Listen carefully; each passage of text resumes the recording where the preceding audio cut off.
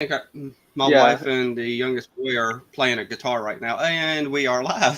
We made it! Yeah, as for me, like Okay, if I so turn there we off my go. camera or something, I'll be gone for a couple minutes. I might have to turn my camera off sometimes. My parents call me for something, but other than that, like that should be fine. That's perfectly fine, dude. I understand things are going on. You can always mute yourself, cut your camera off, everything that you need to do. Let me find out. Oh darn! See, I shouldn't have went live until I was 100% ready. Look at that. All right, so That's the worst that can happen. Live. okay. You're live. There's tons that could happen. Everyone can see you. Jinx. The wife might join us for a few minutes. I have no idea when she might walk in, so it's going to be random. But nonetheless, we are live, folks. Yes, I don't understand exactly how to work things in a professional manner, but we've got Squall over here. Let me actually play around with the. This is my. Oh, you got an echo there. Here you go. I will hit that. Oh shit. I had the screen open in another tab and it got loud. There we go. There we go. That's not me echoing, is it? Nah, but either way, dude. We got Squall. He's our residential Cliff Notes taker. He's here to literally share his wisdom on Rwby with us. We got Zen over here beside him. He's another reactor. I highly encourage everyone to go subscribe to him. And of course, I'm going to let everyone say something after I'm done running my mouth as I normally do. Grievous is down in the bottom left, and then we got Hyperfixation Station down in the bottom right with Quinn. So, by all means, if y'all want to say anything about what y'all do on y'all's channel, by all means, go ahead and say. What is good in I don't know who wants to go first. I guess I just kind of recently started putting Rwby-related videos on that channel. It's just a Hyperfixation Station, so whatever I'm obsessed with at the moment goes on there. Mostly making theories. I'm going to try to do reviews soon, and I did reactions, but that's it. The end. Y'all's turn. As for me, I mainly do anime reactions, but I do have a very special place in my heart for Rwby, so I'm doing reactions when it's seasonal. That's basically it. Yeah, I basically started Rwby reactions this volume. I wanted to start last volume, but I didn't really have the equipment for it. And that's really showcased in my first couple of reactions for this volume where the audio is all messed up and missing. But yeah, I also do some gameplay stuff. I also stream a little bit, but yeah, that's pretty much it. And I'm StarCraftSquall. If you've seen any of Billy's Rwby comments, I'm the guy who's usually writing an essay, but I don't really do much on YouTube. My PC it sucks. So, but I've been in the Rwby for a couple of years now, so I'm really into everything about it. So that's pretty much all it is. Nice.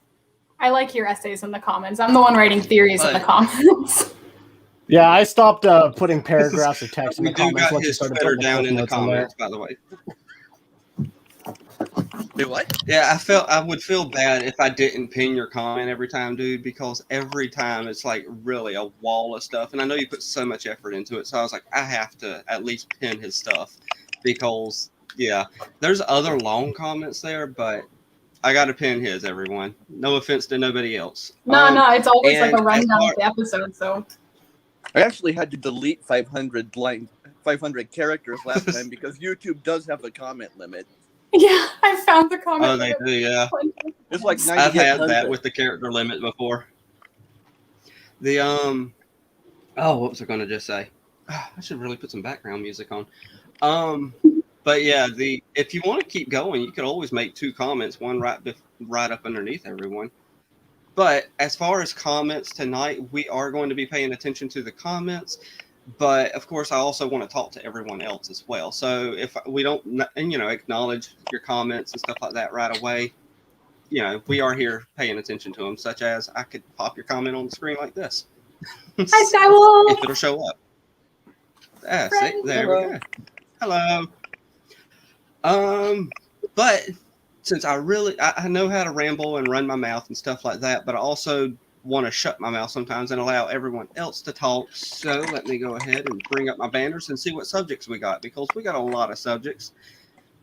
Well, not a lot, but you know, we gave introductions, and I guess we might as well start with some least favorite and favorite volumes. That way we can jump from 1 to 3 to 5 to 7 to 8 and all that good stuff in between. So I guess since I don't have nobody in my real life to talk to Rwby about, I'm using all of you.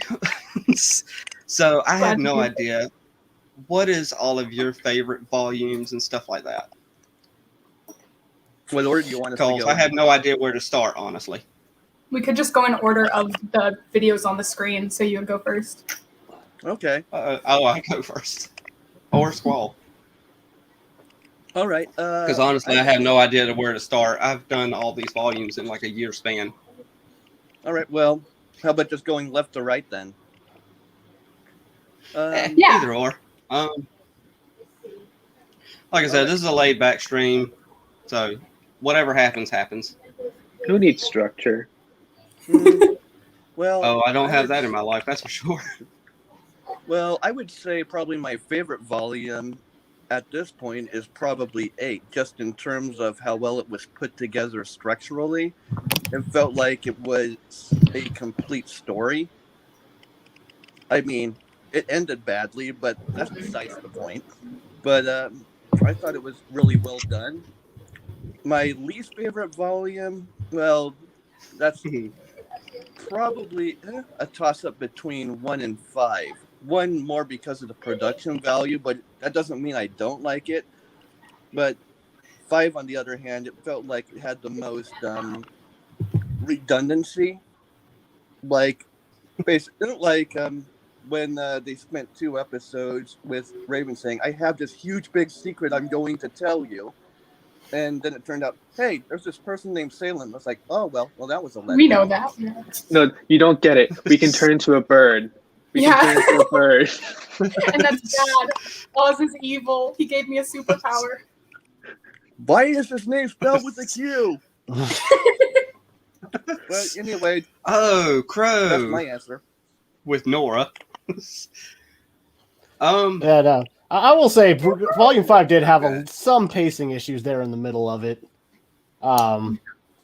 Favorite volume, it's kind of a toss-up for me between Volumes 4 and 8, mainly because of sort of the development and backstory we get on some of the more background characters and side characters, especially with Nora. She's being my favorite character. I loved getting her and Ren's backstory in Volume 4 and seeing how they met, even if it was just a little glimpse into it, and then eventually coming to their moment in Volume 8 near the end where they are mature enough to have this conversation of where they are and where they want to be and where they're going, and excited to see where that goes with that. Least Fair favorite warning, volumes? my wife jumped in, so just gotta grab a chair. Least favorite volume, it's kind of hard for me. Maybe Volume 1, I don't know, just because and it's not even really that it's a bad volume, it's just where they started at, the production quality of it, and maybe the pacing a little bit of it. But it's I wouldn't really say I dislike any of the volumes though. You're not a fan of the Shadow People? Oh, I love the Shadow People. The Shadow People Yeah, were you make great it for establishing who our characters were going to be. Favorite character, Shadow You'll be in People. camera right there, by the way. Yeah, that's all I got to say on it. Just fair warning. Because you're not going to be able to hear without an earbud. All right, so my wife did end up joining me. Hello. It's Dawn, right? Hello. How's everybody? I'm Good. doing good. You? This one is Squall next to us. That's Zen, Grievous, and Quinn. Nice to meet you. Hyperfixation Station. Now, all of these people, I think all are in California right now. I believe, Oregon. right? Wow, really? Oh. Or West Coast, I should say, right? There we go. I don't want to give exact Wow. locations. But Well, I yeah, put those are the tags in my videos. let's see. I want to focus on so many different things, but I can't focus on things at the same time. Okay, either way, though, we'll just pay attention to y'all for now. I will be jumping into the comments, though. Y'all don't worry. But So on nonetheless, Grievous? yeah, I was talking. Oh, sorry. Yeah, go ahead, Grievous. I'm sorry. I was about to say Just something about talking about Volume the 5 favorite, and all that least stuff, and I'm just, my mind is so focused on 15 different things. Oh, it's my turn, right? Oh, go ahead, Grievous. I'm sorry. You might be muted. Am I muted? No, you're good. Oh, No, you're not. Okay. Go ahead. Like, I have to agree with Zen. Like, it might just be because I have like such a hyperfixation on Ruby, I guess you could say, that like there's not a volume that I don't like. And honestly, like I feel like I'm one of the only people who genuinely likes Volume 5. Like it might be because that was the first volume I watched when I was like up to date with the series, but I just like the character interactions and like a lot of like the character interactions that we didn't get. We don't get a lot of character interactions currently in the story, I feel like. But in Volume 5, we had lots of like Weiss and Yang character interactions. It was nice to see like interactions with characters that don't normally interact. And yeah, and also I really like the Haven fight, like those 4 episodes. And I had to agree with Squall too. I do think Volume 8 was probably one of the best structured and written out of all the volumes. I think that's kind of all I have to say about that. Cool. I am also torn about Volume 5 because I enjoyed it, but also the pacing was real. It might be my least favorite volume, but it's not the one that I rewatched the least. But that might just be because I'm theorizing about Oscar and Ospen constantly, and that's like a big one for them. But yeah, it was a lot of like sitting around and talking exposition in that one house in that one location, not really a lot that I remember happening. And the Haven fight kind of felt weird, like they were just like catching their breath a lot at the time. And I'm like, where are Emerald and are they not fighting? Are the villains giving them a little rest break? I don't know. But that was more just me. I still enjoyed the volume. Maybe it was, which one was the one that had the jaundice arc? That was 2. That was Volume No, 1. that was 1. Yeah, that was in the That middle. was 1? Okay, that might, maybe Volume 1 is my least favorite. There was a lot of charm in that one. Before, when people ask me my favorite volume, I would say the first half of Volume 6. But Yes. yeah, the first half of Volume 6 was really good, and then I know there were production issues, and then it kind of, every episode that followed, I think they said, was a first draft. And so, but Volume 8's my favorite. I liked it a lot. There was a lot that happened. There wasn't as much character interaction as some other volumes, but like I feel like, you know, plot had to happen, and there were still like cool like dynamics of mixing characters with different teams. I don't know. I really like when the show gets dark, and I really like the dramatic stuff and with the whale, and it just looked so beautiful, and you could tell how much love was put into the volume. Even I didn't like how it ended super much. I liked some parts of it. I don't know. It felt like a lot of plot points were like kind of rushed or moved past or glossed over, but that's what's going to happen when you have so much incredible setup. But yeah, I really liked it. I never mean to talk bad about the show. But I think one reason people like the first part of 6 so much is because it took a lot of the characters out and you're just basically focused on Team Ruby. yeah. There's a lot of characters you're having to juggle these days. Well, also just the Lost Fable was so good and so like they put the show into an entirely new context. And then we had the Apathy arc, which was really well handled. Yeah, the Apathy are probably my The favorite, Apathy Graham. was great, yeah. Yeah, same. And also, I don't think a lot of people liked Cordovan. I think that was also yeah, it's like, just, it part felt of it. weird. Like, why is she there? I And then loved Cordovan. Leviathan, but then Ruby I think silverizes Cordova her, was and there then just to be put out of the Cordovan way. saves the day and is like, it's okay, you can steal from the military now. I've rethought everything while I was off screen. Yeah, the last part of Volume 6 felt like it was kind of rushed. Yeah, it was. That's what they said, is that it was all first drafts, and they wrote it like the week it aired, so it's understandable. Hopefully they're doing better with production, because I feel bad for animators being rushed and things like that. Yeah. They're Your doing their mic is best. crackling a little, by the way. Oh no! No, I'm hearing cracking, but Oh, it's Grievous. It looks like Grievous is I think typing it's something. someone typing. I'm not typing anything right now. Oh. Maybe someone's Where's it crinkling coming water. from? I'm I hearing don't know. it, so it's not me. It may I'm just gonna be be- a how about we connection all- thing. It could just be We all crackling individually all mute until around. we find out where it's coming from.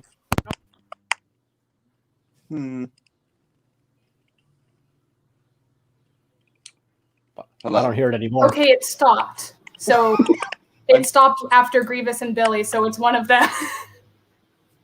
Who's the imposter? Vote them out.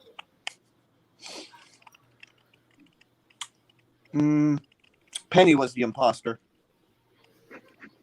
I'm still here. I'm hearing it on my end, so That's weird. I can still hear you. It may just be an issue with the service.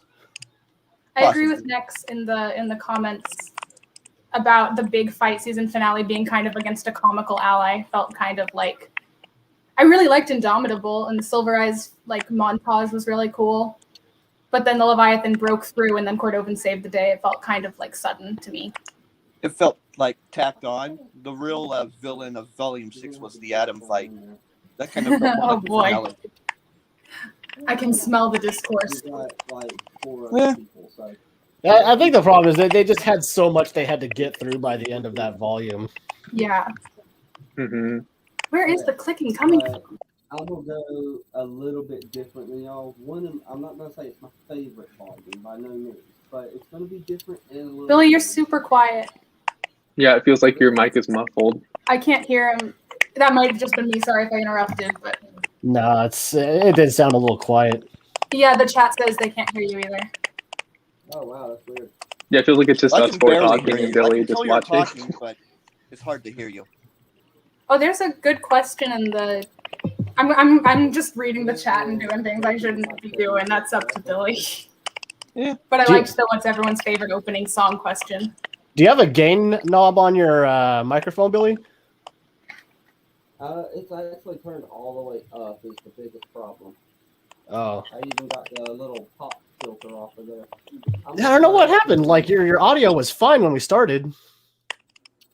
Yeah, to try to get rid of the little popping noise that we heard, I tried to unplug it and plug it back in, but it didn't work. And then it screwed the audio all up. So I've now got to go to cam and mic settings and all that stuff and just figure it out. Hopefully you can hear me, what I'm saying. So I can, but barely. I got an idea though. Yeah, it sounds like you're across the room. Yeah.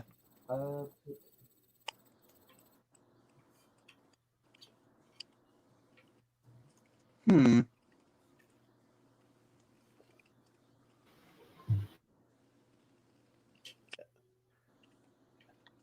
And now it's quiet. Yeah. What should we talk about while he's trying? Yeah, it went away. And I hear it a little bit again. But it went away for a moment there. Whenever Grievous and Billy are both muted, I don't hear it.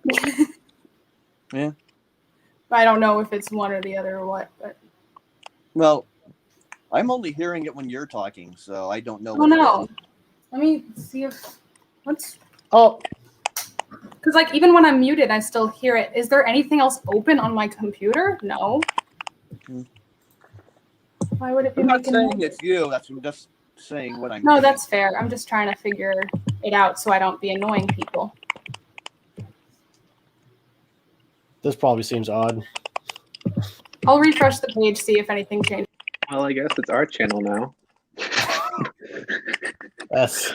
We're streaming on Billy's channel, but Billy isn't here. Oh dear. Say whichever you want to over. right now. Well, who is the host anyway? I don't think it's me. It's not me. Would it be you? I have no idea how to tell. Whoops, I didn't want to open that. Okay. I wanted to see the Discord. Is Billy even going to be able to join back in? Someone's in the chat. Quinn says she's back, but I don't know how to invite her. Or does anybody else? I'm just stuck on a phone. Yeah, I don't know. I don't know what it's like on the phone, but I know there's a bar down on the bottom beneath the cameras. Mike, Cam, Mike, chat, leave. Oh, on mine this has like another webcam of mine down below. It's I think that's where you use to oh, there we go. They're back. Weird. Hello? Oh, there we go. Hopefully that worked. I can actually Sorry, hear you now, everybody. So that explains why nobody could hear me earlier. So What happened? finally, sorry to anybody in the chat.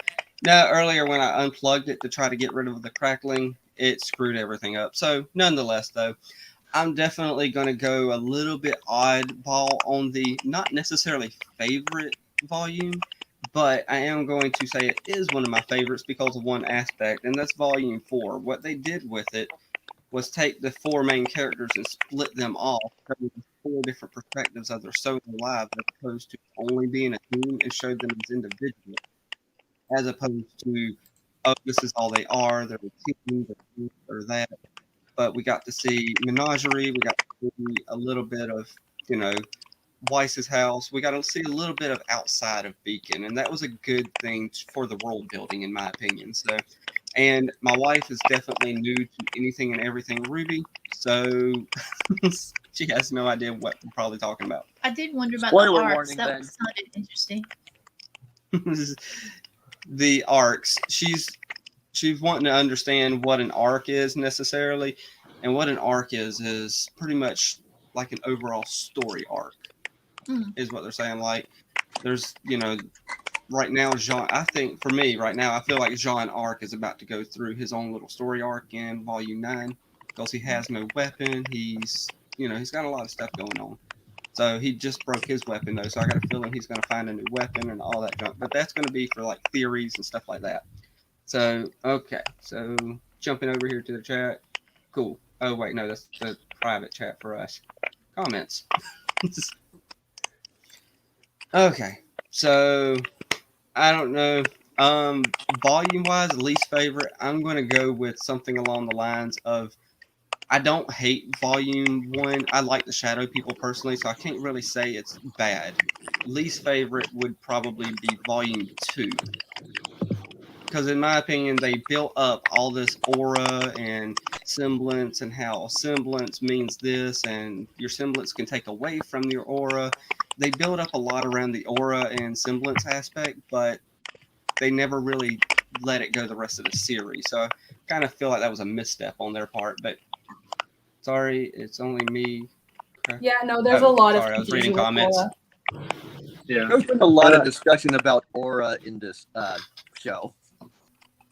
I feel like Volume 2 had a lot of high highs, but in the the food fight at the beginning, and then the breach at the very end, I feel like, and also the train fight, but everything like in between then just kind of, it wasn't that interesting or memorable. I feel like it did have a very slow midsection. Mm-hmm. Well, it didn't really have like the. It didn't really feel like much happened in it, especially around like the dance and stuff. I felt like that was it was probably my least favorite part of that volume. It just felt like everything was just kind of going real slow, not much happening. And of course, you did have the Cinder's infiltration and into the data center, but other than that, it didn't really feel like much happened during that whole like little period in the middle of Volume 2. The midsection of Volume 2 is basically like a high school drama. Yeah. Yeah. It's I all did about enjoy junk, burning but the candle life. because I really liked character interactions, but a lot of it seemed pretty empty. Sorry, you were talking. Oh no, I was going to say, but I think Volume 2. No, it might have been Volume 3. Had the food fight. So there No, is. that was the first episode was- of Volume 2. Yeah, that was Volume 2. That was Yeah. a good one. The food fight was a great way to kick off a volume. It still holds up. Yeah. Oh, a lot of the If early Grievous stuff was still taking a holds picture up. or not. Yeah. Like, there's a reason everyone waits for reactors to get to Volume 1, Chapter 8, because that's still one of the most exciting moments in the entire series. Yeah. Oh yeah, because of the big Raven Moore fight. Yep. I just realized none of I us brought believe up it. Volume 3, but obviously Volume 3 is really good. I feel like Volume 3 That's what speaks that for would happen itself. when people ask favorite volume. It was either first half of Volume 6, second half of Volume 3. Put those together, and it's my favorite volume. Yeah, I feel like there's not much you can really say about Volume 3. It's just like everyone knows it was good, and Yeah. there wasn't a lot of low Well, I points in think it. Volume 3, the end, was the best part of that. Yeah, there was a And lot of that's good why at the end of nobody that really one. talks about it. Yeah. Because there Like, I wasn't think there really was- much in the beginning. I think there was only one chapter in Volume 3 where there wasn't a fight. I'm pretty sure there was a fight in every chapter of that volume. Makes sense. Because the first And one you had Ruby's team. The second one you had both Jean and Sun's team. The third one you had Crow and Winter fighting. That was good. That was a good fight. I want to say, I forget if it was 4 or 5 Fourth where was you the had. Coffee versus Yeah, 4th was versus Coffee Canadian. versus Team Crime. I 5 was Yang the versus name I Nia. like for them is Yeah. Cinnamon 6 What? was instead of Crime, Yang but versus Mercury. I think 8's the only one without a fight. Whichever one was the one where Jean and Pyrrha had the talk next to the cafeteria Okay. was the one without the fight. Yeah, that's the only That one was that a doesn't have a nice fight in it. And of I didn't course, like the whole like love. Because then the next that was going on, episode, but I did like that conversation with John and Pyrrha. it was the and of first course like the real. last 4 chapters are just one big fight. Yeah, that was like the first time that we ever got like a real characterization for Pyrrha as well. Yeah, because most of Pyrrha's stuff was like built around John, Yeah. and so that was like a nice moment. And like they didn't plan on maidens being a thing until Volume 3, right? I'm not even I sure think how that's what when they that said. started off. Was that they were like, ooh, let's have. They came up with the idea of maidens before Volume 3 started. I don't know. It's cool. I like how they come up with stuff. Oh, yeah, no, Volume who's 7 was solid all around. Marcy? Yeah, Volume 7 did have a lot of good. I think people don't yeah. appreciate Volume 7. Volume 7 was generally good all around. The Volume 7 finale was real good. Yeah. Like I remember just like watching the end with Salem and the whale and just like the screen going black and it's just like what? Like what now? Yeah. Plus just the freaking music in that episode. Like it was just like leitmotif after leitmotif perfectly blending into each Yeah, other, they've like been tying really in good like with the Winters to soundtrack. Pennies to Oscars to Oz's back, Oscar, like just so good. Plus like the payoff of Ironwood building all that up and shooting. I also saw someone comment there said that the Neo versus Yang was their Oh, yeah, favorite that fight. was- And that was a that good one. so deserves to be someone's favorite fight because it is so well choreographed and animated. It just really goes to show like the fine details that Monty put into his animations and the amount of care that he took with that character. Yeah. Especially for a character that just came out of nowhere. Being Based on a cosplay. Yeah, just a character just based off a cosplay that he saw at RTX one year. It's just Yeah, like, it was oh, just like, based off of a gender bent Roman, right? Yeah. I guess I'll just make that a character, and now she's one of the most important characters in the show. So thank you for whoever did that cosplay. I'm you amazed changed that the Neo course of the didn't story. backstab Cinder. I was waiting for that. Faster. It's coming. I think she intended to, but Cinder backstabbed her first. Yeah. I was just like, why do you look so shocked that Cinder backstabbed you? Like, like when she was like, help me get up, I can't pull myself up. Just grab the relic. Pikachu face. See, I was thinking of that scene in The Lion King where Mufasa's hanging off the edge, and Scar's like, "Are you really surprised I'm doing this?" Yeah. Oh, that could be another edit right there. Yeah. They both have a star on one eye. Yeah, they do. Oh yeah, someone asked earlier about favorite opening themes. Yeah. Someone else answer first. I think I like the Volume 6's opening song the most. I think. Rising's real good. 6 I is my think- favorite as well. I think it's basically like the blend of the music and also like the choices they made visually. They really mesh well together. Exactly what I was gonna say is like cohesively, I think that might be the best intro because like the music and the visuals. I really like the visuals in 8 as well. Yeah. I think mine might be Volume 3 just because it is such like a snap tonal change in the entire series, letting you know that this is the volume where everything that happened before was just the setup, and now we're just gonna flip everything on its side and it changed completely how you see these characters and how this series is gonna be viewed. And I really like how the Volume 8 intro like subverted Volume 3's where it's like, oh, it's falling, we don't know what's happening, but the villains are causing the fall, and then Volume 8, it's we're causing the fall, we know what's happening. And it's like it's a nice parallel kind of now we're aware of everything and we still can't stop it. Yeah.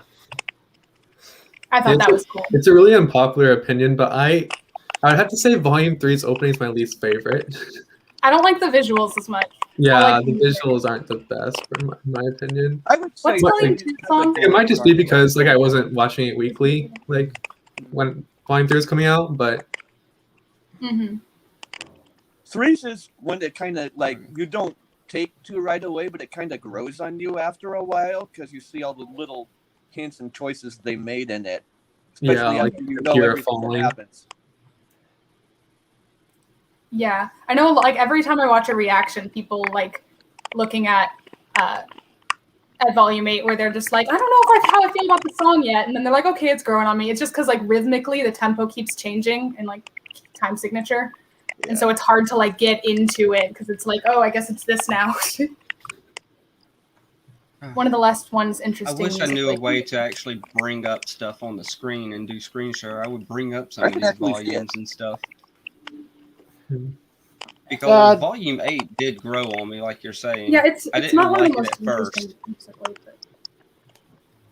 But I As think far as as- the volume goes on, you're seeing more and more of exactly what's happening in the volume. yeah. And then you see exactly what's happening. So overall, I think I kind of like Volume 8's opening, but I'm Yeah. not sure which one would still be my favorite. Because musically, I still like Volume 1's first, because it's just still that catchy tune that gets you hooked in. Yeah. I would say Musically, it's that's why. probably the But most Who wrote the complex music? musically.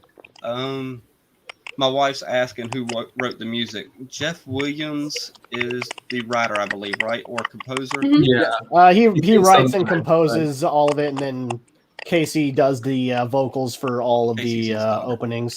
Yeah. She's branching out and doing a little writing herself, but Jeff's done like 99% of it. Her Yeah. band, Okay yeah. Good Night. Casey has her own band. Okay, Good Night. Yeah. She just One of them is an graduated. Okay Good Night song in college, I Volume 8 think. when Cinder fights Rhodes. And the lyrics to that are oof when you apply them to Cinder. My most hated upon first viewing and most loved over the volume.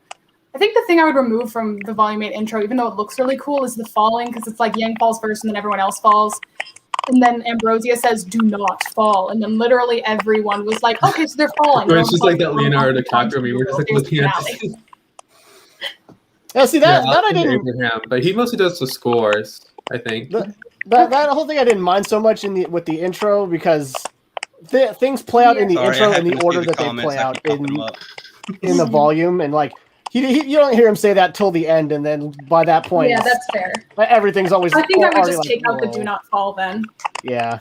Because that made everyone know, okay, volume ends, they fell in a new world, and then that happened. So like when I Yang also fell, I wasn't really worried like- for a second. I was just like, okay, so she falls first, who's next? Yeah, I also really like Volume 5's opening, like just overall. But like it did, like just like the transitions, like in some scenes. But it was Is that the one where they rose petals? Yeah. Yeah, and I then do they'll like like this. go towards the end with the end. Though I do like the only thing I didn't like was like for like new viewers, it's like oh like they have Vernal like right next to Cinder, and it's like oh I That was wonder so who the Spring smart. Maiden can be. That was so smart as a way of tricking. It's like, oh, she's opposed to the. It really did a great job of making you think Vernal was the Spring Maiden. Mhm. Well, Vernal Equinox, they even went overboard with the Yeah, Yeah, Vernal means spring. See, I'm not that smart, and I didn't know Yeah. that during the volume. Oh, I'm not Yeah, that Fury smart does either. follow Don't you. worry. I didn't even notice Vernal and all that stuff. Mhm. I should have noticed that her eyes weren't glowing in certain scenes, though. But Well, she kept them closed, so you Yeah. wouldn't see the. and then what? And then Raven Raven had the was mask. using her powers and she had the mask. Yeah, realizing that she Yeah. had the mask on every time the maiden powers were being used after the fact was the Yeah. biggest like mind-blowing part of that volume. It's so It's so like good. it's so fun watching people react to that scene. Like I did a watch party with one of my friends because they were going through it for the first time, and they were just like jaw on the floor. Like it was just like so. It's like what? Like no, I don't think anyone was really expecting that. Like it did make sense afterwards. Mm-hmm. I don't know if I is- like had enough time to really process whether or not it was real because I pretty much binged it. all right. So we have, what's this? Alex. I can't ever pronounce your name, dude. You know how I am. But he's asking favorite weapon, and then right up underneath that, we've got someone asking about favorite song so far. Theirs is Nevermore. But any favorite weapons in general, or Gunchucks. I'm just going along with the chat at this Gunchucks are point. cool. So. Life and Death. Oh yeah, Maurice definitely. types. Yeah, pretty gunchucks. cool. I forgot about those. My but that's the favorite. character that I got wait for. My favorite is probably Oh, Ironwood's Due Process. Yeah. So just because the name and the utility of it, It's it's like such an ironic name. I love it. I love the name of it. it is considering his character by the end of Volume 8. But yeah, I love the utility of it, and seeing him pull out the second one at the start of the fight with Watts and pointing it backwards, and then you just see him propel off of it with that first shot. It's just like, wow. Yeah, the Ironwood what's versus weird Watt fight was is one he of was the best point- of Volume 7. I just think it's weird that he was pointing the gravity gun at Marrow. So if he shot Marrow, he'd go flying backwards into the doors behind him. Maybe So it could also be a different cartridge loaded in as well. You never know. Yeah. Maybe. I just thought that the creators were like, oh yeah, the black one holds gravity dust bullets and the white one holds regular bullets. Yeah. Zen, what do you think of the gun? You can What watch was my it? reaction to find out what I think of the gun. I don't want to revisit on that. Calling it capital punishment. Oh my god, that. The fabled gun. Oh, well. And all it did was kill Jacques and make the fight with Winter harder. Yeah. I was about to get another set of headphones for you, but Sorry, I'm sounding a little bit salty. I just don't understand what the gun was even doing. No, I don't The gun either. is also the gun, obviously. I don't get how his two guns powered that one gun to make it a stronger gun. Yeah, right? I was And actually Nora, really yeah, confused Maria's with gravity these. size. I said that one earlier. I agree. Like when it was They're first called Life introduced, and it's just like, how can he use that in like 1v1 combat? Like, And as we saw, he can't. Didn't he like yoink them out at some point in the yeah, combat? he used it effectively on. yeah, Shock. he took them out But and then Shock hit wasn't the moving missile either. There was that comment earlier Roll up. that I saw that didn't really get any attention. Was the everyone's favorite song in the series so far? This life is mine. Same. That's a good pick. That's a yeah. good one. It's like a whole opera in one song. It takes you through the thing. there you It go. gets you through the emotional beats. I was actually Oh, on Nevermore that is comment a real little good. bit ago. Yeah. There you go. Yeah, because that Because I was came up trying to during bring that up. our discussion about the other stuff. So Life is Mine from everyone, really? It makes me But- cry. Maybe it just hits Clear number home. one for me. Oh yeah, no, I definitely get. I was just expecting like absolutely everyone's to be that one. Yeah. It's also just so many genres in one song that it just feels cool and it's power. And every time Also, there's a acoustic boom version shit in when? that song, I'm like, oh yeah, goosebumps. Yeah. I don't know. With mine, it's kind of hard to say. I think Ignite might be mine. I just love that song so much, and I think it's just such an encapsulation of Yang as a person. Oh yeah, Mhm. yeah. Yeah, Ignite's really good. Um, My No, music that- taste changes like literally by the day, so I have like so many favorites. But like I think like my current ones I have on repeat are like Friend and Hero. oh man, you have, Friend, I keep And singing Shine. Friend in Shine, the too. car. if you saw my Spotify playlist, it makes no sense. But yeah, I have to wait for the full soundtrack to come out yet. But I really want to hear the full version of Be I really Strong want to and hear the stuff. full version. I can't too, wait for the rest of Sky Sky Falling. is Falling. Yeah. Sky is Falling is going to be a jam. I know it. What about Volume 8 at the end of Friend? Did y'all catch the last song? Yeah. Oh, Yeah. yeah, that's pretty much That's a what we're win. talking Yeah, about. I was, Yeah, I was yeah, listening to it, and then as soon as I Oh. heard Penny's little do do do do do do do do, I was like, "That's it's her." My favorite part of the song is like halfway into it, it just has like Casey just like not I don't even know how to describe it. She was just like not using words, but she's just like chanting. I was like that little part is like it sums up Ruby and Penny's relationship, and I just love it so much. Wait, which part where she's Well, I chanting? tried to tell you. You probably, Where she No, it's fine. I tried to tell you. You ain't gonna understand a lot Like- of No, what we're saying. no, it's fine. she doesn't say like halfway through Okay. she stops singing. Oh yeah, where He's it's like vocalizing but not using words. yeah, the Yeah, vocalizing. vocalizing. Yeah, Yeah, that's what I was real looking pretty. for. It really does. You moved the Plus, strap. it gives that's kind of like right. this ethereal vibe, reminding you that she's like gone. And then the last lyric too, said, to finally feel alive, and the song just stopped. That's cruel. Because They I've finally always gave us a felt this penny far. song. But at what cost? It only cost a penny. Oh, and also what Next says down here during Hero, Yes, halfway through it when you hear Caleb Hiles. Hiles come on, like I couldn't believe my ears. I was like, that's not Jeff, but I recognize the That's voice. not Casey. Yeah, there's Casey's just so voice got many Casey. good songs. Okay. Like 8 volumes worth of songs. Like it's just hard to pick. Like Yeah. the ultimate like Yeah, one. we'll be favorite. here all day.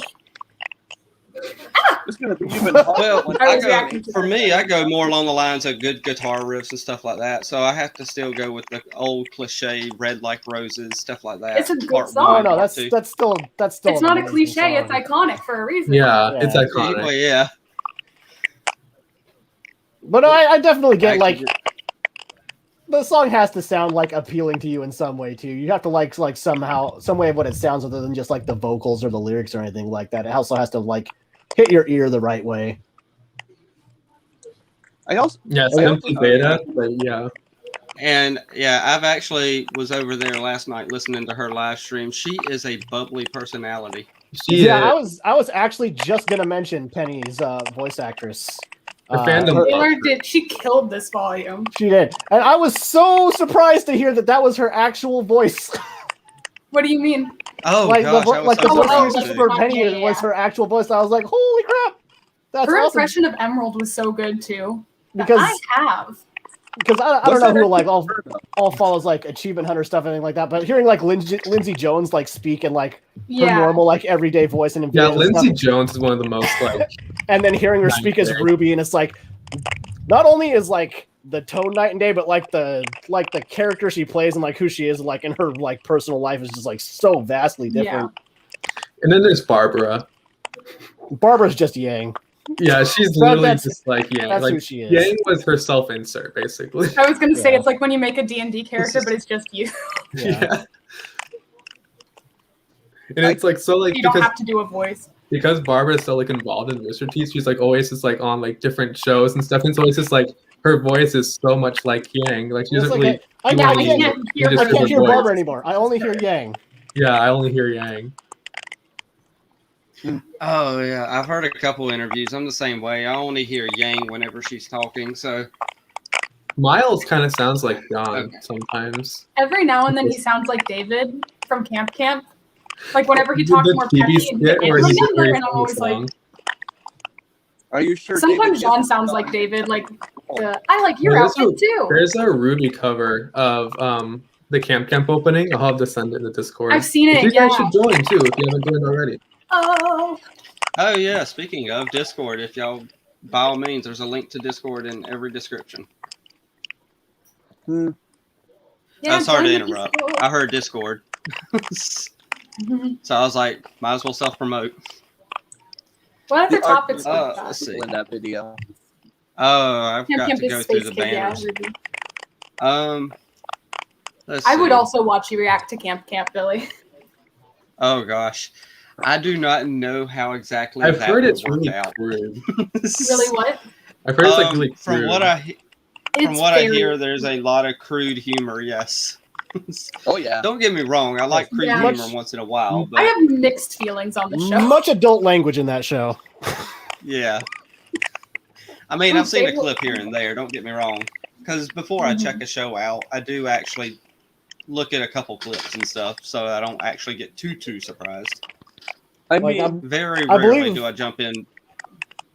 I believe the first. safe. Yeah, I believe the first F-bomb in that show is dropped within the first 30 seconds. Oh yeah, metal is the worst semblance. Sorry, someone asked about favorite and least favorite semblances. Oh. Semblance. Metal is the worst. Ironwood semblance makes. I was just about to go through the. Oh, go ahead. I'm sorry. For like a month and a half, I thought when they revealed his summons, I thought it was metal, like METAL. Yeah. I forgot metal, like the other metal was a word. Yeah. Like, it was never put in the show, and so it's like, do I even consider it when analyzing the show and the character? But it's like, because it wasn't put into the canon, but it was like confirmed. So I don't know. It's weird trying to analyze the character when it wasn't relevant. I don't know. See, But like, oh, you can see it happening in the show. It's like, yeah, sure, but it wasn't said, so people who don't watch panels don't know that. Yeah. Now is Yeah, that talk one talk semblance is pretty or- cool. Oh yeah, no, talk semblance makes no sense. You're right. I It's can be cool, I can but, have like, an doesn't aura, make but only for a sense. minute. What are you saying, Billy? Now, how about Mercury's dad though? His semblance. I think obviously that one's Basically the overpowered, ultra but one. Yeah, question about Mercury's dad's semblance. So can he like steal one and he still has his own semblance to steal, or does he can steal one and then that's it? He's stuck with the new semblance. He can't I've steal always it. viewed it as all for one from Rwby, that or is good from theory, My maybe. Hero, where basically he can like absorb semblances into himself, and then he can give the semblances to, and he can also use them. That's kind of how I always viewed it. Yeah, my question would also be like the condition for activating it. Like, does he have to be touching them? Does he have to interact with them in some way for it to happen? Like, what are the triggers for it for him to be able to take it away? Yeah. Or, yeah. Plot twist: he was lying about his semblance, and he just used emotional manipulation to make Mercury think that he couldn't do it anymore. Yeah. Well, I guess we'll just have to see the cameo of Miles to find out. Mercury said he never got it back, and then means he thought he could at some point. Yeah. What are you saying, Billy? That's what I was feeling. Oh. Oh yeah, he did kill his dad, and he didn't get it back. So I guess semblances are lost once he steals them. Well, my problem with metal mainly is that it should have deactivated once his aura broke. Yeah. Because auras power your semblances. It's been said before, and it should have broke, and that should have been the end of his psychotic drive to like destroy Mantle. So my just question wasn't is, playing how long simple was he death. out? Was he out long enough for his aura That to should have regenerate? been. But see, if it broke and his semblance turned off, it should have been enough for his brain to like reset while he was knocked out. But then the writers say that he's also just kind of like that anyway. So it's like, oh, it's still. The thing I didn't understand, I guess I heard some people saying that like him not shooting Cinder or Salem in the end was, oh, his metal's broken. He couldn't bring himself to pull the trigger. But I'm like, you need a semblance to shoot at The Salem, Queen of Darkness? but not to fight Winter?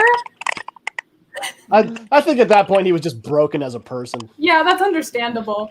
It's just Like, I you don't. could I just barely if lift that a is gun. meant to be like, oh, that's his metal when it's I don't know. I mean, he could barely Now, lift the gun, so. Yeah. I really expected him I to fall did. down Atlas, honestly, through the hole. Not that it should have been that way. That's just what I expected because they did those like direct parallels where, like the Volume 7, Chapter 13, and Volume 8, Chapter 13, like the same time Oscar and Ironwood descending at the exact same moment. You play it next to each other, then it cuts to their face at the exact same, like. So I really thought that Ironwood was going to fall. Ironwood's character has been a point of contention, especially the last couple of volumes. Yeah. Yeah, there's a lot to say there, but Now, when Ironwood had his little tear go down, do y'all think that was because he was upset that he had to fight someone he was mentoring, or because he was upset because his semblance was making him do what he was doing with Winter? I think it was. I think it was mostly because he had to fight this person who has basically been his right hand for however many years that she's been in the military with him. It's not going to make me feel sorry for him, but it's definitely something you should understand. I feel like the tear was Rooster Teeth's attempt at trying to get sympathy for him from the fan base. Yeah. Not gonna lie. yeah, it kind of undid that for me, like with the next how they followed up that scene, because Winter didn't seem to have like any hang up. She was just like, no, you did this, you did that, not really seeming to be, because like that was kind of a father figure for her. So I can understand when people wanted it to be more of an emotional fight. I can understand that. Yeah, like one of my favorite things about Volume 8 was that scene right after they get the Aesops and Winter come back and they with Ironwood, and Harriet does whatever Harriet does, and like Tattletales basically, and then like Ironwood like, gets like right up in Winter's face, and I always think like Winter is probably reliving some trauma from Jox, like in that moment. Like I just feel really bad for her. That moment when your father figure number 2 kills your father figure number 1. Yeah, it's just like Skywell said. He realized at that point that he'd lost Winter. Yeah. and then she was no longer going to be able to follow him. Yep. Possibly. I have a Yeah. theory on that. It's like I agree with what you guys are saying, but I also think that you know how like sometimes you're doing something and you can't really stop yourself. Like I think on some level he was conscious of what he was doing and he just wasn't able to stop the train he was on. It was like, Yeah, that's am I fair. making sense here? It's like Yeah, I mean, like we still, all our choices are still our own, but sometimes you can get like clouded by fear, which was kind of the whole Volume 7 finale that carried in with the foil to Oscar and all that stuff. And then the song Fear, which was literally Oscar talking to Ironwood, being like, hey, you're making some bad decisions. Yeah, I was just about to address that comment. Like when Vine was like, I'm going to save you all, I'm gonna take the blow, I was like, no, don't die. I didn't care about you until like 2 minutes ago. Exactly. Like he was the joke of Volume 7. Like literally, like throughout the entire fan base, I feel like. Yeah, he was just there. And like he had that like shield weapon on his back, going, and he dude? didn't use it at all during Volume 7. Yeah, that's true. Forgot about are you that. talking about his shield? Yeah. Yeah, but I don't think it was like a chakram almost. Yeah. Yeah, something like that. What did he do? He used it like once in Volume 8, and that was pretty much it. The rest Yeah. of it- Yeah, I don't that even was during remember the his Penny weapon. fight, when they swear with Pesos versus Penny. It definitely seems like he uses his fighting styles based more off of using his semblance rather than using his actual weapon to do it. Oh yeah, Aesop's versus Penny was a good fight. It's honestly low-key forgettable for me, but it's still a really good fight. I think just because it happened so early on. That's very fair, yeah. And then like the plot just kept escalating and escalating and escalating until like what happened beginning just kind of weird. Oh my god, next, so true. That's the thing, is everything she was yelling at him for was a Volume 7 thing, not, hey, you want to commit genocide. It was, you did martial law, which I was all on board for before. At the same time, she hadn't seen what Ironwood was doing yet. I don't think she had the full picture. Right, Yeah. but I would be more angry about, wanting to bomb Mantle. I think she had a very like emotional attachment to him because Ironwood basically saved her from Jocks. So I think it was kind of like something mental, emotional going on, like kind of like I do not see it, kind of. But eventually she kind of realized. And I'm pretty sure like he already knew at the point of wanting to drop the bomb on Mantle that she was totally against it the moment she sided with Team Juniper and helped them capture him. Yeah. Oh yeah. And it's like everything that happened in Volume 7, like she could at least believe that it was for the good of Remnant and Mantle and Atlas, and it's like getting the tower up, but then everything after that. Mantle. Yeah. Yeah, everything after that. That's the stuff that I would be more upset about. Because there's no way dropping that bomb on there's a good Mantle point. is going to do anything to help out the world. People saying that she's the one who proposed martial law, but I always interpreted that moment because there's like, oh, there's something else we can do, and she's like, there is. I'm letting in martial law, and she looks at Ironwood, and he's like serious, and so I just assumed that was her stating a thing that he had expressed considering, not that she was like, hey, let's do martial law, but like, yeah, there is a way. Do martial law, kids. It'll be fun, promise. Yeah, nothing's bad. Totalitarian government. Nora. She wasn't around when he declared martial law, though. Communism already. Come on. The Salem versus Hazel fight was amazing. Like, that was one of like, the few. Yeah. Like if you watched any of my reactions, I'm not a very like reactionary like YouTube. Oh my god, reaction, but like that was one of the few moments where I was. That was a badass fight. It was. What do you think of? I feel like I'm in the same boat with reactions with you. I don't go. I liked Hazel's last decision. I liked how it tied back into his fight at Haven, where he was talking about like Oscar's whole thing that he said to him, which was like, she made a choice to put others before herself. So do I. And then Hazel followed in his sister's footsteps, sacrificing himself for Ozpin's endless war, doing the same decision that she made, and finally listening to Oscar. It's kind of cool. It's kind of cool parallel, full circle. Like the farmer he is, he planted the seeds and time to harvest. And I get that, but at the same time, I'm kind of like, it's a little bit too late to redeem yourself. I don't really feel like he's redeemed. Yeah. But at least he I feel did the like right the thing in concept the of end. redemption is weird because, like, Yeah. I don't know if it's meant to be like, oh, he did a good thing, therefore we all see him as a good person now, and people like him. I'm like, you were beating a child all volume. I'm not gonna suddenly like you, but this decision. Yeah, he is a child. Well, Hazel's probably the one that has the most of his screw still intact as far as Salem's is concerned. Because even when they came back to the White Fang, Hazel was like yelling at him for like going overboard. He didn't seem to want Neela's death. Seems like it's not like he really he's Tyrion going around with the mass murderer. option. But it's like then it's like, is there levels of redemption? Like it's just like something weird. I just remember people getting upset when Cinder should have a tear, like, oh, she's gonna be redeemed now. I'm like, just should we I don't talk know. about the I feel Cinder like you can be flashback? sympathetic for a character without thinking that they're gotta become a good guy or cross some invisible line of now you are good. Yeah. About the Cinder redemption, Well- can we just not? Yeah. Yeah. Yeah, I was just about to mention Do we need Cinder. to- Out of do we need to everyone talk who about it? is That's a better question. not going to be redeemed, it's Cinder.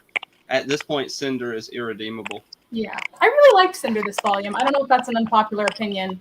Yeah, Well- like I really liked Cinder this volume because like volumes 1 through 3 Cinder is like perfection. Love her, stand her. I love her so much. But then like volume 4 onward, it's just like, Yeah. really? Like I don't like you anymore. It feels I like don't- I don't that want- was the I don't want timing. to play with you anymore. Like, but then like in volume 8, she like like she just like stepped up a lot, and it was just like I love. Like I didn't like her, I didn't love her, but I was like, I respecting enjoyed her. Well, She had in development. Volume 4 is when you found out he was middle management. Yeah. Yeah, I feel like volume 4 would have been a good time for that flashback. But that might just be me. You send children to your death, right? Thank you, Next. You're making a good point. yeah. Watts popping It's off in such a- that scene with and just dragging Cinder, like I was so there for There we it go. when that happened.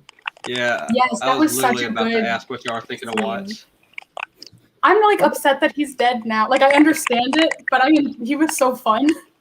Yeah, he was genuinely the Well- funnest of like the villains in Volume 8. Oh, And and also the him voice with acting Neo and was Cinder's great from team him. up was so good. Oh no, Chris Sabat is a fantastic voice actor. Mhm. Yeah. That speech of what? Ugh. It probably just wrote itself. It probably just went to the Reddit thread and liquid everything bashing Cinder. Yep. It's just like, oh hey, remember this? Let me just recite your plots back to you and tell you what a little bitch you are. I also liked it because not that often that Rwby like reflects on like It's true, nobody past like events and stuff, or like reflecting on like where you've come from. Yeah, it was so satisfying. Mm-hmm. Like the whole time I was just like Actually, drag improved her. her character drag. so she actually listened. No body, no death. I'm still not sure that Watts is dead either. Yeah, I know. I Like, still got a there's theory been in my plenty head of about times that. where a character looks super dead and then they're not. It's like it seems so much like Watts has to be dead, but knowing this show and knowing Rwby, I wouldn't put it past them for him to Yeah. be. Well, Like, how it got would to he the- survive? Let's put it that way. I It mean, got to the point where he can't get out of the I'm sorry? room he's trapped in, and he's in Atlas, which is now. But we don't know submerged in that. water. So how would he do Rwby it? could pull a, oh, he got rescued by Salem at the last moment, or like, even though she wouldn't know he was there. I'm just saying, there's never confirmation. I feel like he's dead. I feel like it's safe to assume he's dead. They're probably, if he is alive, they're probably not going to say a thing about it in Volume 9. But in Yeah. Volume 10, they're probably going to say something along the lines of him unlocking his semblance in that moment. And that's what saved him, like when Oscar was falling. So yeah. I got a feeling he's still alive, and they want to bring him back just because his voice actor is that good. So But maybe the voice actor's because too you can't get expensive, rid of huh? that asset. Yeah. It was strain credibility. Yes, Skywolf, thank you. Cinder is the Black Queen. Salem There you is the player. Like that, like the Volume 8 premiere had so many good lines. Like I forget There you go. exactly how Salem said it, Oh, but she that told line. like Cinder, like you may be more valuable than a pawn, but you're not a player. Like that Just line. because you're like- more valuable to me than a pawn does not make you a player. And then what's the name of? I forget the name of Salem's voice actor, but it's Cortana. Jen Taylor. Jen Taylor? Yeah. Yeah, Jen Yeah. Taylor. Like she's just like amazing. Like Yeah. This volume really did a good job making her intimidating. Like that scene where she's like, my long lost Ozma, and dancing with and then she's just like children. holding I forget, was it Yang and someone else like during the Hazel versus her fight? Like then it was just like grabbing them just behind her. Like It was Emerald, yeah. Yeah, I think Salem's most intimidating moment was when she zipped off down the corridor. It was like we don't, because we've only ever seen her doing like that slow, like sauntering walk and whatnot, and then it's like find them and And then all of Yeah. a sudden she could just Naruto it out of there. Yeah. I put a meme of her doing Oh, that. Like, That's when some you fan sit art down I do there want to see and now. Is that Salem shot. Naruto running. That was the I'm sure it highlight of the exists. chapter for a lot of fans. I If we remember. find any for you, we'll put it in the Discord. Yeah. There we go. Yeah, I just love Jen Taylor. Like she like does like the condescending mom voice just so well. Like Yeah. It's so And then good you that she's realize- a mom villain. I thought the homecoming was And running. Then you her realize petting the she's not hound, her supposed little to pet. and then like later on she was petting Tyrion too. Yeah. Oh my god, also her line with Cinder where she's like, I want to search for the maiden power. I think, do you hear that, my pet? She She thinks. thinks. She wants. She won. Like, oh boy. As if she's Some good dialogue this volume. Mm. Salem has zero respect for personal space. I agree. She's just like Oscar's face, Emerald's face. Let's see. Her voice actress makes her so much more intimidating. Yeah, definitely. Like, also like yeah. curious when she's talking. Yeah. like a Nightmare's comment here is that without Cinderella no longer has any minions or lackeys under her to get her to get what she needs done. Yeah, she Soulmate, only has sort of how- minions. Which is what she's Oh. always relied on is the Yeah. people underneath her, like doing things to set her up. like to get there's things been done. theories, but like because in volume 4 with her I wish I could find big that table, comment. whatever, I'm there's sorry. chairs, but Well, she's treating other people the same way she's been treated. So I think that's kind of what the part of what the flashback was for. Mhm. Yeah. Also, we know we're going to Vacuo at some point. I posted this in the Discord last night, but you think she'll get a bunch of mouse faunus to like do Yeah. Oh yeah, I remember you saying that.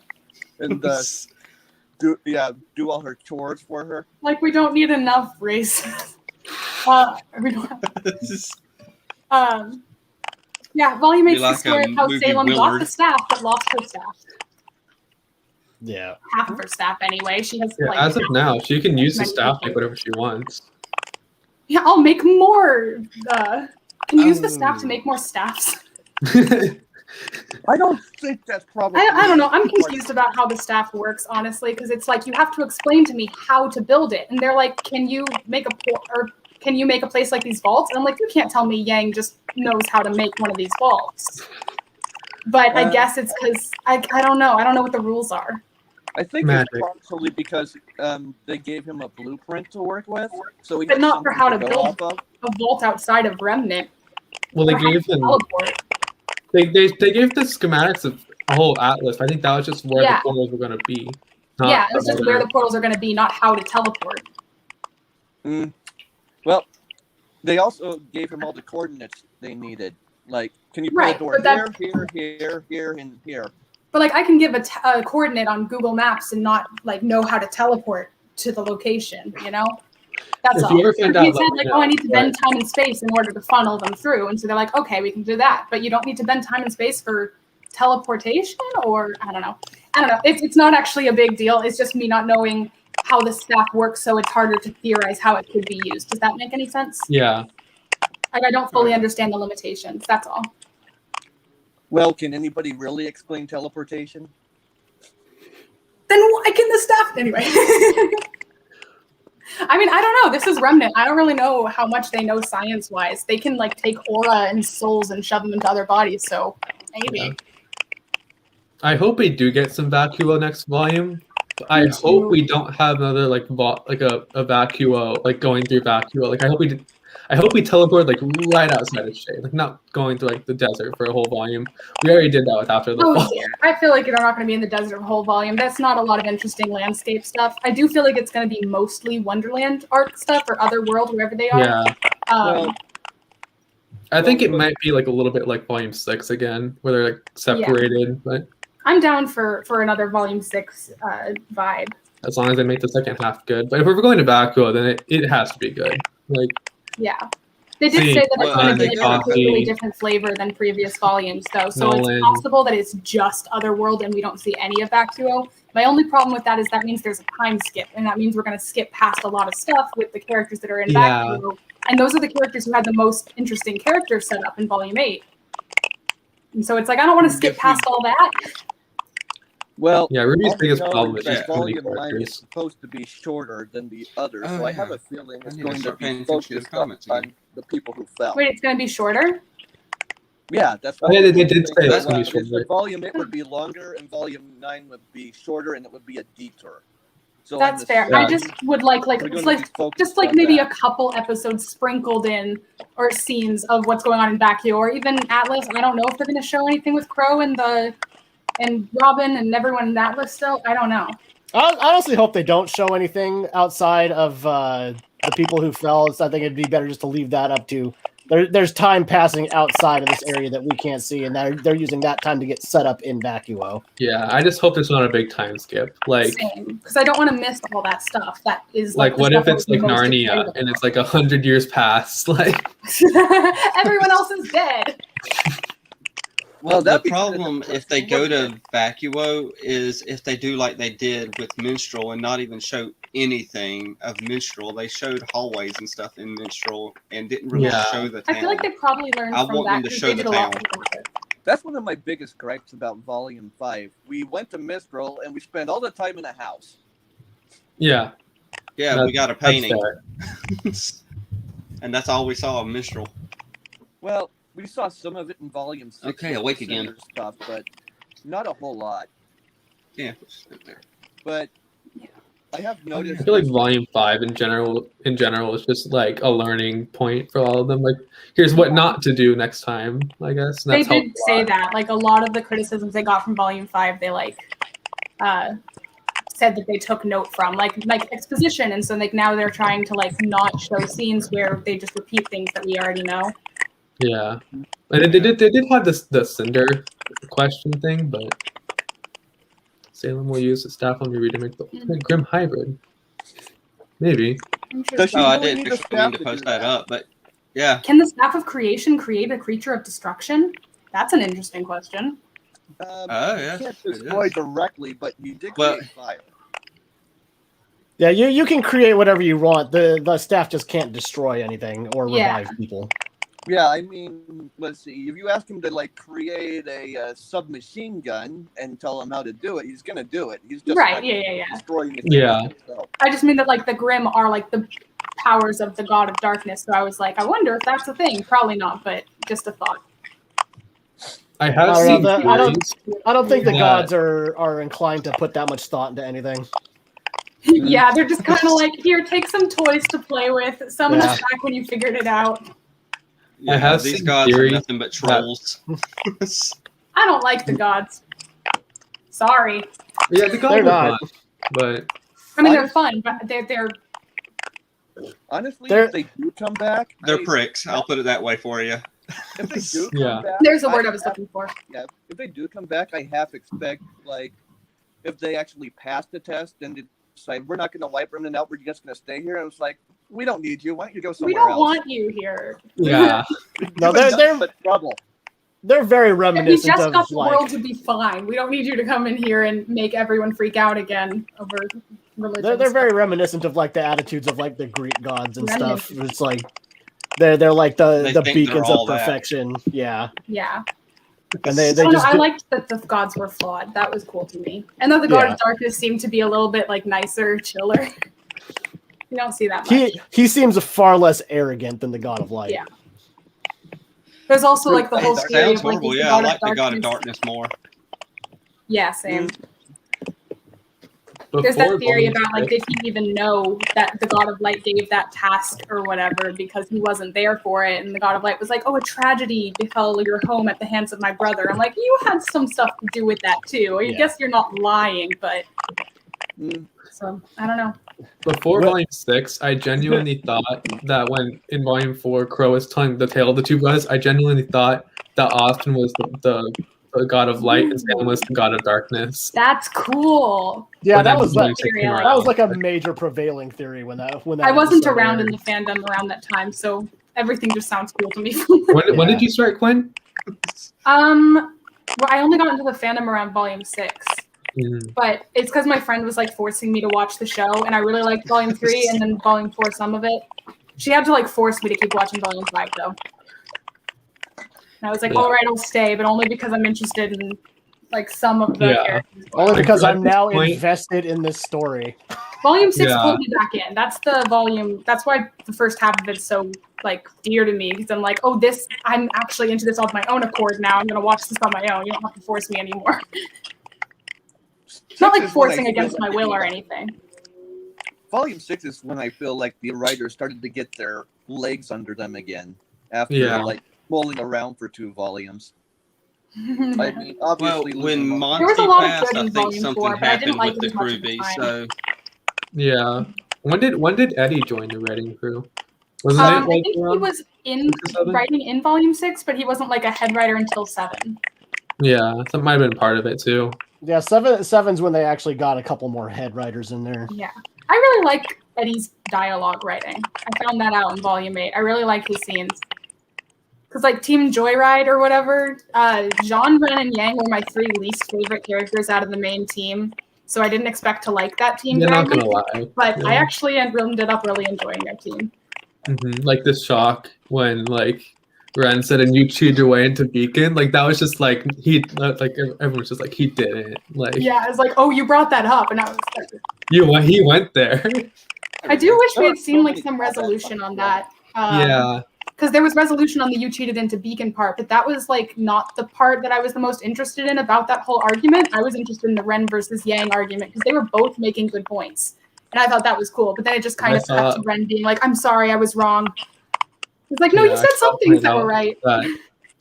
And when they meet up with the Aesops, and the Aesops like take them hostage or whatever, and they're already on the single motorcycle thingy, Jean is sitting in between Yang and Ren. She's like, all right, keeping y'all apart. Poor Jean and Oscar had to mediate the whole volume, just trying to keep everyone from biting each other's heads off. Although I guess once they were in the tunnel, Jean was pretty much ready to bite Emerald's head off. Oscar had to be like, guys, let's just be friends. Salem's the enemy here. I'm so glad we didn't have like 7 Rwby speeches this volume. Like, it gets old. Yeah, it does. Like, it was so nice. Like, I'm still waiting for like a genuine like Rwby just like full on breakdown. Yeah, but like this was definitely like, like I really liked seeing her like not knowing what to do. Volume 9, I'm so excited for a Rwby breakdown after, Penny died again. Who's we saw in Volume 5 how much that hurt her. Like that dojo scene in Volume 5 where Rwby opens up for the first time about how much the fall of Beacon hurt her. Skywolf says Rose Garden. That is, people do say that's the Rose Garden scene. The real question is who's going to tell her? Yeah. Well, I mean, it's going to happen. It's got to be John. He's the only one who knows. But unless like they meet up differently, because I've seen theories like they fall in different places. Well, actually, so, too. Yeah, Weiss was still up there when you're had right to do that, but I feel it'll be Jean as like a sense of like responsibility or guilt that it had to be done. Well, something to keep in mind: his sword fell into the void too. So what if she finds it? I don't know. Well, the sword was broken. How's she gonna know whose blood it is? So right, but it still fell. Yeah. Yeah, every one of their weapons fell, actually. I'm going to actually throw this up there just so we can get this part out of the way. We're going to jump back over there to Penny dying and stuff, but I know this can be a contention for some people. Oh, wait, no, that's the wrong thing. Let me pop that up. JoJo scene is 11 out of 10. The I agree. favorite ship. Oh boy. We're going to be here for about half an hour. Can we preface this conversation with not getting down on other ships? Just so Yes. that we I wanted to go ahead and get this out the way Absolutely because not. This is the Rwby yes, fandom. Just because we ship one ship when I that saw this, has one character doesn't mean we don't hate a ship that has the same character with a different person. My ships are valid. Yours aren't. No. I agree with that. that's why I stay away from ships for the most part because I know how toxic they can be. Not the people, but just They're in only as general, toxic as the people shipping them make it. So person. that's Yes. Yeah. No one wants to I say don't know anything. if y'all have a favorite. See, nobody wants to touch this. I'm just trying to think of which one. Like the obvious one, my favorite is Sea Monkeys, but oh my gosh, really, Sea Monkeys that's fun. It's very rare for me to have like a genuine like OTP, but that's like I know it won't be canon, but like my OTP, I will die on that hill. It's not going to be canon, but it's a great ship. I agree. You should probably say Although Neptune would hate it because he'd be like, "Ship where? Water. I'm getting off this ship. Get me to land." A lot of people also like Scarlet and Nolan. Nolan being from Team Bronze from Volume 3. That is a rare pair, huh? It's genuinely it's actually not something out of the because there was some like innuendos in Before the Dawn, like remarks that Scarlet made. But like some people treat it like it is canon, but it's not. Yeah.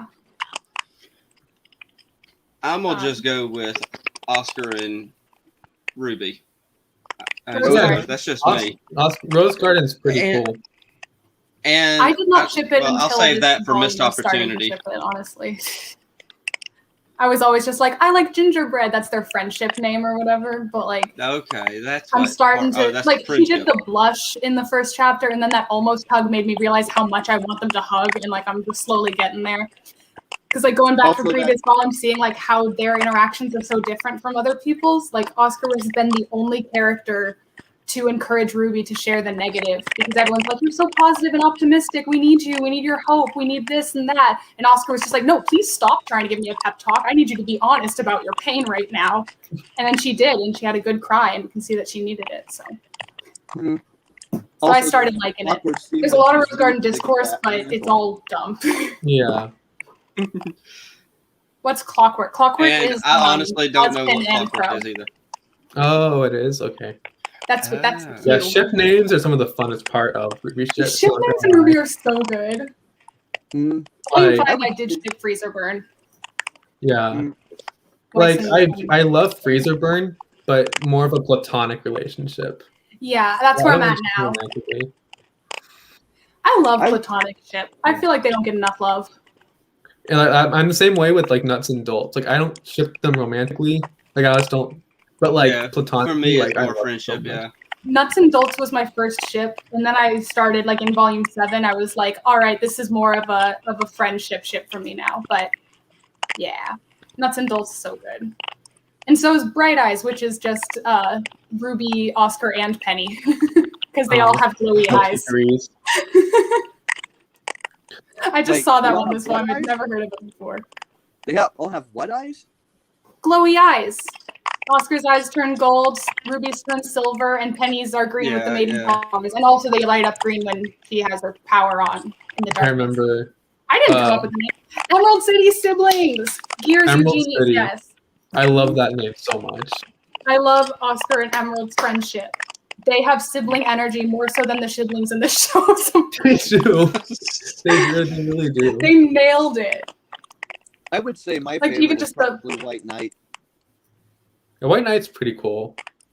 Mm-hmm. I've never shipped White Knight, but I understand it. But I got more into it, like, the further the volume goes. Their relationship seems to be developing fairly slowly, but it's very interesting to me. It's, like, literally a slow burn, but it's still cool. Like, I don't really ship it that much. I just so much disliked White Knight in the beginning just because of, There like, was. you know, him, like, hitting on her and her keeping saying no, and then he kept persisting, and I just hate that trope. But that's the thing, is that they've developed past that, and they've learned and grown from that, so I can totally see the appeal of that ship now. Well, I did notice at the end of Volume 8, he was the one trying to get her to the port. Yeah. So, that was a good See, nod at that. Her in Volume 2 after Neptune went to Weiss and talked to her about what Jean did. Up until that point, he thought he was just after her for her name. I think she started to look at him a little bit differently after that. It's like, oh, I'm pretty sure the ship name for the person Neptune. I've got, not the name I've got. I'm pretty sure Neptune is Weiss's iceberg, but I'm not sure. Yeah, it is. And I remember at the end of Volume 7, where Penny, they're all like in the ship, and like Weiss and Rwby are like hugging Penny. I remember the name going around Frozen for that. Steel. Like, I remember it being Red Refrigerator. Oh, I always heard Frozen Steel, but with an S so it's Rose. Mm. But yeah, that one's good. Well, I do like the ship name for just Penny and Weiss, which is Frostbite, but bite with a Y, like a bite. I just like the ship names, honestly. My favorite crack ship is Multitasker, and it's Shopkeep. Oh yeah, Shopkeep. Oh yeah, X Shopkeep. Oh, Snowpines is a good one. Oscar and Whitley. That one's cute. Like, I get the whole like, you know, city boy and country boy kind of thing. Prince and There's the also a lot Paupers. of Ironwood and Watts shipping during their fight in Volume 7, I remember. Yeah. What was that called? Was it just Iron Watts? That feels too easy. I think it might have been. Because I feel like Iron Crow is the ship for you can figure out. Yeah. I feel like somebody needs to come up with a good ship name for Watts and Jacques just because of their mustaches. I'm on it. I'll come up with something. I'll think about it. I saw like Partners in Crime or something like that. But Yeah, that might have been it. Robin and Winter, that's Snowbird. Yeah, it is. That's a good one because like they're such parallels to each other. I thought that was Crow and Winter. Oh, that's also I meant Snowbird. Crow and Robin. With a Y for Robin. Crow and Robin is Birds of a Feather. Or Snowy Hill. There's like different ship names. There's various ones for each ship a lot of the time. But yeah, no, Robin and Winter are like parallels in such a cool way. They were both like top of the academy class, and one of them chose to go full into the military, and the other one broke away to start her own thing. And like, it's just cool. It's awesome. Something I like about like the shipping discourse is that like I've never met someone who doesn't like or ship Renora. Like, yeah, right. Just, like, that's the one ship everybody agrees on. The Mr. Rogers of Rwby ships. Like, wholesome, everyone agrees. Yeah, pretty much. That's the way you stop a shipping argument, is just to bring up Renora. Mm-hmm. Yeah. But one ship I do get like, it back on track by finding that comment earlier. One ship I do like, sorry, even though it's probably not going to become canon, is Coco X Ilia. Oh my god, you're a genius. The ship name is Amouflage. I love it just for the ship name. I've also liked the... Oh, you cut out. The Emerald and Ilia, such a crack ship also. But I just love Ilia, and I just love the defecting from bad guys led down the wrong path.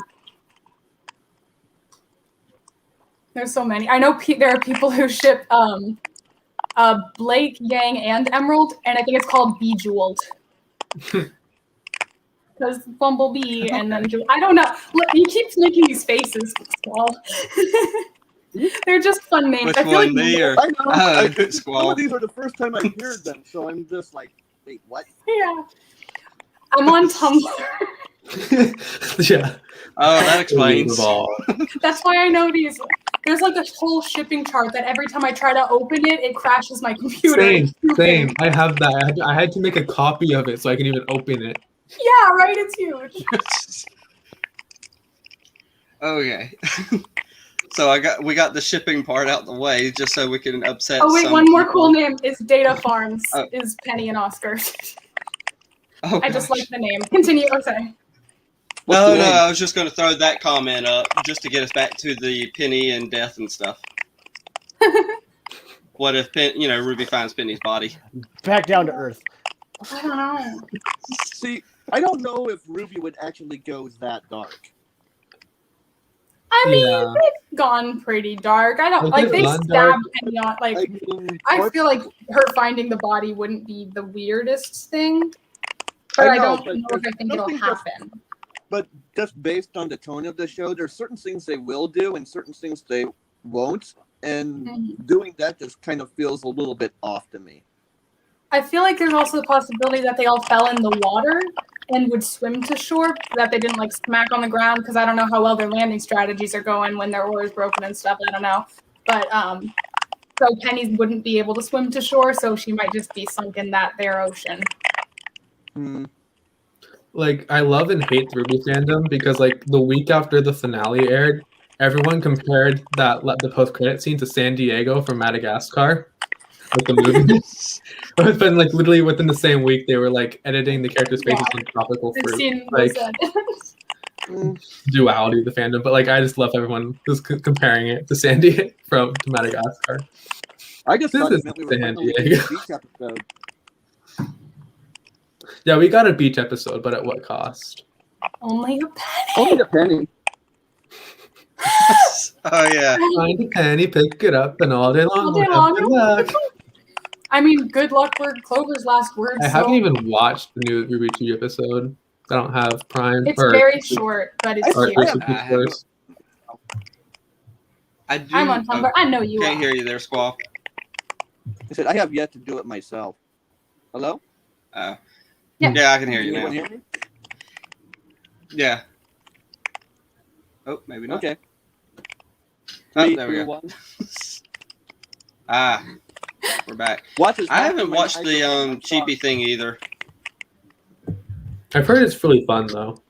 It is fun. It's cute. Lots of Coco moments. Yeah, Coco was great in that.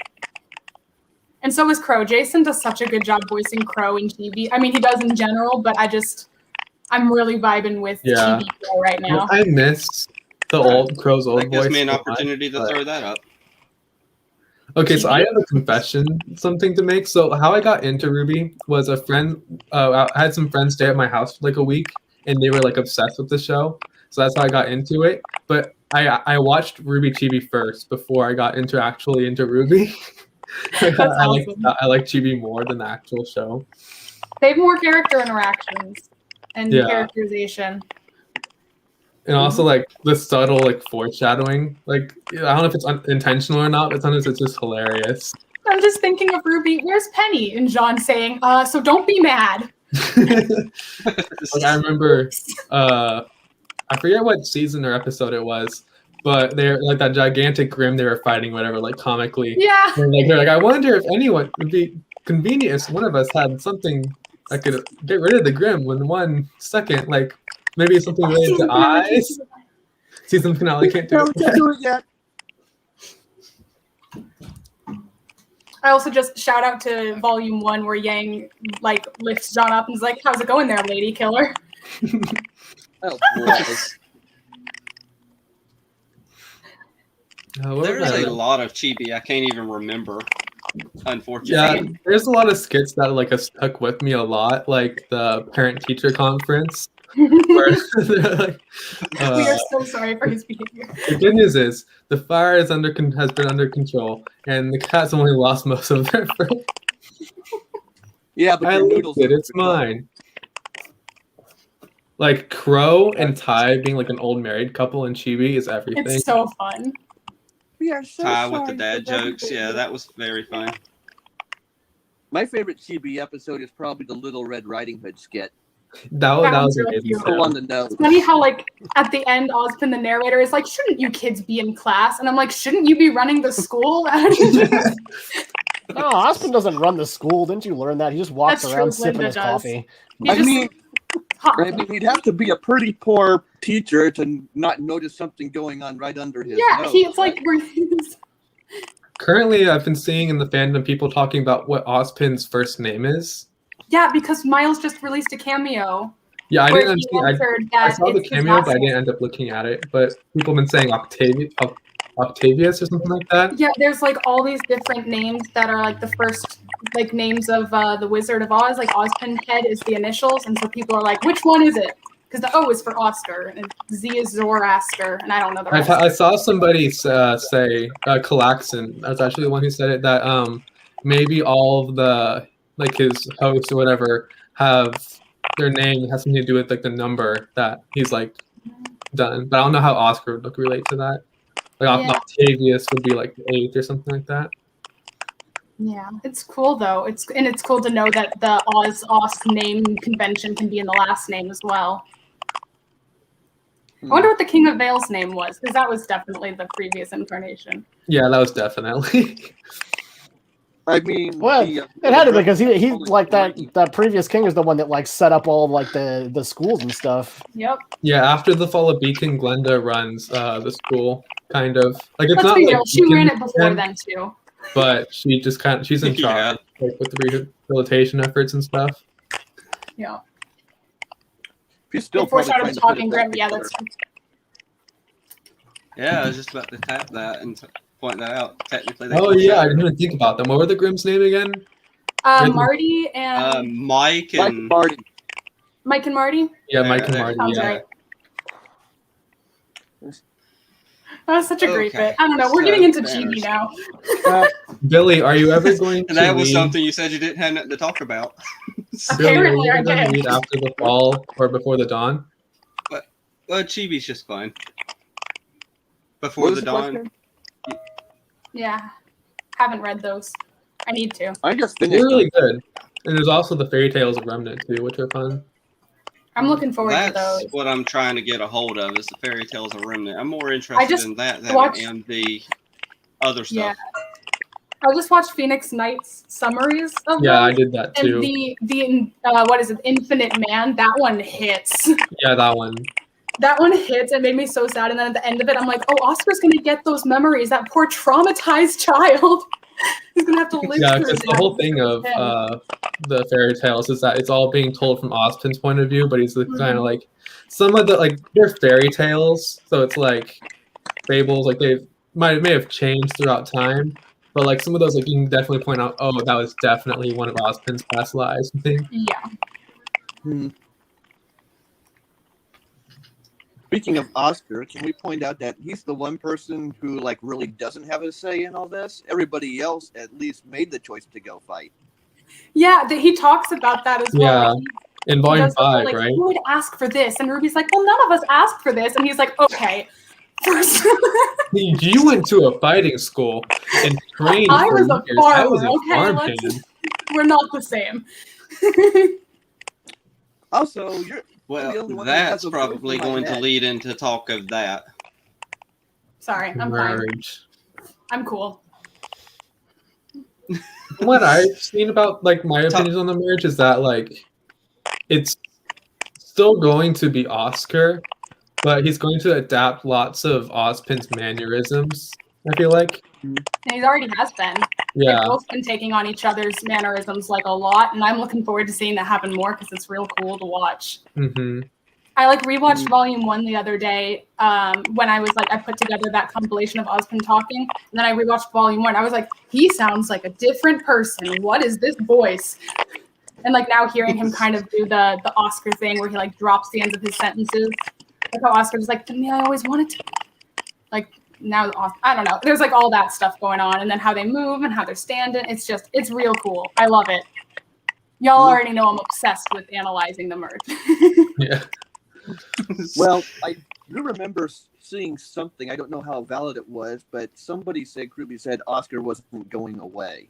So Yeah, she I said. believe my theory is that eventually Ozpin's voice will fade, and his memories and his mannerisms will be left, and it'll still be Oscar. Yeah, I like to think. Sometimes I'd like to think this is just purely speculative, but I'd like it if how when they spoke at the same time, like if that started happening more and more, and then it started happening with their thoughts until it's just one line of thinking, and it's like, well, which of us is thinking? In this? the And Lost just Fable, one. you can see Ozpin in the background, like being like in reflections and stuff. So I think Ozpin's always still going to be there in a sense. Wait, what do you but mean you not can see for this Ozpin? time. Ozpin isn't in the Lost. What about like the Ozpin that we know, like the professor guy? Or like Ozma, basically. Like we see him Gotcha. like in like when he first comes to Salem, and he's like in like the full like royal garb, whatever, and like he like looks in a window and sees a Yeah, reflection. he sees the reflection. So it's like, were they fully merged yet at that point, or is it Yeah. like there's always that part of you, and like the past lives can just chime in whenever they want? Like, I don't know. And then there's a life where you had the family, I think, and Cosmo's in the background there too. Yep. And I think that's really cool. But also, Jin said Ozma began to learn the importance of living with the souls. I wonder if there's more for him to learn. But also, there's the whole thing where he, in Volume 4, when he introduces himself to Oscar, he's like, "This happened to me too. I know exactly what you're feeling. I went through the exact same thing." So that means he also had someone pop into his head, which means if Oscar dies, he'll be the voice in the next guy's head. Because the souls will become one. If that happens, though. Once they're one and once they're merged, it's not like, oh, just part of the soul's going to go on, because it's one soul. I think as far as learning to live like with the souls that he was merged with, I think it was more along those, maybe like the first couple, like he wasn't concerned like with trying to work with them and be with it. Maybe he was more concerned with like, this is my body now. I have to be the one to control it to get this done. Yeah, and he like took over. He was like taking them over, and then as he went on, eventually he had to learn like, no, I have to let this person make their own decisions, but I have to make sure I'm there also to guide them whenever they need it. Mm-hmm. Billy, it looks like you're about to say something. Or is it just me? What? What was that? Y'all hear Oh, buzzing? that's my hand hitting the table. I hear the crackling still, but that's been constant for me. It might be just on your end, Billy. Yeah, there's like a big like it's just on my end. I'm good with it. Who cares? So. As long as y'all can't hear it, I don't care. I think it's 8. Okay. But yeah, Oscar and Ozpin. I mean, there is a lot going on there. I agree with a lot of what y'all are saying, because Oscar is not going to go anywhere. The only thing I'm missing, this is going to be a goofball thing, but is where's Ozpin's hot chocolate? That's what I'm wondering. Because they're about to do if a vacuum, so he's not going to drink hot chocolate there, probably. He hasn't drank hot chocolate in a while. Yeah. Yeah. He's like going through withdrawal. So it actually brings in my mind is Ozpin's obviously merging with Oscar, though. If Oscar's not dealing with the whole hot chocolate thing, I think it's more along the lines of whoever Oz is merges with them, and like y'all said, learns to live with them. Mm-hmm. So I think that hot chocolate thing was more of a Ozpin thing as opposed to Ozma.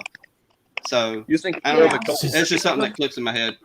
It's true. Like we see the different iterations of Oz, like throughout. Like we see them having like different mannerisms and stuff. Like especially the dad guy. Because like that's the one. It's like living with the souls, and like in the intro when they're all standing, you see like him standing like with his hands like this, and the other one's like this. Like they're all got their own thing going on. I forgot what my point was.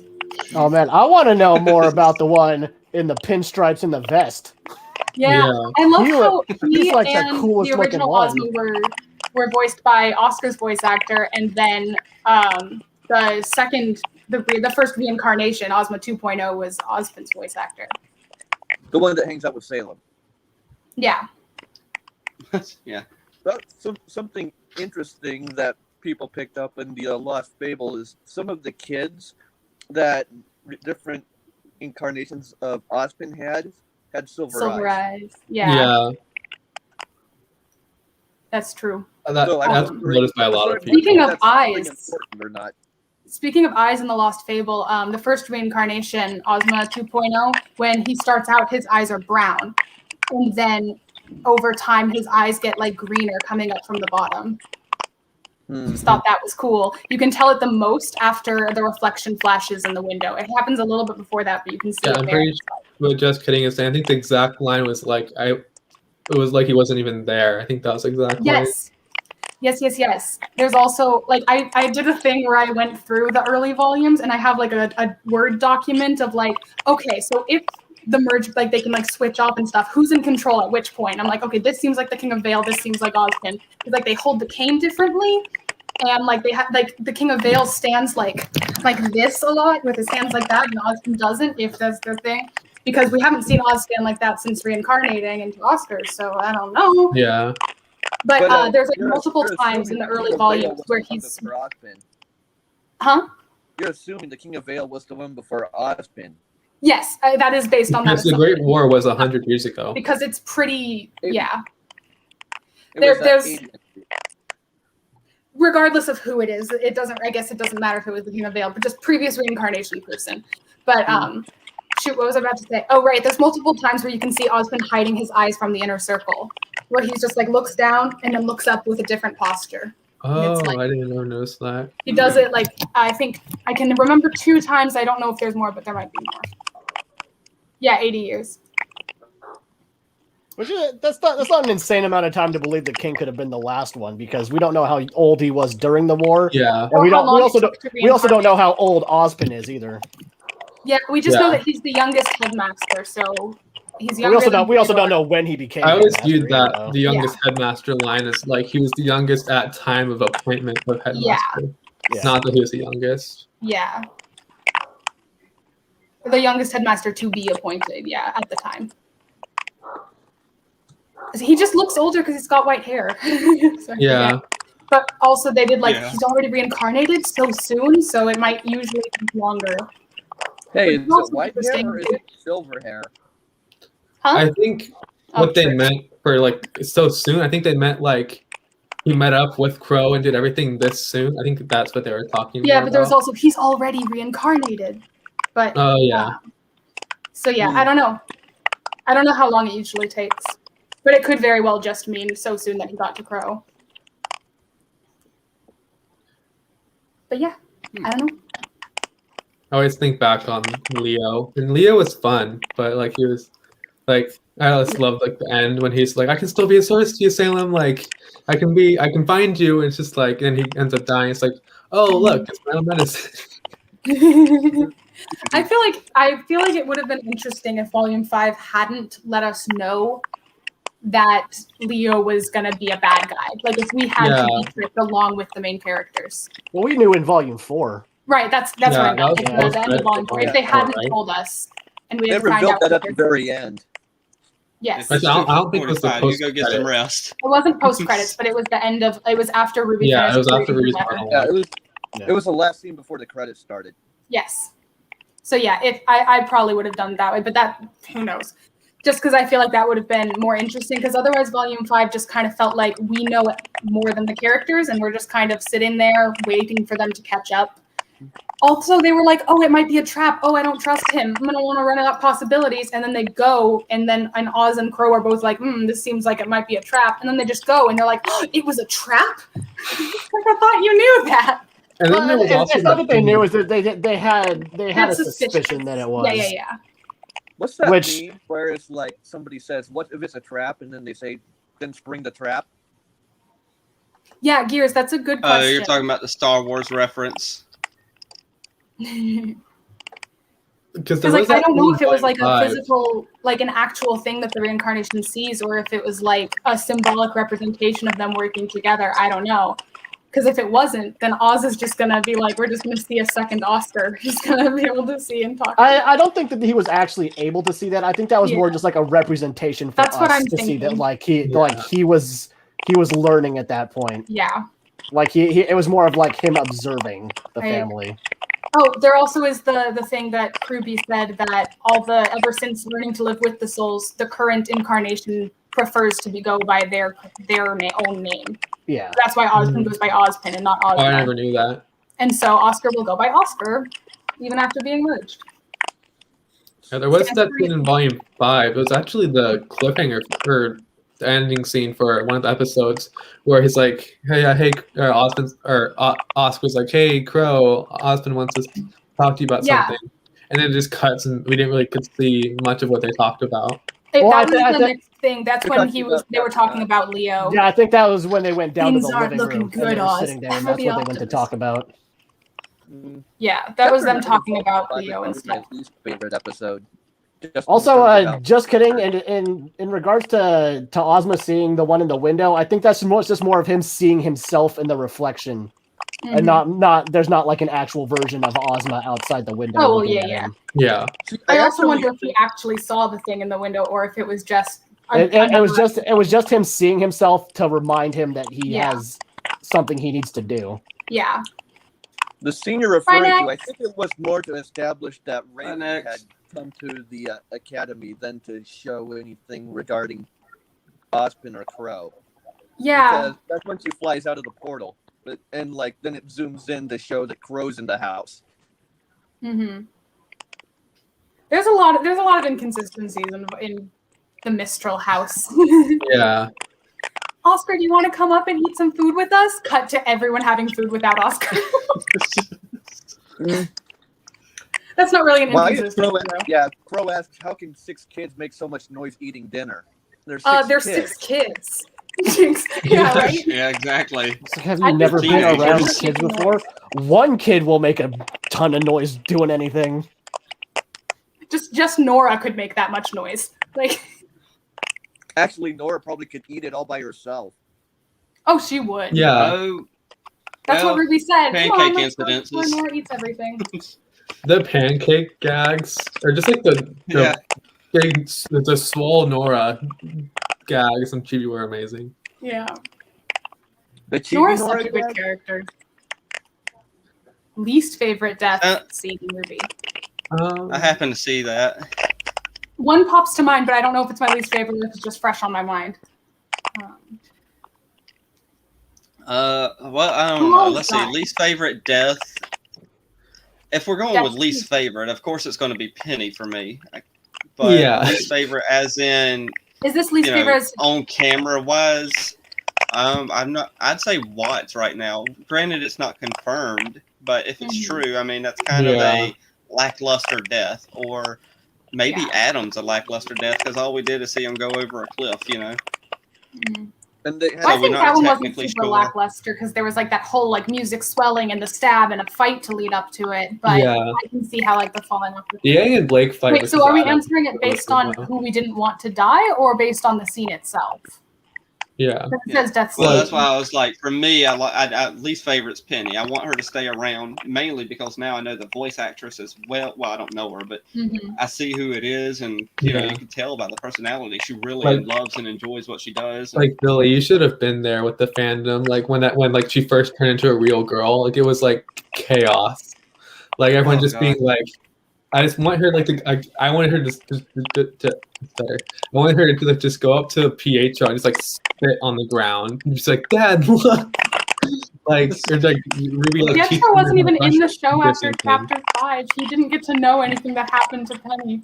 Yeah. Pietro or Maria for that. Oh, that can make for good Probably story still arc. hanging out on Amity somewhere. I think that's my very least favorite plot point of Volume 8. It's no secret is Penny being turned into a real girl body thing. I just got mad at that, but I'm not going to get into I it. kind of agree. She always was a real girl. That's her whole point. Everyone's like, oh, she's human now. I'm like, the point was that she still is. Nuts and bolts are just as valid as squishy guts. Your body doesn't define you. Clover's death was really controversial, I remember at the time. Yeah. Just like the whole issue around it. Yeah. Like especially the Lucky Charm. It was Lucky Charms, right? Or Fair Game. Yeah, Fair Game. That was the name.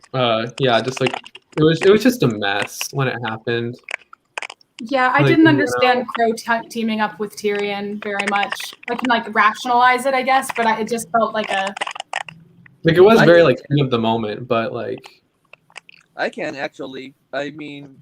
You originally see Crow going after Tyrion as soon as he reveals himself. Yeah.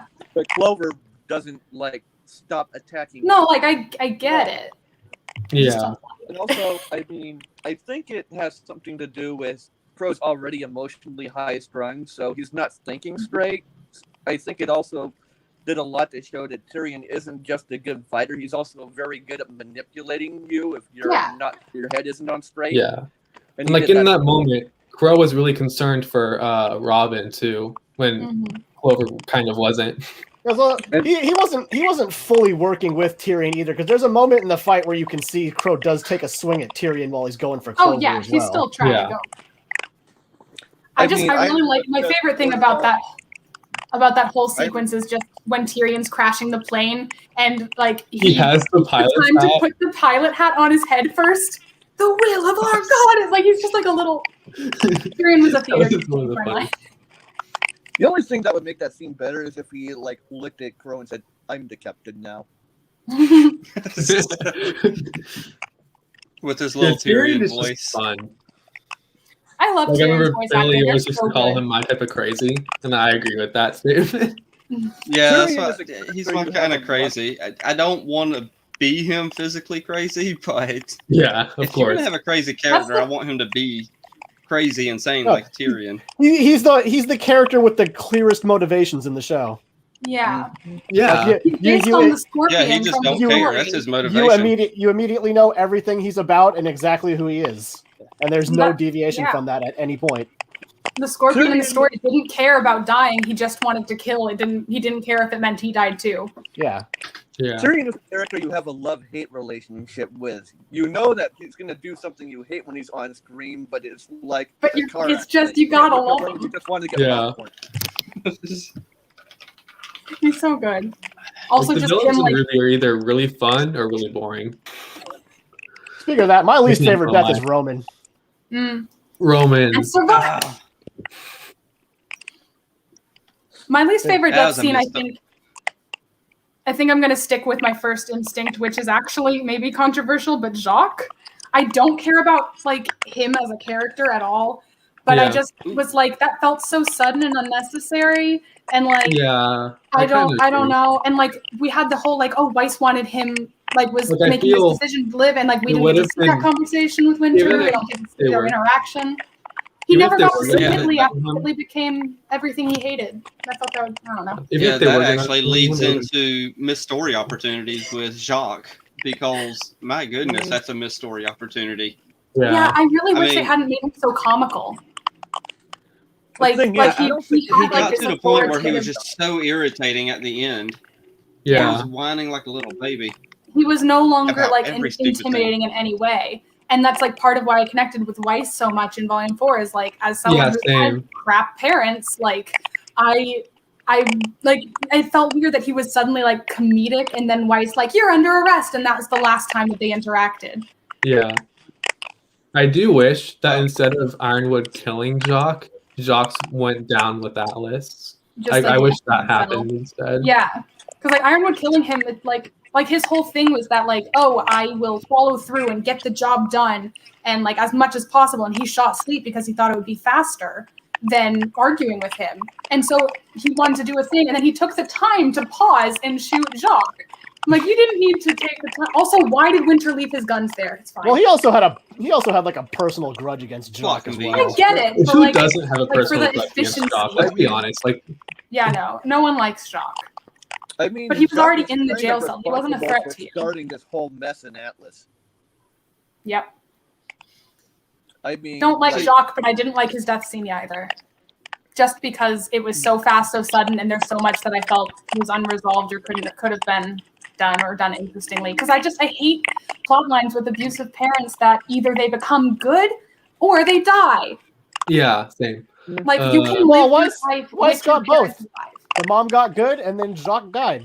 Yeah. Yeah, we stand Willow, at this but point, we pretty much have established who Jacques was, right? What's that? At this point, we pretty much established who Jacques was. He was like the abusive father and husband that nobody Yeah. really loved. Right. And I don't I'm think not he saying would I thought there ever was. And in any sense. yeah, I don't think I thought there was more to Jacques do was with ever him, really but more to do redeemable. with the relationships he had with others, like as a support for the character development of the Shnees. Like, he- and because He's a I think his biggest serving in the story was just to kind of like explain how Weiss was the way she was and how far she's come since having to Yeah. deal with that. Yeah, which is why I liked that so much in volumes 4 and 5. Yeah. And You're with saying us something? knowing who Jacques is a reason why I wanted to see him in like volume 9 or volume 10 whenever he has to meet back up with his wife and his son and his daughters, and then see that his wife now isn't an alcoholic, possibly, I don't know, but And then his she's son. actually leading the family as opposed to having to rely on him to lead the family, and it'll humble Yeah. him. And I mean, there's so many missed opportunities with him as a character to go forward with, but there's a lot of missed opportunities in my opinion, especially something Yeah. like Crow Yeah. and his alcoholism, and there's just tons. And I know they can't possible tell no every one, story, but you know, Like, yeah, I there's a don't- lot of missed opportunity with Jacques. I don't think there was, like, I personally don't think there was a lot of development to be seen with Jacques. As we know he's Yeah. he's an I didn't want him to emotionally abusive manipulator, and that's who he is. He's established as that, and he's been that for so long that that's probably not going to change just because of a couple incidents. And given the chance again, he would probably go straight back to that and trying to get things back under his control. Yeah, I didn't want him alive to develop him at all. It was more for the sake of... What do you guys think about Whitley's development? I just didn't like him being made into like, oh, I'm so silly and dumb and whatever. Like he just suddenly, like, it diminished the abusiveness, I felt like not really, but it made it less intense and less like of a challenge to overcome for Weiss.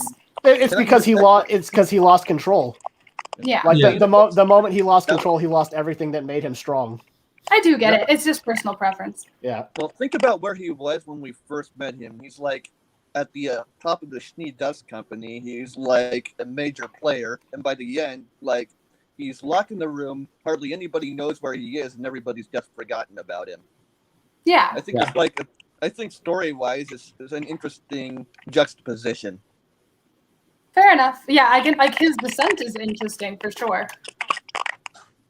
As far as Whitley goes, I actually do appreciate that very much. I like where he ended up. Yeah, Can Whitley we is point really out that fun. all of the kids got better as soon as they got away from Jacques? Yeah, that's And the Willow, thing is. too. Yeah, I also just really like how the Schnee siblings are like representative of the trauma responses. Like there's fight, flight, and fawn. Freeze. Yeah, fight, flight, or freeze. But I guess freeze and fawn kind of go together. And that was Whitley. Like he was like, I gotta be like my parent, like my father, if I want to basically, like that was his coping mechanism. Go anywhere in the world. Response. No, because Weiss he fled, didn't. Winter fought, or like wait, no, Weiss was fight. Winter fled. She left and joined the military. Because it's like Willow said, like that they were the only ones there with him. He had to go follow someone at home. Yeah. Yeah. Also, let's see, in Volume 8, this is just kind of a sidebar, but I find it kind of hilarious that when Whitley is like opening Jacques' computer after the power comes back on, the password he's typing in seems to be Whitley's name, and there's a photo of Whitley on the desk. It's Yeah, like there's a photo of Whitley on his desk. Oh. It's like, that's way too easy a like, password, dude. what's Watts my didn't password? you didn't need Watts to hack you. You could have just gotten like a 12-year-old. Anyone could have hacked Shock. Anyway. That is interesting, though, Whitley. Yeah, that obviously means Whitley was his favorite out of all of them. Whitley's the heir to the SEC. He's now the owner of it. I guess, like, because it fell, but there's still like other locations across Remnant still. So I don't know what's going to happen with that. Vacuo is going to hate him. You're going to hate all locations. so like there was so not to speaking of spoil actors- anything about Before the Dawn, but they come across a character in Vacuo who doesn't even want any Atlas technology in his house. Like they bring out their scroll, he's like, no, get out. Like that's how they are. They in hate Vacuo. Atlanteans. I'm still confused why they decided to send them to Vacuo and not to like maybe Mistral, where they had the reformed White Fang to defend them, and like they had just like solved a bunch of stuff. But if they had explained like or given any reason in the show, then I could be fine with it. But it just felt like just sudden, like, oh, we can just go to Vacuo, and it wasn't explained. So I'm like wondering what the logic was. I felt that was kind of driven by the fans wanting to go to Vacuo. I think it might also be partly because there's a relic there that's obviously where Salem's going to go next, and they need to go there. So why bring them to the relic? They can go to Vacuo without the refugees. It's probably not enough time to get it all done because they know Atlas is falling, and there's only a certain amount of time you have to get everyone out of there and get through those doorways. I think also, I'm just most the desert confused has about more space than either the mountains or Vale. Yeah. More space, but also it's the hardest place to live, and these cushy Atlesians do not know how to defend themselves. Yeah, that's going to be fun. Well, comes up. Yeah, I just we do wonder also why like have no one Mercury and Tyrion over there as well. Yeah. A lot of people don't mention. I wonder why Emerald didn't like bring that up. Like I hope it'd be like hilarious. We had time to talk much. It'd be hilarious if we Oh, cut chapter to Mercury and Tyrion's just like hating it. Like he's just like, so like I just do not want to be here. And Tyrion's just driving like the wheels on the bus go around. I mean, Emerald took Tyrion's advice. Mercury and Tyrion driving the Vacuo and fighting over the radio station. Oh, bye, Skywolf. I need to See keep. you around. Glad Yeah, you bye. made it over here. Yeah. But one thing I don't see anyone really bringing up is the fact that the entire Atlas military seems to be dead. Yeah, right. well, a lot None of of them them Because- made it to probably went through the vacuum. portal. They probably went through the portal already. Well, no, because we go see through to the other that side of the portal, none of and them there's are there. no one there defending the people besides our main group. Yeah. There's no soldiers there. There's nothing. We don't even yeah. see Team Funky. Is Team Funky dead? That's a good question. If anyone from Because there is Neon or zero- Flint dies, I will have some serious conversation with there is Research. Not zero die. Atlas military personnel standing there when we go through that portal. Yeah. There's another question no one's asked yet. And Where's that's- CL? Who? Where is CL? Right. Thank you. Who's Yell? She's not important. CL so CL. late. She was Penny's. CL. Yeah. Um, It's fine that I she don't didn't know, show that's up, but I a did like her funny style. but She no, this had one's a little bit decent more design. Wait, what Yeah. question were you talking about, Squall? This one's a little bit more important. So, like, Atlas has just fallen and submerged, right? And it was also the infrastructure for the Schnee Dust Company. All of the Yeah. other kingdoms rely on dust. So, with Atlas gone, Yeah. how is that going to affect the other kingdoms now that their main source of dust is gone? Yeah, we were just talking Yeah. about that. Is like Well, Vacuo did have a lot of dust mines, but I think it's mostly been cleared out. it's been like My run dry. understanding is it's been like strip mined. So it's Yeah. like there's no longer very much there. So I guess it's just like the resources that are still in various SDC locations. So then now it's like super scarce.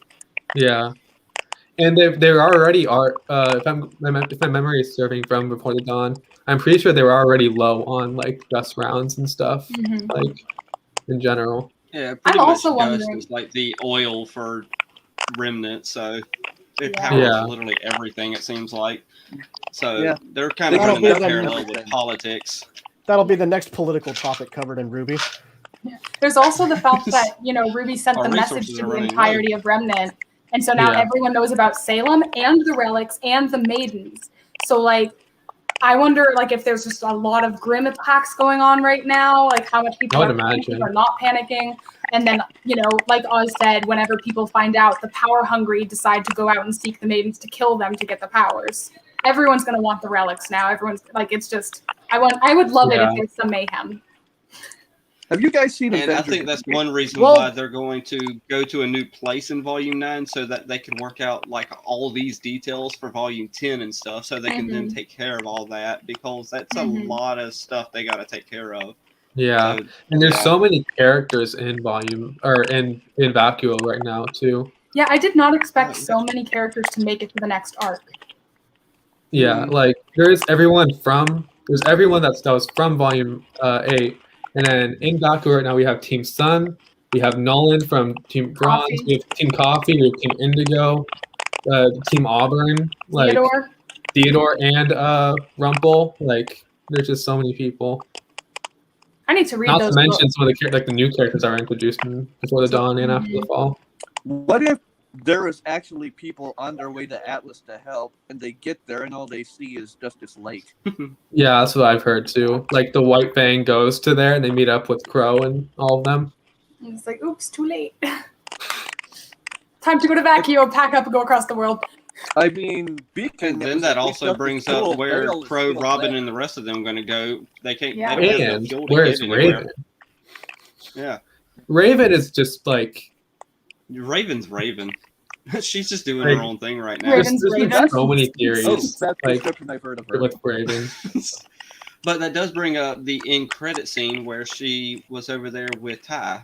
So Yeah, they're finally going to touch on that later on because it took them, even if it was they off got so screen, many I things hope to tie together now. So, even if it was yeah. off screen, I hope that Ty and Raven like work things out. It's not like that. Not like they were together. Like they're together again, but like they work things out. No, I can think see it a- was just a way for Raven to get away. Basically, every other person that she knew and Yeah, had there's that too. in But the academy, so Ty was the only one that she could use to escape the school. I don't think she actually went there to see him. I think she just used him to find an escape route. Yeah, there's that too. But I do think that Yang's whole confrontation with her has changed her outlook, maybe like a little, even slightly. Made her question things at least. Yeah. I can see a plot line in 9 or 10. Or well, I don't know. Okay, bye Gears. Bye, just kidding. But I can see a plot line where Crow would seek out Raven after, like, you know, they fell and stuff, and just be like, look, I know we've got our differences basically, and like, but Yang's in trouble, and I need you to make a portal to her. I don't know if you could convince her, but eventually if you did, she'd try to make a portal and it wouldn't work, and then they would realize that meant she was dead. Yeah. And then it's just this brother and sister realizing Yang is dead. Well, I also like to think that Raven's semblance isn't just making a portal. I think it's more of like she can genuinely like sense like how they are like health wise too. Mm-hmm. That would make some sense. If someone's yeah. in trouble, But, like, if you're outside of Remnant, I wonder like how much of a reach to semblances. I don't know. Like I could see like Raven being like, I can make a portal, but it's not going to her. And normally that would mean that Yang is dead, but I can sense that she's not dead. Yeah, that's also just a like thing. what's happening. I could see that happening with her. Yeah. I'm just realizing. No, I feel like I've thought of it before, but like I'm surprised that like Crow didn't like break out of jail and like think about finding Rwby and Yang then. I guess like I get it. He was like one-track minded about killing Ironwood, but like Uncle of the Year, man, like there's a war going on, and he's like, they'll be fine. I'm just gonna kill Jimmy. Well, or to get out of jail, why didn't he just turn into a bird and wait for someone to let him out, thinking if there's a bird in the cage? Yeah. Although that would have made for a funny moment. That's just me.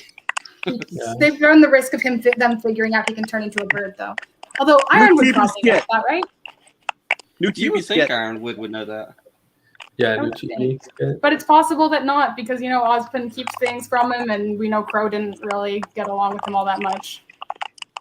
Hard to say. Who's your guys' favorite Aesop?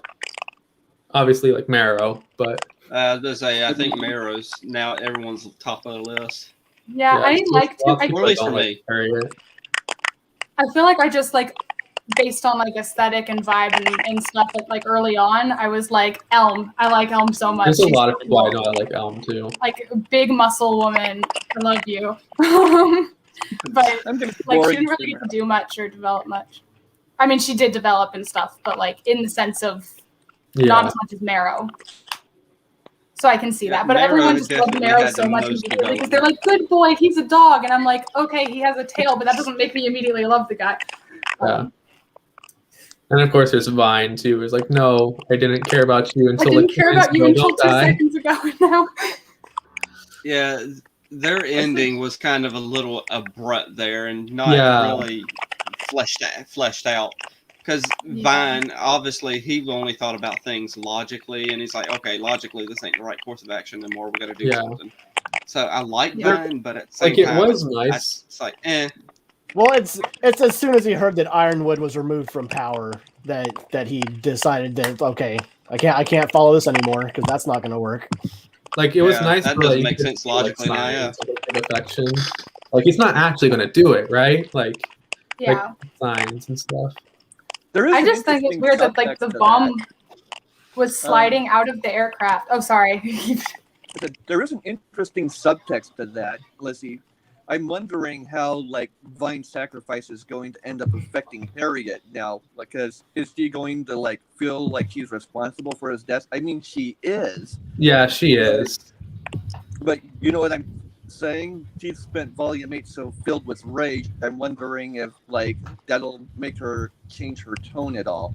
Somebody said, well, that's going to be the only way that she has any redeeming quality. Yeah, it's like, what is she going to do? I'm not trying to cut you off. I was just saying. So, yeah, somebody said Harriet was running all over the place in Volume 8, and the one thing she couldn't run away from were her feelings. Early on in Volume 8, there's lots of people, including me, that were like really on a train of Harriet joining Salem. It would have been so fun, but that didn't happen. Running Salem? Harriet joining Salem. Oh. Huh. Interesting. Oh, that would have been interesting. But wouldn't that be disobeying orders? I don't think, yeah. Maybe. She was too attached to Iron. But I think it for was that to it would be Clover. her wanting to get revenge. Yeah, like the See, whole thing. I that thought at Clover was first trying to do Ironwood against might have Salem. joined Salem as well. I thought that was going to happen. Yeah. It didn't happen, obviously, but I thought it would have been just like Leo joining Salem and all these other things. I thought that maybe she was going to get more people on her side, but Yeah, because it ended the way it Salem only did. has 3 people right now, and one of them wants to backstab her. So it's like Mhm. Harriet is like there's job applications open for See, Salem. here's the thing that's always been on my mind is that when they were in Salem's castle before, and we always saw them like sitting around the table, there was always 2 empty seats. Yeah, I mentioned that early on, but I don't know if anyone's caught So that. it's always left me wondering: is like, does she have 2 other followers out there that are just And Mercury and never Emerald around always yet? had to stand. So it's funny that there were 2 seats and 2 people Yeah. were forced to stand. But yeah, it's always been on my mind. It's like Power we could probably guess that Talk was part of her group Yeah, from before. It's like maybe she I was think one they of those. confirmed that actually, but I'm not entirely sure. It's like maybe she was one of those seats, but then even so, it's like, who does the other seat belong to, and where are they at? Summer. Are they in Crack Vacuo? theory. Oh my god! Crack theory summer. There we go with the crack. Where Summer. summer is Summer. has been like such a hot topic for literally 8 volumes. Every time we don't know who a character is or where they're at, it's Summer. Summer, yeah. The Hound is summer. Who is Salem? It's Summer. Who's the summer maiden? Summer. Well, let's see. But Uh, anyway, flipping back to Harriet for a second, I just realized basically she and Ren are the same person. They just made a different choice because they were both like so wrapped up in their feelings, but Ren was able to overcome his and she wasn't. Mm-hmm. Yeah, it's interesting because people assigned like parallels with the Aesops and they put like Vine with Ren, but in reality, he has a lot more parallels story-wise to Harriet. So that's an Yeah. interesting thing that you Yeah, they brought up. just made a different choice. Yeah. And his friends actually viewed him as friends and were supportive and things like that. So there's also that. It's interesting. I had a thought that I forgot about earlier, but there's a theory about since they're in a place like these vaults outside of Remnant kind of thing, is where that thing was and that they fell. There's the theory that they could find their way back to the surface and end up going through the vault of the Summer Maiden, like the I one in saw Vacuum. And then they have a to get the Summer theory. Maiden to let them back through. I saw a theory going around like around that time that I really liked, and it was that the Summer Maiden was just chilling in the vault. Like she's like, Salem can't get me here, so I'm just gonna chill. Right. And they're going to come God, across now her. that would be some morally gray shit if Ozpin was like just locked them in the vault. Well, actually, no, because then they would just die. And then eventually when they died, they would just go to the next host. Never mind. Well, we don't know because here's my thing. The thing with the vaults is the inside of the vault is always like the opposite of whatever environment that vault is at. Like we had a desert for like these lush like forests and mountains for Haven, and then under Atlas we had like this grassy field and everything. For the desert, it would be safe to assume like the opposite is going to be like this like place with like all this like vegetation and whatnot, and like probably like an oasis in there. Oh, an oasis. I was imagining like that would be the icy place. Like no, I think that would be more for the spring vault. Because you would assume like the opposite of spring would be like winter when like everything is like. Oh no, I think winter's the opposite of summer. That's how I think about it in my brain. And I would think desert. I mean, it makes sense that like desert opposite would be like humidity and lush and stuff. But I was just thinking hot and cold. I'm just going based off of like the locations that they're like set in. Yeah. But like with like the opposite of like the desert probably being like an oasis or something like that. It doesn't stand a reason that someone couldn't survive in there off of that. But yeah.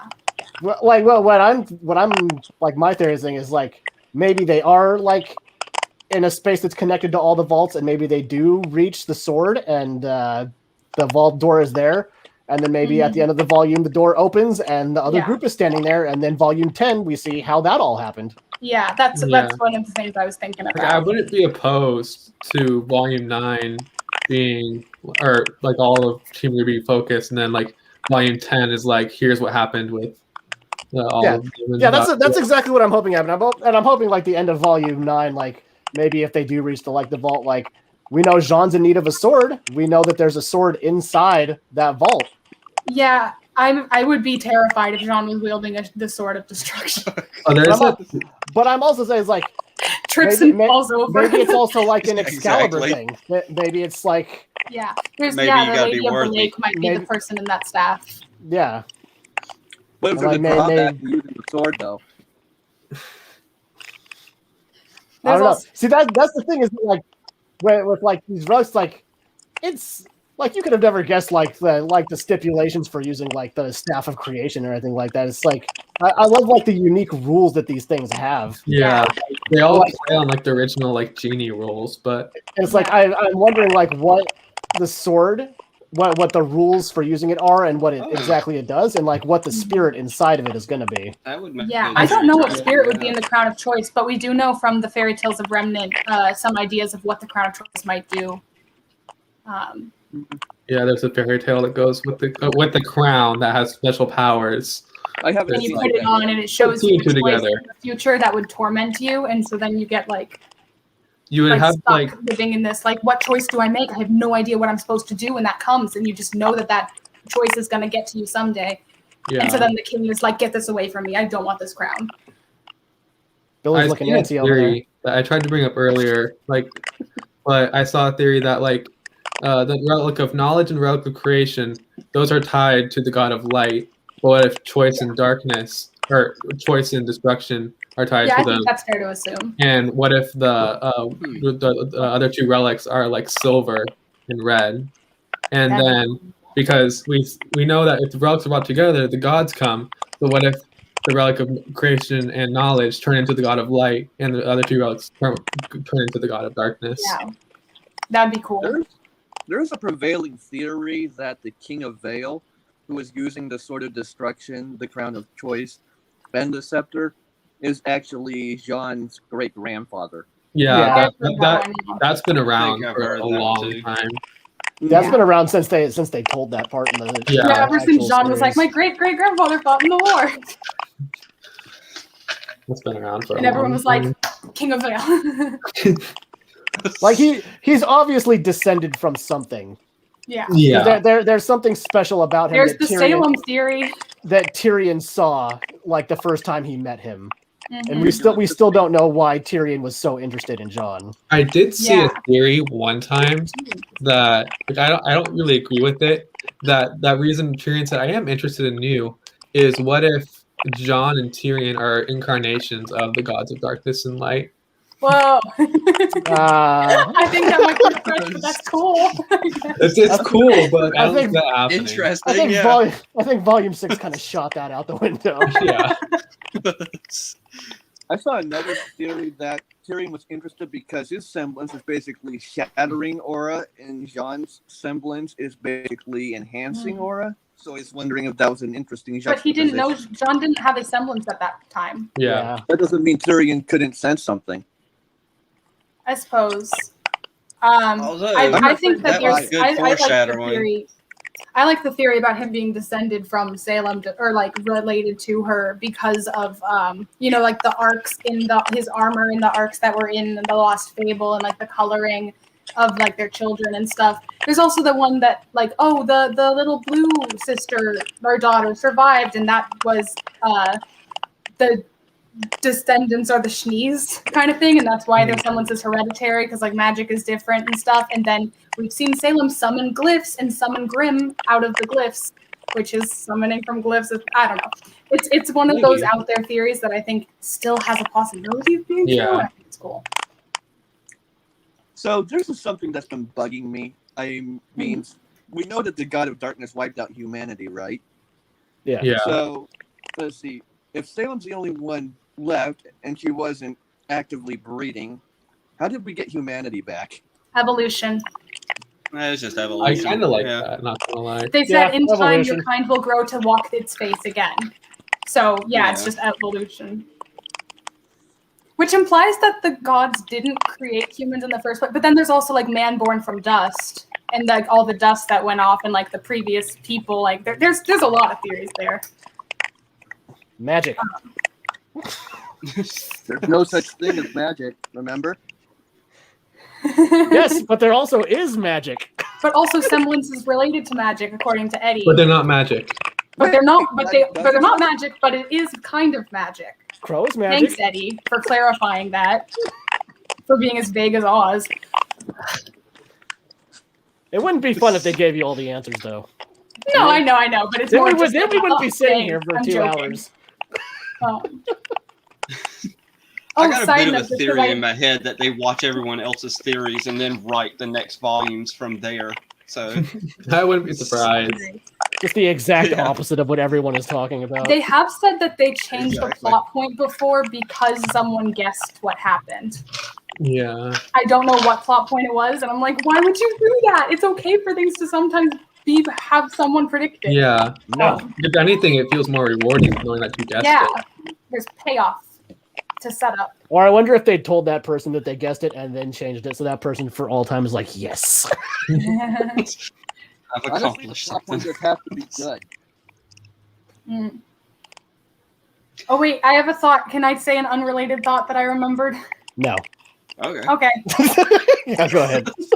It's No, you just a can't. thing that I noticed the other day, which was regarding, like, because you were talking about the Lost Fable and like magic and stuff, and like the green color of the magic has been consistent with Ozma and Ozpin, and then it was the same color the first time Oscar used magic. It was the dark green, and then like when he blasted through Atlas, and then when he landed in Mantle, it was a lighter green, and then when he used it in Volume 8, it was even lighter. And then the most recent time he used it, it was lighter green with orange lightning. And now it's like the same color as Oscar's aura, basically. Because Oscar has light green aura and Ozma has dark green aura. So I thought that was interesting, that the color of the magic is changing as they merge. I think the orange stuff was basically the energy coming out of the cane. I don't think it was like directly related No, to no, Oscar. the cane blasted through the bottom, but like the green stuff that came around, they clarified that is magic. That is. Oh, no, I was talking about with the whale. With the whale? Yeah, Yeah, the what- cane through the thing, but Oscar made a bubble around himself to protect him. Oh, yeah, no. Yeah, I yellow didn't even blast notice was that the until thing. you pointed it out the other day. That's Yeah, I was- something I I'll was just- definitely have to go back and I was check. just saying, like, yeah. the orange stuff, like, coming out, that's probably just the energy inside the cane. Yeah, Like, yeah. like, The yellow not stuff that attached to came him at out all. was part of the cane, but the green bubble with the orange lightning around it, Yeah. yeah. The yellow blast, the gold is the cane magic, but yeah. So I think that's pretty neato. I don't know why there's orange. We've only ever seen the magic be green. It's weird. And from Salem, it's rainbow. Yeah, I meant Oz's magic. You're right. Yeah, now you've got me. I would love wondering to what see more Oscar's about got magic. again. What was that? I said, now you've got me wondering what Oscar's semblance is again, because we still don't know. We still don't know. They keep teasing it. They keep being like, I don't even have my semblance. Well, I bet we'll all be jealous when you do. Let's just wait a few volumes. A few You had to wait volumes. We 5 had to wait volumes till for what? John's son. Yeah, we had to wait 5 volumes I for thought it John, was so if we volume follow that 6. pattern. Okay, it's volume 5. Yeah, I was about to say we might have to wait 3 more volumes then. Yeah, wait, if we follow the But- pattern of John being like the 5th volume you're in, then he would unlock it in volume 9. But then there's the great chance that he won't even be in volume 9. But then there is my semblance theory that he can travel, or like his dream semblance thing or whatever based on his illusions. But that's another thing. Or he could just like wake up and Okay, like check be that. in the dream of another person who fell. Yeah, maybe maybe he Communicate can that way. switch through realms or something. Yeah. Yeah. The boy who fell Um, through. But we do got this, and that since we're talking about semblances, I Yeah. figured there we go. Uh, Because I did want to get to anybody's questions. So Favorite Neo. semblance. semblance. and isn't Neo's semblance called hyperactive Neo's is real cool. hyperactive imagination or something like that? That's Overactive my favorite. imagination. It's Oh, probably that's the fine. Neos hardest and Emeralds are both so I just cool. took it as transform. Neo's semblance is probably the hardest one to explain. Yeah, I still don't fully understand. I was thinking about that earlier today because, like, when the fight with Cinder, where she's like attacks and then it shatters and then she attacks from a different side, I'm like, was she just like hiding there and made that illusion, or can she be like temporarily not visible? And then at what It's a point during the physical flow. Alpine fight, like her versus Team Alpine, like, or Juniper, whatever you want to call them, like at what point in that did she become an illusion? Because she was like moving around and smiling and stuff and then shattered. My understanding I don't know. is she has a physical clone which she manipulates. I mean, Yeah. she was in the room. with Kinda her like and Sun. She was able to hide herself. So I'm thinking that's Yeah. probably what she's doing. What I don't understand is why she didn't disguise the relic and just leave. Why did she disguise herself as Oscar? What was the point? When? Anyway, Yeah, she could have definitely got away easier, but maybe she just likes to fight. maybe that's true. I think it was mostly But because has of she Russ actually in killed there. anyone yet? Who, Huh? Neo? Neo. Yeah, Neo hasn't killed him. No, I know thanks. she's Wait, been after Ruby, but Not on screen. She hasn't. yeah. well, We now yeah, have there's a 4 lot of main off-screen she characters who probably killed has. someone. We got Blake and Yang, and then Oscar, and then Jean. They've all got themselves a death count going. Okay, so I Who's was right when I next? said that she didn't end up killing anybody, but I said it in the Discord too. I think it was Crystal, but I have a lot of parallels in my head for Nora and Neo actually, and that was really Yeah, I saw. interesting when I slowed down to think about that. I was like, really, these are two people on a path to find themselves with somebody that they know they love, but one lost one, and then you got the other one who has the one that she loves, but she wants to go find herself first. Yeah. There's a lot of parallels there.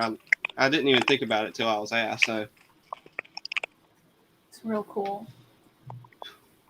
Emerald Semblance is also cool. I Yeah. think Hazel's might be my favorite. Just blocking out pain. Only because I'm a giant coward. I'm probably going to be boring, but I think Weiss's is probably one of my favorites just because of how versatile it is. Yeah. Yeah, Weiss's semblance. I That's mean, very you can cool. use it for all sorts of different things. yeah, but then we get into Speaking of magic which- again because glyphs could be considered magic. Speaking of which, Like the best part about the time glyphs. dilation again, ever?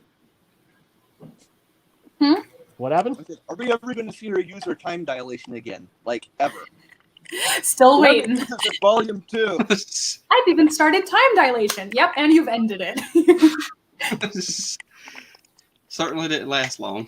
The train fights were Dilate really that time to good. last longer. And just in general, like Blake using like the air slashes with their weapon, and then Yeah. like Weiss doing more than just like running on glyphs, like just doing like shoot like thing like that.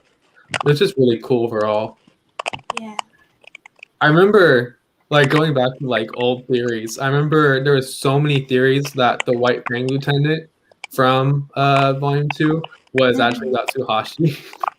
Because like they Oh looked god, similar. yeah, that nonsense. Remember Yatsu's that not one a for faunus, so though, long. right? What? Or is so. he? We don't know. Wasn't there a theory that he's a turtle faunus because that geyser went up and shot where his head was and he was fine, so that he like retracted his head into it. Is that his faunus trait? Yeah. Has a retractable head. Yeah, all of Team Coffee has semblances, so they're all pretty cool. Yeah.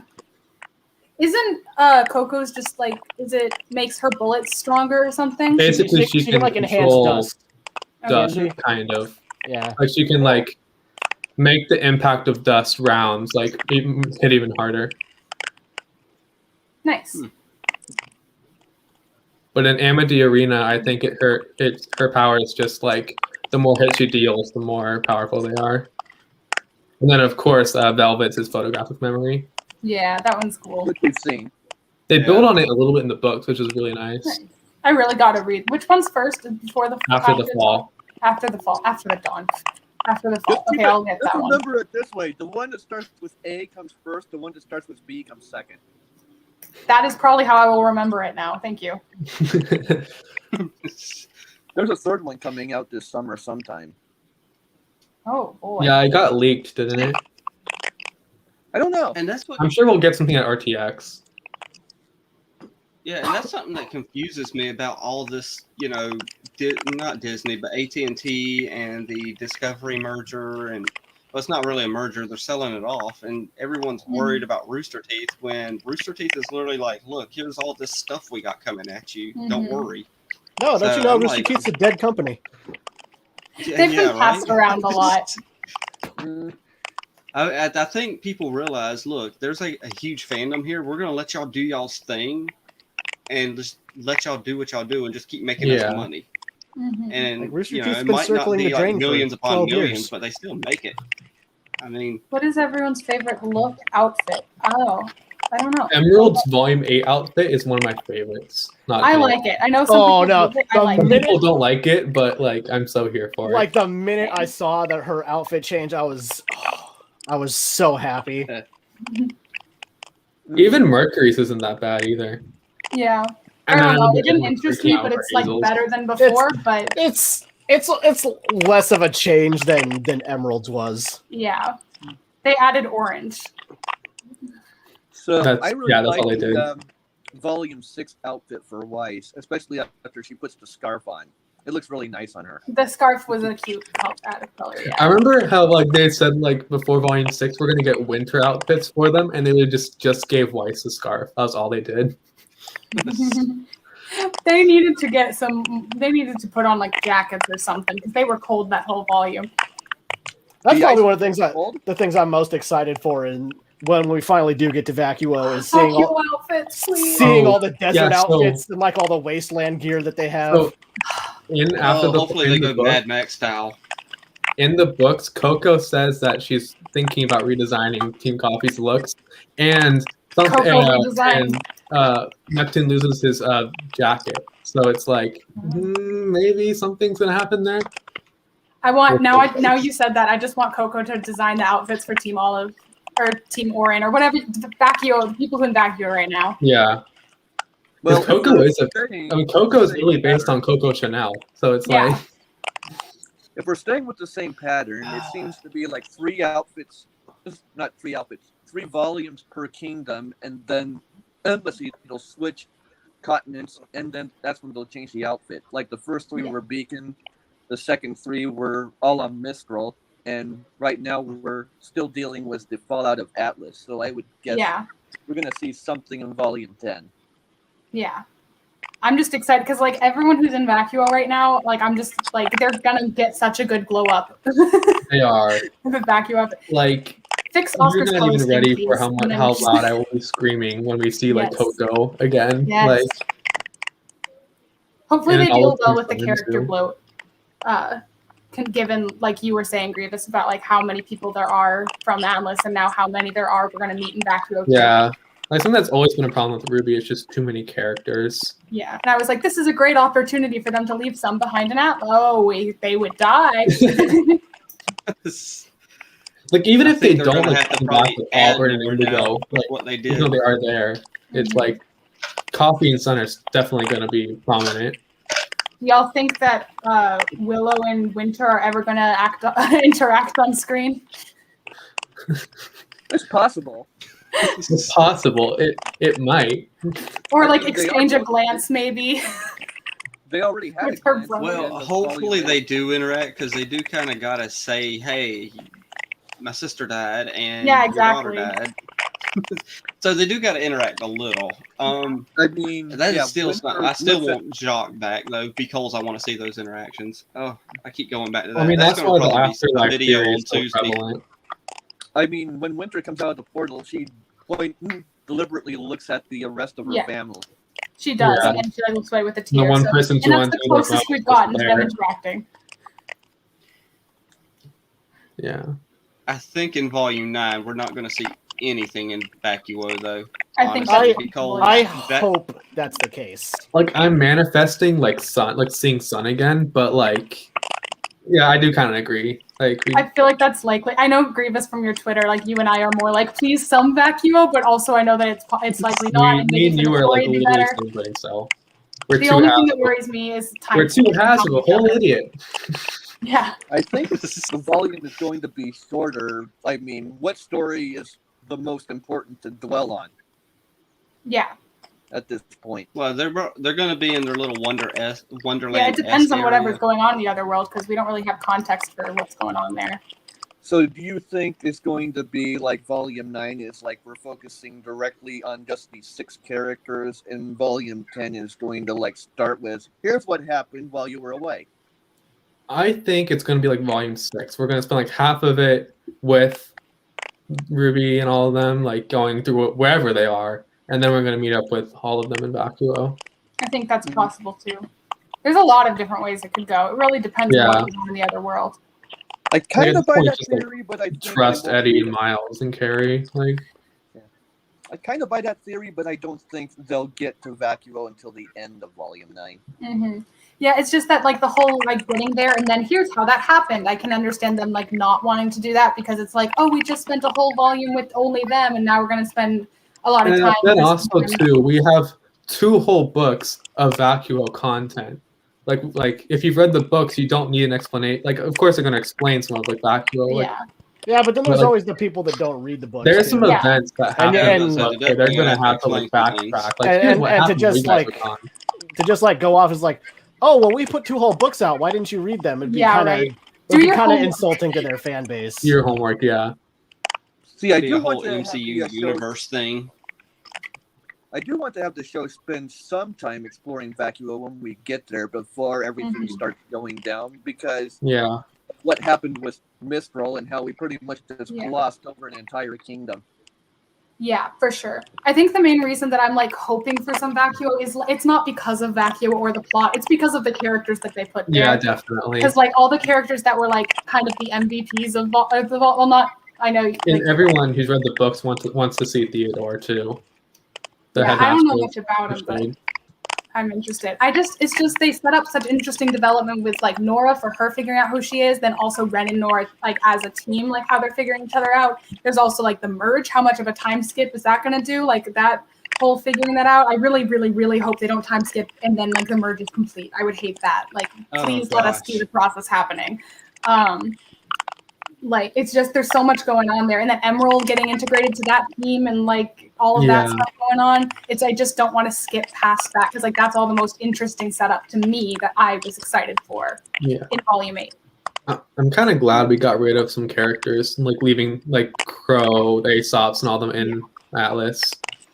Yes, I agree. Like I could see that's like cutting to them for like a little bit, like just like a scene or two, but like I hope they stay there for a while. They don't like. Yeah. Like we don't cut when we do end up going back to Vacuo. It's not like, oh yeah, Crow and all them came while you guys were gone. Yeah, exactly. I gotta agree with that. I'm excited to see what Winter's how her development's gonna go. Yo, Jelly's back. The last couple episodes actually made me where I like Winter a lot more because it clicked in my head really fast. I was like, wait, so she already understands how to even use these winter powers, not because of plot convenience, but because she's literally spent so much time with a former winter maiden. Yeah. That it's like Plus I've been willing to learn how to use these powers, so I am literally the perfect maiden right now. So I don't think it was plot convenience. It was just, Hey, also, Jelly's back. Yeah. Cinder has yet to win a fight against a maiden. Yeah. Yeah. Especially with herself. Her inner battle, she's losing. When was the last time Cinder won a fight?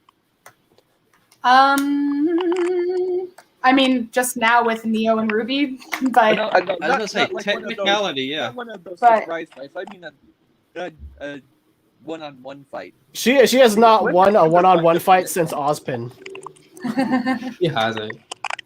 And then there's even implications that like that wasn't even like the did you kill Ozpin? And like she has like like hesitation and stuff. It's like what if he just let himself die? I don't know.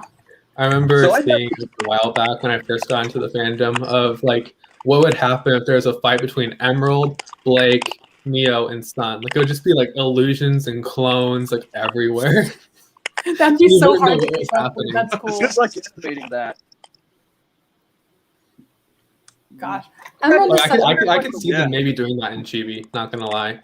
I had like the worst theory ever until it was disproven. It was like that Cinder was actually the illegitimate stepsister of the Shneef because neither Weiss or Cinder could ever win a fight. I don't think that's the worst theory I've ever heard. I've heard some. Yeah, the stepsister theory is around a lot during Volume 7. Yeah. There's also like we have literally been talking about a ton of different things, dude. I was responding to Alex. Rwby. Doy. Where have you been? We've been talking about one thing, Rwby. Well, he's been sleeping. He's over there in Egypt. Y'all got to remember that. Yeah. He's been sleeping. But yeah, we've somehow discussed Rwby for 2.5 hours. So yeah, we are talking about that. This is the I'm longest enjoying walk it. for. I literally just interrupted literally what y'all were saying, though, just to say that. I'm sorry. Speaking of series, let's see. I was Should sleeping we in talk at about work. what we think they are? Oh yeah, I know your theory, and I like Billy's a lot. I Yeah, watched same, that actually. earlier. Like I hopped on like the afterlife train, but the Homa creation theory. Yeah, I know Yeah. like a lot of people like the theory about like the afterlife or whatever, but I've never liked that one. Well, I mean, there's some interesting stuff that could happen there, but I haven't seen like I might have, but I haven't seen any like theories like Billy, so that's kind of why I like it. yeah, because I've also had the thought that like when Atlas floods, you know, and you see like that shot from above, it looks so similar to the pools of creation, like it floods with the thing, and there's like that spot in the center where the giant tree would have been in the Lost Fable, and like the mountains surrounding it look the same, and I'm like, were the pools of creation originally in Atlas? I would have thought it would be like on Anima because it looks like the God of Light's dragon, but I don't know. There's that, but I like there's lots like, of theories for where the pools are. Creation realm, or we know it's got to be another world. Like they wouldn't do all that. Girl who fell. Well, we're pretty sure that, or like I like to think that Salem's like place where she was before Volume 7 and 8 was in that weird dragon continent. What northwest. But I did see like someone like logically explain like how did Tyrion get back? Because he attacked them while they were in Mistral territory or whatever, and then he came back to Salem. So like he had to like catch a boat or something to there. So I had to reason that maybe Salem's place was in that area. But you're off by one day, Amir. Close. Close enough. Well, we've seen they can like take airships to get to that castle too. Yeah, I mean, Tyrion can kind of fly a plane. He did exactly what he wanted to do last time. You put the hat on, you're the captain. He does pilot the one away from the whale at the end of Volume 8. Yeah, when he's going with Mercury. Oh, right. Maybe he had his own private ship or something. So maybe how he long just does stole it a take to shuttle. travel between continents? I don't know how big the world is. Well, it took it took Ranger like how many months? Yeah, like but they were walking. Yeah. 6 months, I think. But they got to Atlas pretty fast too. Like when they also had a train and an airship to help. Yeah, that's what I'm saying. Is like there's like a bunch of ocean that they got past, but it was pretty quick. So I'm wondering if like the scale of the world is smaller than like Earth. I'm just realizing now how much I miss Maria. Like, I'm thinking about how they got to there, and she was like eating like the cashews, and she's like, "Do you hear that, Cordova? That's the sound of me not caring." I still think that needs to be a T-shirt. Yeah. And the Neo and Maria fight is one of my favorites of Volume 8 and like period. Like that was a fun fight. Yeah. I know a lot of people hate it because they're like Neo stands and they're like, oh, power scaling, but it was a cute little. Well, I did see. So Maria's semblance is preflexes. Yeah. And Neo's always fighting like a step ahead of people. Mm-hmm. So it's like Maria's semblance was like the perfect to be on par with Neo's fighting style. Yeah. She's the only person who's been able to be ahead of her. Yeah, that is cool. Well, let's not forget, Oscar was the first person to land a hit on Neo. Yeah. They blamed that on the animators, but I feel like it's not the case because they were like, oh, well, there was miscommunication with the animators. We just wanted him to round the corner and surprise attack her. I'm like, but you had Aaron do that scream. And also scream no beforehand. I don't know. Well, what do Oscar and Maria have in common? They're two of the three shortest. Well, let's see. Not Oscar correctly, but they ain't have nothing the wrong most with short battle folk. experience. What's that? They have the most battle experience. So I would assume Oscar's starting to like retain some of Oscar's battle tactic memories. Yeah, definitely. But that feels less about like Oscar's skill and more that like Neo just like paused and looked and watched him approach. Yeah. Which I get, but I don't think it's like that bad. He did run all the way down that hallway. I do like that we didn't see. He's so fucking sorry language. He's so freaking strong with like he punches Neo all the way across the hallway, and then with Lionheart he whacked him with the cane so hard that he flew down an entire had a flight lot of of weird stairs, animation. hit Hazel, and knocked him. Like I remember a lot of people saying a lot bad things about that fight, like the animation in general. Because like when she goes to a fight, like she goes to attack Oscar, I think, and then John steps in the way with his shield and blocks. Like that was just like really like janky, and he's like stepped in front. Like it was like a really and weird, the weird slow mo. Yeah, there was some weird animation in that scene, but I don't know. It didn't bother me too much. Yeah, same. It's like like animation errors or things like that or whatever. I'm just like, it's like it doesn't take away from the story or my enjoyment, whatever. But yeah, I still do notice that it's fun. You mean like Cinder's wrong reflection? Or Cinder not having a shadow on the airship. If you pause when Hazel's like, "No more Gretchen's boy," and drops Oscar, if you pause at any point of him falling, you get nightmare fuel because he like falls halfway through the like engine basically, so his face is all garbled and he doesn't have half his hand. It's terrifying. Yeah, the animation's really like janky a lot of the time. Like I get like the animation, so I don't like hold it against them too much. Yeah. Like, but because they're working hard. Yeah, they are. Like especially like and a lot of the especially animation is really with like good too.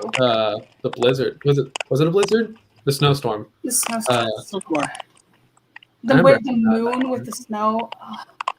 Like I remember something like a weird animation thing I saw at the beginning of the volume was when after they all get up to the tubes in Atlas and Weiss is holding Nora's ear. It's like super like a weird like holding. Yeah, ow, that was a once in a lifetime experience. Like that was like a purposeful janky animation. Yeah, that was more of a style choice for that. Yeah, I didn't find those like they added to the comedy for me, but I can understand like the attempts there. Like the scream I let out when Nora just hit the button. Mike was ejected. Mike was not the imposter. If you lie back in the tube and press launch, excellent. I love Nora Valkyr. Yeah, never leave Nora near a button. Yeah, right. Never tell Nora rule what buttons to push. Never leave Nora unattended. Like going back to Chibi, when she drank that whole like thing like full of espresso shots, and then she like manifested in the real world with her voice actor. This is Samantha Ireland just standing in that was her the own first coffee. time. The special shots is where they've all made. Shout out to Samantha Ireland too. This volume, like the great dang. one. I agree with Nora. Yeah. Oh yeah, did you? Nora I don't know if you had saw the best progression character-wise. If you saw like the studio like camera of her actually performing those lines. Yeah, the one with Ren.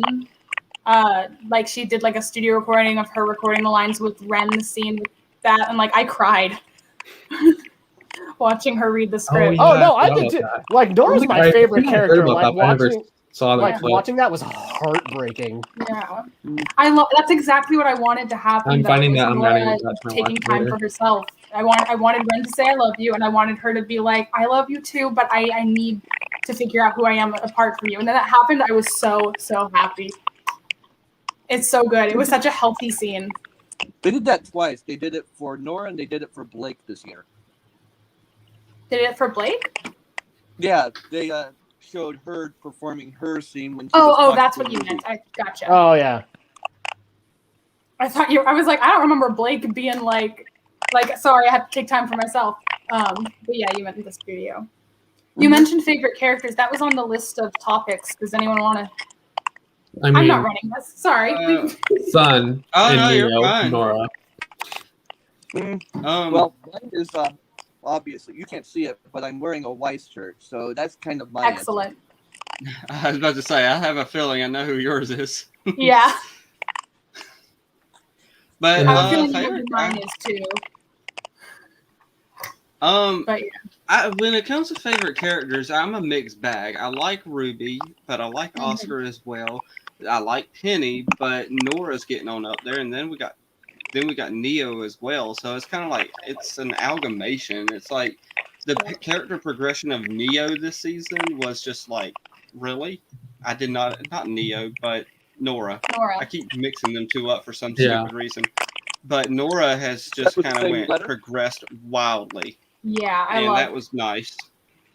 Oscar, Penny, and Nora are my top 3. I mean, Penny, Nora, and Pierre were my top 3 in the early volumes, and then 2 of them died. And so Nora, I was like clinging on to for dear life. Like, don't you dare leave. Honestly, Yeah, like, they were it getting rid of the might have redheads been- fast. It might have been because I went through volume 3 like all like in one shot, but Penny's death hit me harder than Pyrrha's. Like Yeah, time or Pyrrha was second not time? one of my favorite characters. Not gonna lie. Mm-hmm. Like looking back, Penny's death hit like me really, hard. looking back, she is. But like at the time, like her death didn't really hit me that much, but Penny's did. Yeah. There's a reason Volume 3, Chapter 9 is one of the most look forward to reactions for new reactors. Because that's Like, like, that's when like it to the switches. point where Rooster Teeth recorded the reaction to Arnold's reaction. Yeah, I saw that. And then he reacted to their reaction of his reaction to the episode. Yeah. It's reacception. So that's interesting to me that you say like that Penny's hit you harder because of when you started watching it. And that's I was also wondering, like, when did everyone start watching the show? Like at what point in it? So when my friends came over and they got me into the series, it was literally, I think it was the week of the Volume 4 finale. So I had to go through the hiatus of 4 and 5. I think it was 2015 that I started watching it. What volume was that was out? 2015? Or 2016? I don't know. Let me check and see. I want to say... I feel like it was like 5 or 6 was out when I started.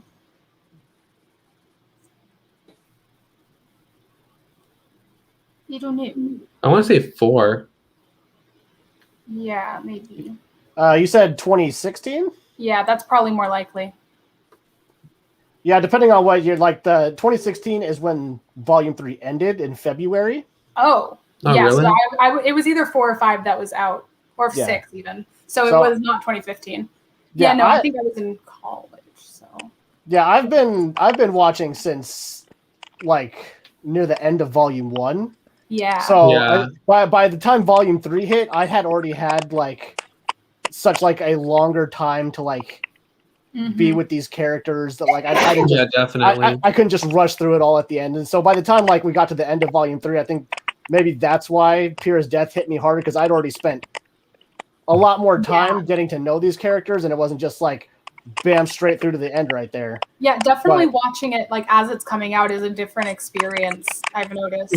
Also reacting to gives you a different experience. Yeah. Like you on I'm reacting to Attack on Titan right now, and it's like I would normally be binging like 24 episodes like in like 3 days, but it's like I'm having to pace myself, and that gives me more time to like reflect. And also I have like an audience like providing me like with like corrections and stuff. Like it's a different experience too.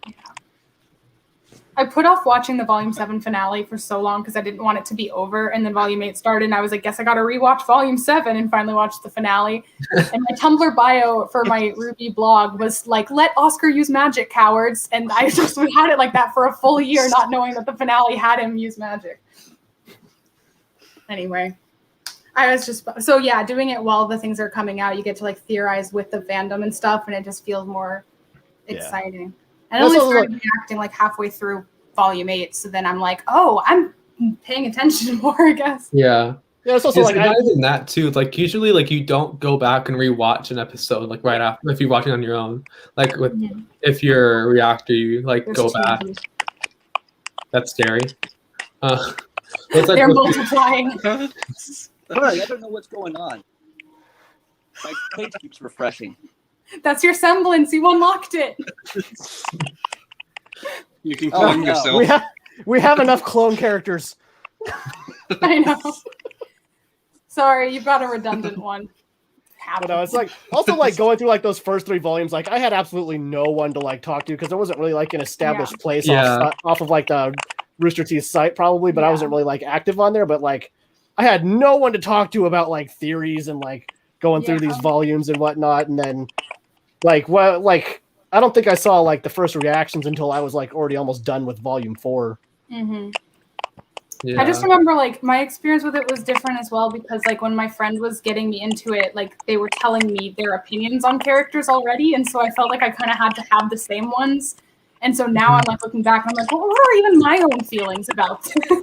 Yeah, that's kind of So me with too. reacting, it's like I can go back and see exactly what I felt and not have it be warped after hearing what other people Yeah, think. that's a plus too of reacting. Like It's my like friend also like, you hated go through Sun. and edit it too, so it's like you go through it like. Yeah, they hated Sun and they hated Ozpin, and so I was like, how do I form my own opinions on these characters now? Like volumes 1 through 4, Sun was one of like Wait, the they most. hated Sun? Yeah. They didn't hate Sorry. him, but he was like Wow. one of like, the least liked Right. characters. Like Yeah. He was a bit much in the Yeah, first he couple was, volumes. not gonna I'll lie. say In that the much. beginning, yes. Yeah. But then it became lovable in like 4 and 5. Yeah. At least for me. But that's the thing, I because you think he comes in and you think he's just like this like doofy like he's a hero. happy-go-lucky character, but then like you get to see him like develop like especially after volume 3, you get to see what kind of character he really is. Yeah. Mhm.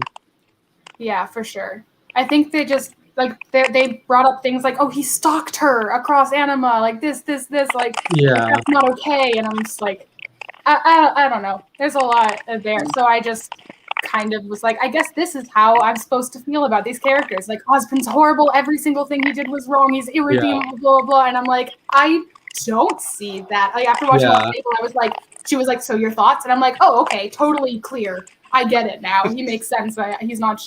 And then she was like, no, you're supposed to hate him more now. I was like, what? Yeah.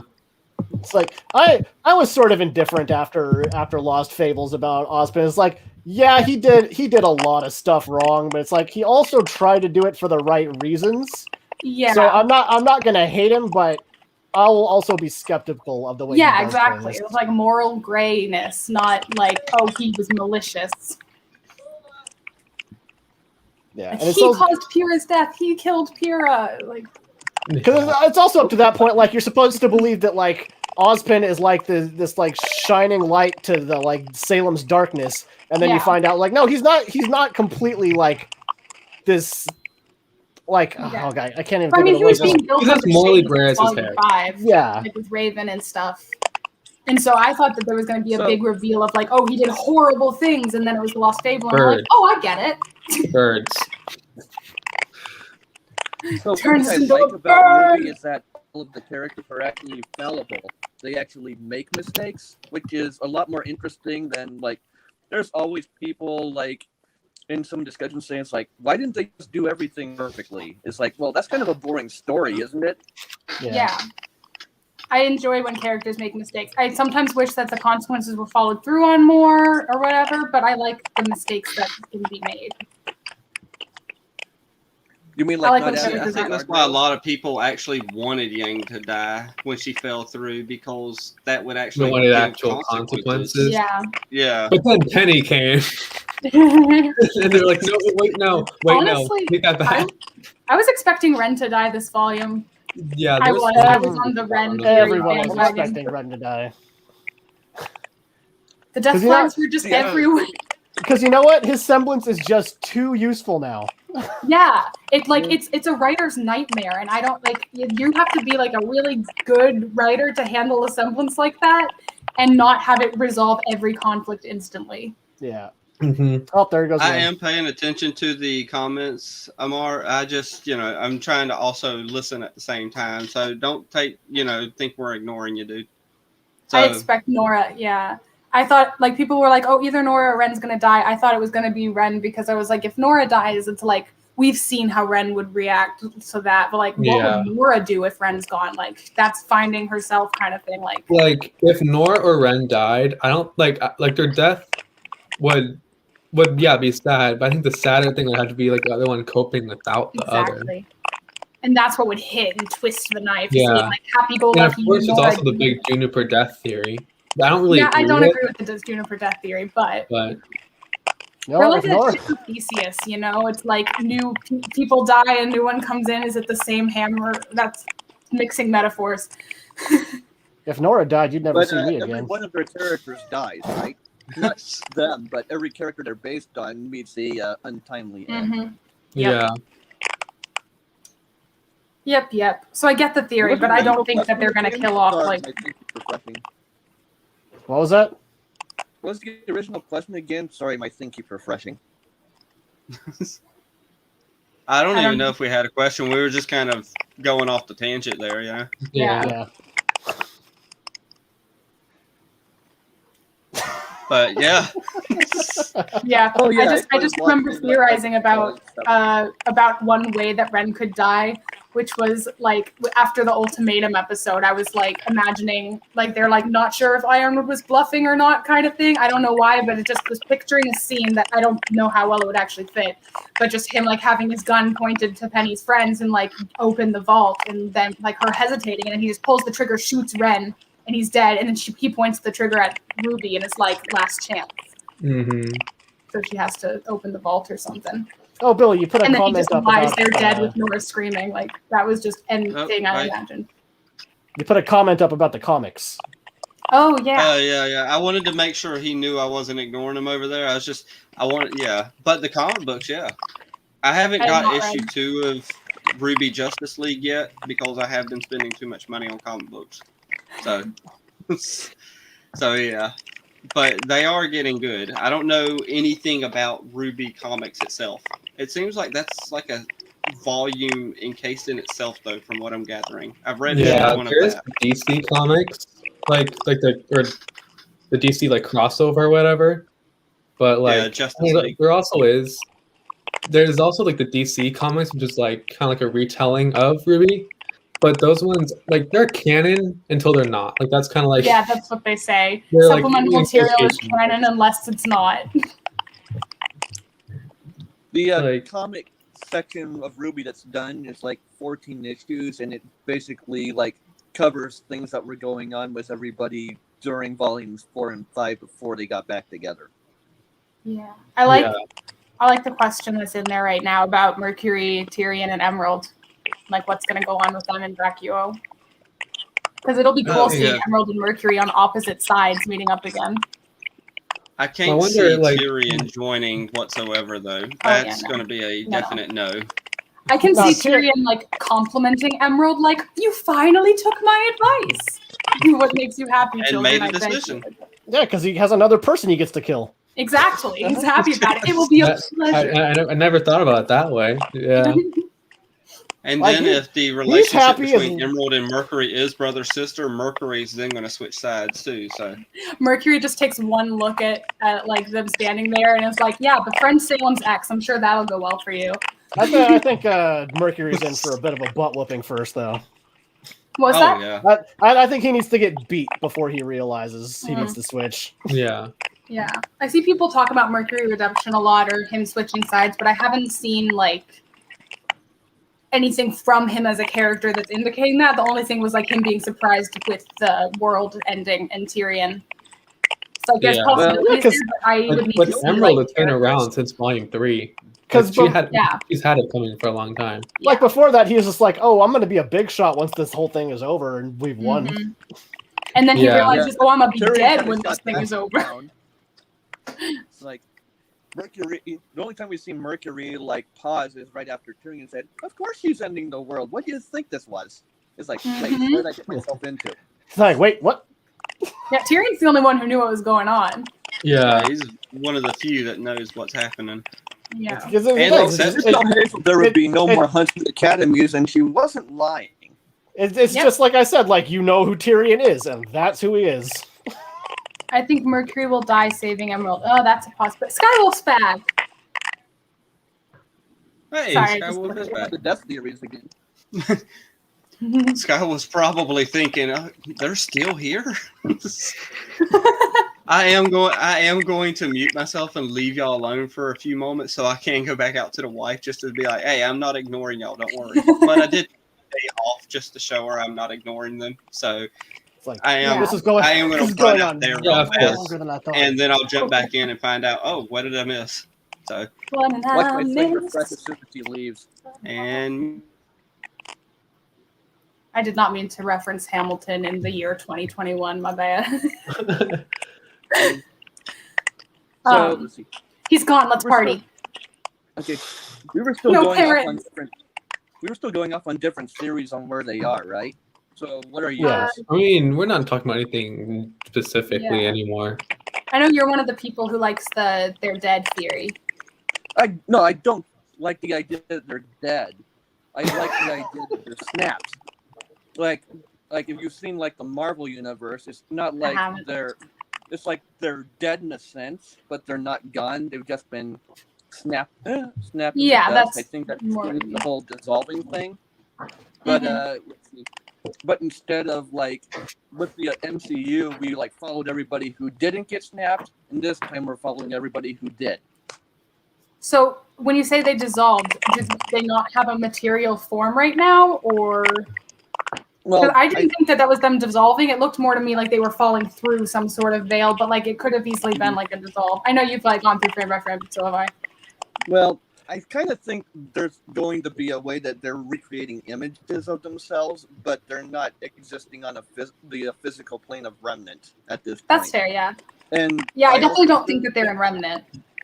I also think that let's see, they're going. Why? I don't think we're in Remnant Have a anymore. limited amount of time in order to like recover their physical selves before they're stuck in this Wonderland thing forever. Yeah. So it's going to be kind of like a race against time. So like, okay, we're here. How do we get out? Yeah, exactly. It's like, I don't know. That's why people are like, I've heard the Raven theory, I've heard the going through the vault theory, but I don't know. I'm just curious. Do you think it's going to be like happy and stuff, or do you think it's going to be like dark? This is Rwby. When is it ever happy and not dark? Sometimes. But yeah, I guess I don't know. We get the beach episode. I like the question there about Penny's death, but maybe Billy would want to hear that part. Imagine But- Tyrion would be a good kind of boy. He just wants head pats. That's all. That's how Tyrion's actually motivated. Plot twist.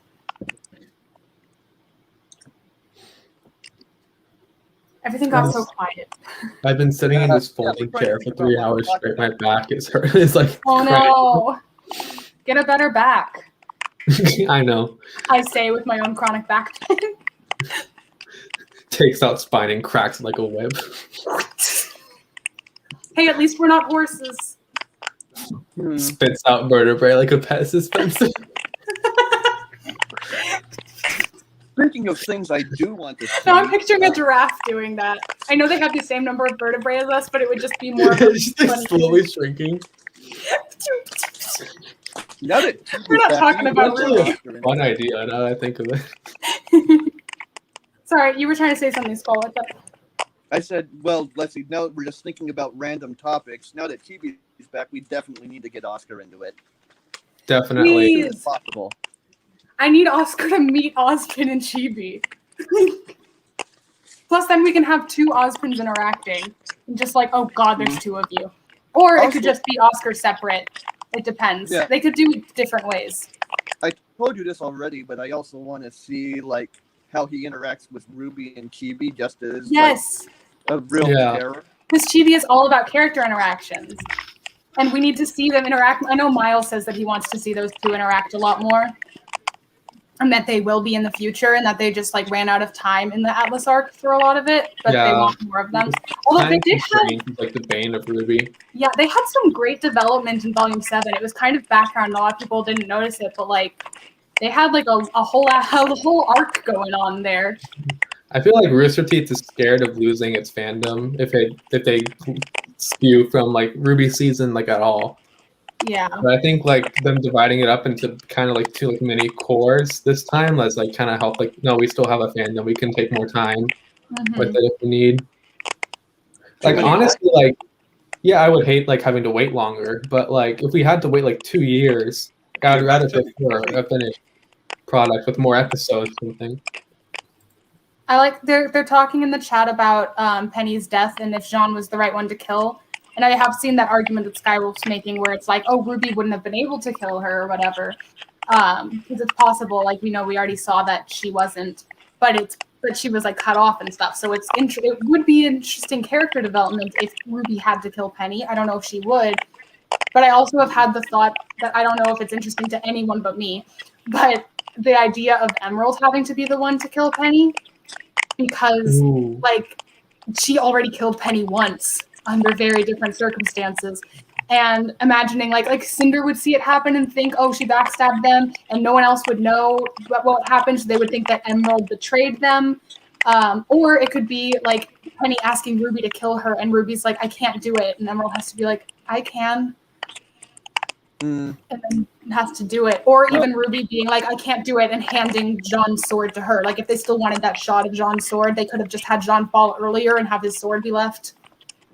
Yeah. Well, So- I think part of the reason that Penny decided to like make that sacrifice is because she thought Ruby was dead. Right, because she she already was like, she can't get the maiden power. I don't think it was Ruby's dead, I don't care because she already was like, kill me when Ruby was alive. So I don't think that was entirely it, but I do think that's probably part of why she gave it to Winter and not Ruby, but I don't know what she would have chosen. Just Penny in general is just so tragic. Yeah. It makes me so sad just thinking She was my about it. favorite for so long. I remember before volumes, like it's being in the fandom for like, I haven't been around like since like the beginning, but like being in the fandom for so long, it's been so interesting like seeing theories like that were like so popular end up not happening. Like there's a big theory like before volume 7 that Watts was rebuilding Penny to make her evil. I'll tell you what I'm not looking forward to is seeing Melissa get to the end of volume 8. Oh yeah, she's not going to be able to handle it. It's like she was so happy when Penny came back, and it's gonna be so sad to see her watch her die again. I was so happy. Now we're watching people let's not react kid to Volume ourselves. 7. It's no longer like, "Ooh, I'm so excited to see how you react to Penny being alive," and now it's just, "Don't get attached." You're so happy, and now I'm just sad that you're happy. Ruby has this way Because of it's just gonna make you sad later. Oh, there goes again.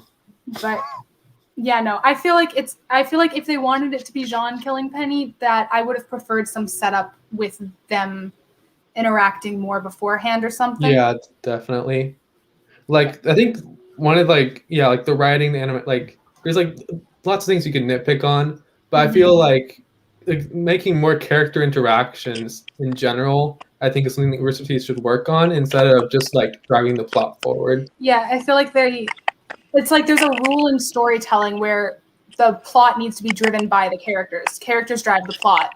Plot affects the world. World created the characters. That's the triangle. Yeah, I feel like they're definitely improving on that. Yeah. But like there's still a lot more they need to do. Like Team Joyride did a lot of driving the plot this volume. Yeah, definitely. Team Rwby did a lot of reactionary stuff, which was also fine. But yeah, I like that they're working on making more active protagonists and stuff. But they did say Volume 9 would have a lot of character moments, so I'm looking forward to that. I think it being Jean is too important of a moment for his development as a character, because it's the first time he's actually had to do something like this as a necessity. Yeah. But it would be the first time any of them would. Well, I mean, like take a life, With the exception of Blake and Yang. Like someone like Jean, who it's hard for me to. And like he saw Pyrrha die, like I just would have liked him to have some sort of relationship to Penny set up prior to that moment to give it more of an impact for me. I mean, it hit me in the moment. It's only after the fact that I've been like looking back and like, could it have been someone else? Yeah, no, I get that too. It was a great moment, though. I know people don't like the Penny die, but I thought the shot was really good. I'm glad that the stabbing was off screen and the drip of the blood and the tears was really good. So, I don't know. Honestly, I was more upset about Penny getting the real girl body than her dying. Yeah, I kind of felt that way, too. It's just like, she's always been a real girl. Like... Grievous, you're so funny. Sorry, I read your comment. Yeah. I said her final scene with Winter was rather heartbreaking. Yeah, it was. And also can I just say the music in that scene with Penny and Winter, it combined like Penny's like light free leitmotif, like do like her like music that's always like so full of like levity, with Winter's heavy kind of like leitmotif that sounds so similar to the Atlas leitmotif. And just like that, the two of them together, like emphasizing the weight of this moment and the free, like it was just so good. What was the guy's name you said who did most of the scores? It starts with an A. Alex Abraham. Yeah, shout out to I was them. gonna say J.J. Abrams. I was like, wait, no. It's something like that. I love J.J. Abrams' work in Ruby. Did you see how he's making a movie for Portal? He's making J.J. Abrams is making a movie about Portal, like the video game. I will probably watch that. I'll knock it on a tangent. And let me see. I saw someone on Twitter say this. I wonder what drew J.J. Abrams to a story about a bad robot leading its audience through a maze with a false promise of there being a reward at the end. But yeah. I also think Oh really yeah, I cool. had to go get some food, by the way. I Y'all also think didn't it's really notice. cool how they're getting more famous voice actors onto Ruby. Oh, we can go on a while. Like they're like just like the stepsisters. They were voiced by Emma Lee, and Billy probably doesn't know who Emma Lee is, but she's like one of like the most like popular like voice covers for like anime and just in general. If I knew the person that they were voicing, I would probably know them from that. I don't really keep up with the names themselves of people. I don't know too much about voice actors like in general, but like there is like some I know, like of course the main girls and then like some other ones. Also, Tyrion's voice actor is pretty prolific too. I love them. I love Tyrion's voice actor. Josh Grell, right? They're so good. Yeah. From what they I managed know, to make him sound. VA is good too. Yeah, they managed to make him sound so like confident and like floaty and like just whisk you away with me, little Rose. Like just such good energy. I don't know. It's great. I love Tyrion like even more because of the voice acting. Huh? I said I thought Elizabeth Maxwell like leveled up for this volume. She like this is already. Oh yeah. Good, but she, I mean, she's always been great. Yeah. Level. God, in the finale, Winter in the finale just got me. Her scream after Weiss, her like you're gonna pay for everything you've done. Just... And then also like something I will never get over, or never not get over, is in the Volume 7 finale when Winter cuts off Cinder's arm. And she just like screaming. Like I was just like Jessica. Like literally when people talk about Jessica Negri's voice work, that's the scene I think about. Is the like same. Like just like just whoa. Just, like just like just like that was like one of the best voice work I've seen in Ruby, I think. Yeah, that was fantastic. Like when Watts was like listing, like, oh, you stormed into Freya's room, and then it cut back to like a flashback of her growing the arm back. I heard it viscerally because of how good her scream is there. Also, Harriet. I mean, her scream for Vine, that was real good. Some of Harriet's dialogue felt weird. Like one of my least favorite like lines of dialogue in the volume. Out of the way. There's that. I was thinking of the line where she's like, "Not going to happen," and then she's like, "Let's go, Aesops." I'm like, I don't know why. It just sounded like "Let's go, Power Rangers" or something like that. Let's go, Power Rangers. Let's go, Aesops. And everybody else is thinking, put you in charge. Yeah, like at that point, she's like still trying to take control of the Aesops, like she's the one leading them now. Yeah. Which is weird because I would have thought that they would be like Ironwood. The Aesops felt more like they had agency this volume, like because before in Volume 7 they were like, just listen to orders. You don't have to discuss them. You don't have to think about them. And then in Volume 8 they're like, are we sure we're doing the right thing? So that was cool to see. But yeah, just her screaming no and her screaming like. She has some really good voice work in the finale. Definitely. Which I hadn't like noticed with her character before, but yeah. And also like Penny's voice actor just in general is just really focused on all of her bad God, decisions. in Amity, the episode Like- Amity, Penny's voice acting where she falls. Yeah. And then like also the thing I really like is like how like not robotic, but like how good she is at like Penny's tone, like not using contractions and stuff. Yeah, she does sometimes use contractions, but yeah. I mean, I guess that's more dialogue. Yeah. Like script writing than for voice acting, but she does it so well. I did get like a little saddened that her voice and movements seemed like less robotic or whatever when she got the human body. Because I was like, oh, look, she's normal now. Like, she moves like a neurotypical normal human person who's better than a robot. Like now she's more human or something like that. I don't know. It just made me a little sad. But she nailed it. I'm sure that was the directing that she was told to do, and she nailed it. Just all of Amity made me cry. Yeah. Just like I don't know if any of you have seen my reaction to like when they were like going through all different people that were watching the broadcast. Yeah. Like, I think my chair fell over when I saw Sun and Neptune. And then I I started used to finish watching your reactions. Like it was just like emotional high. Mm-hmm. That I haven't. I freaked out at Ilya. Mm. Just because I was just like, I thought she was like left behind or There's something. lots of people who actually really dislike Ilya. I've seen in the fandom. Really? Yeah. I would say my favorite voice line, if I'm kind of just to wrap that up, is when Winter's yelling after Weiss, but then when she gets back up and yells at Cinder, "You're going to pay for everything you've done." Yeah, that's what I mentioned that line earlier. It's so good. Because it sounds like she's angry and she's in pain at the same time. Yeah, I love Ep6. It was so good. Yeah, Midnight was actually really good. Whenever I like think back at it, I'm like, okay, Cinder backstory. Oscar comes up with the idea to sabotage, and then the whale lands, which looks really cool. But then when I actually rewatched the episode, or when I remember watching it the first time, I'm like, oh, this was really voice acting good. was really good in that episode too. Yeah. Wait, who was Cinder's voice acting? It was still Jessica who did. Yeah, Cinder's it was. voice She in did that, right? really well. Like the way like her voice is like super strained. Like at the end, like because of you. Yeah, because of you, I am everything. Like I was. And the fact that she's able to pull off a child voice too. Like.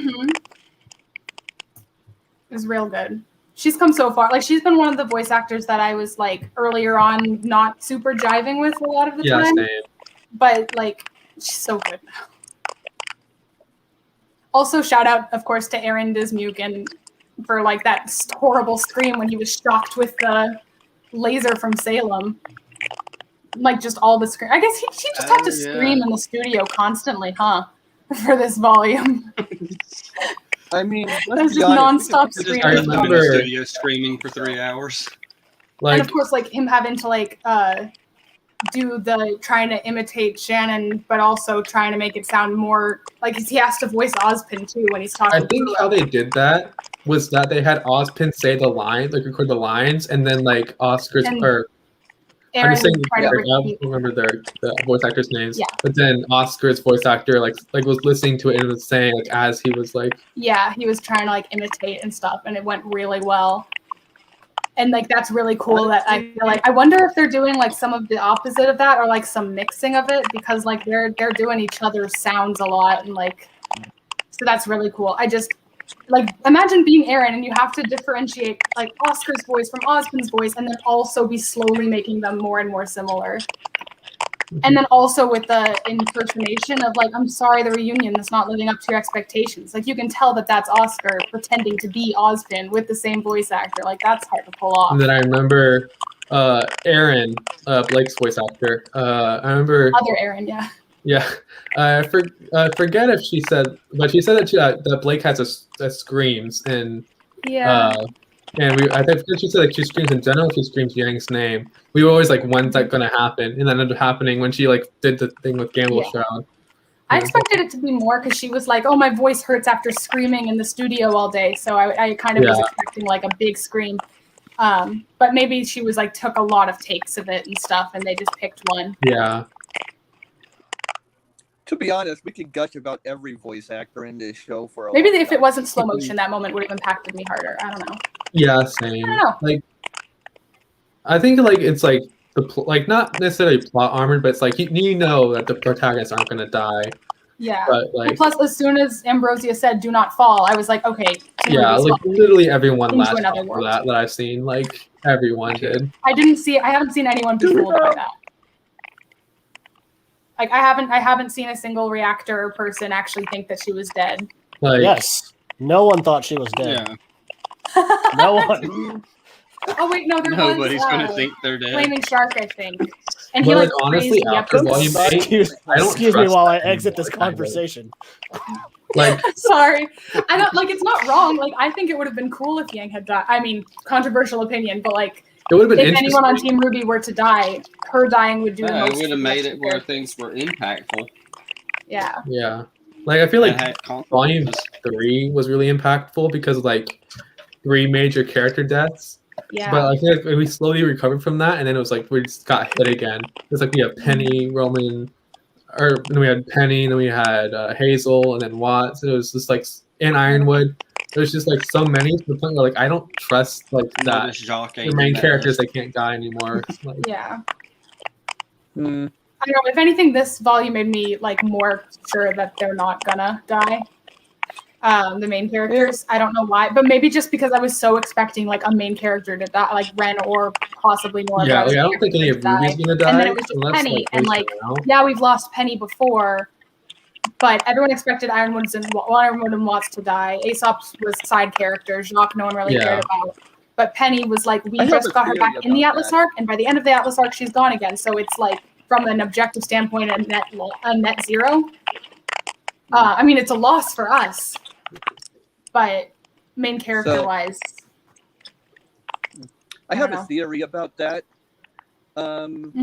Let's see. So I don't think any of the characters are probably going to die during the show, but let's see.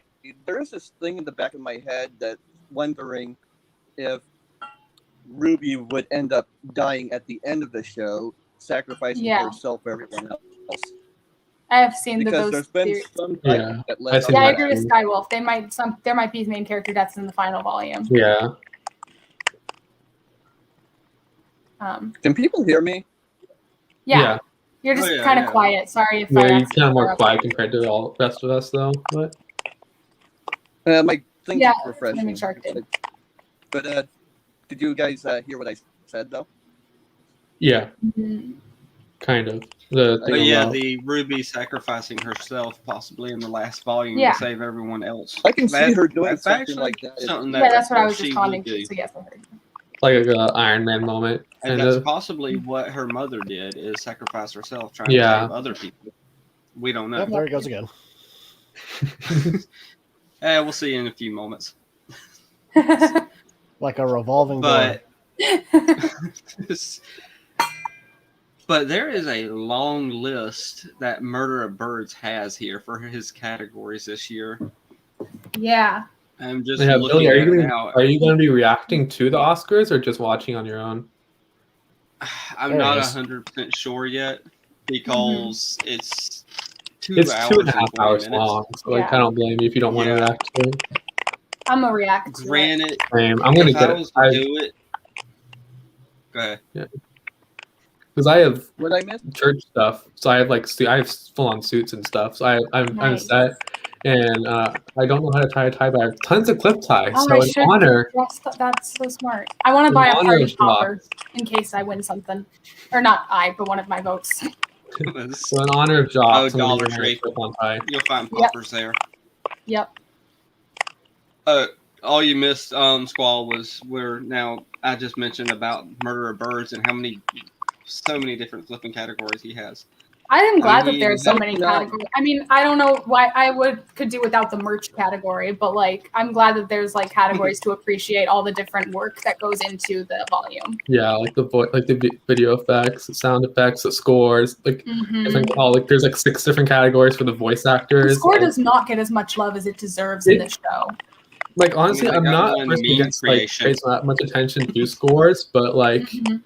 you still got to give them so much credit. Yeah, Like there's that Chenguraptor YouTube channel that like does the like compilations of the leitmotifs for each character, and like I'll like go through and listen, and then when I watch the episodes and I hear it, I'm like, oh, that hits. yeah, Like now I can like see. like all I the- didn't even realize I saw the Pura one, And then I caught like I realized like, oh yeah, that's in volume 1 and 3. And then I realized in Forever Fall, the song, it's her leitmotif. I was just like, wait. Yep. There's also the thing that I only thought about really recently, which is like because in the volume 7 finale, like the channel did like this kind of like a test to see if you can recognize the leitmotif. And I recognized the one that was Oscar's as the volume 7 finale, but everyone in the comments had guessed Oz's. And I was like, why is that? And I realized the first 2 notes of their leitmotifs are the same. And so it like Oscar's leitmotif starts as Oz's and becomes something new. I'm like, that's kind of cool. Kind of a nice transitional thing. The song It's like Oz's is like do do do do do. Leitmotif showed up in volume 1. There's so much. It's so good. I know I just talk about the leitmotif so much, but it's only because like I noticed. If I was to react to it, it'd be right here with this janky setup. Yeah. Like I'm not even going to go through the trouble of editing my reaction. I'm just going to like try to make it as nice as possible. Like it's going to be hard because like I do talk about it sometimes, but I have a stutter, so it's sometimes hard for me. Like I take like 3 or 4 takes just to say like a single line in my videos I had to cut out. Hopefully it'll go fine. But like I'm just gonna upload. I'm not going through 2.5 hours of content. Yeah. I know. There's no reason you ain't gotta edit nothing. If people don't understand, that's their problem, dude. I mean, filmed a tier list, making a tier list of the volume 8 episodes while drunk, and it was like hours long. I still need to watch that. Huh? I haven't watched any of your videos besides the first one. It was not good. The first one's real bad. Well, anyway. But yeah, I separated it into chapters so it'd be easier to watch. But yeah, I got drunk and I got a little bit angry at chapter 12. But I got really, really supportive of other ones, so it evens out. I see you laughing. Anyway, but yeah, going through that much footage is just exhausting sometimes. I can't remember chapter 12 right off the top of my head, but I can definitely see getting mad very quickly. It's Creation. It's the one where they like start off with the fight and then cut back to explaining it, and then they cut to the vault, and then they cut to a plan. Yeah, they go back and forth. And then it's just sudden, and then Penny gets her human and then Penny gets her girl body. And then they just suddenly are in a totally new plot and setting when they cause the portals. And it just felt like the volume took like a left turn. I went to the right when I said that. See, I know all the chapters by their titles, so I don't really keep track of 1, 2, 3, 5. You know. Yeah, Creation. Yeah. I mean, it wasn't the worst thing in the world. I get the whole symbolic thing. You know, Penny's a real girl now, but kind of like okay. I had my own gripes with it and the pacing of that episode in general, but. It's not like I was angry the way that like a lot of like Rwby YouTubers and stuff will be like, this is the worst show ever. This was so dumb and so, you know.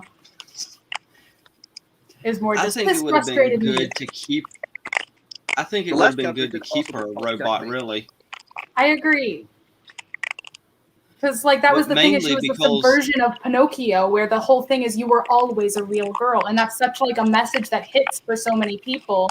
And maybe it's partially just because I'm non-binary and trans. It's like, it just is like your body isn't a prison. You are who you are in spite of any of that sort of thing. And then it's like, oh, but now you're real. So it's kind of like, I don't know. I know that wasn't what they were intending. But it's just, what was the point of the nuts and bolts squishy guts thing? Like, you're just as real as me if they were just going to give her squishy guts. Well, I like the idea of her actually facing the virus and having it be a part of her, because Nora was constantly saying it's part of who you are, you know. And that's what I wanted. I wanted her to have to like live with it and like imagine like it's to live with. Yeah, something to live with, and it's manageable, kind of like an allegory for depression or something like that. Because like if she opened the vault, her next step was, you know, self-terminate.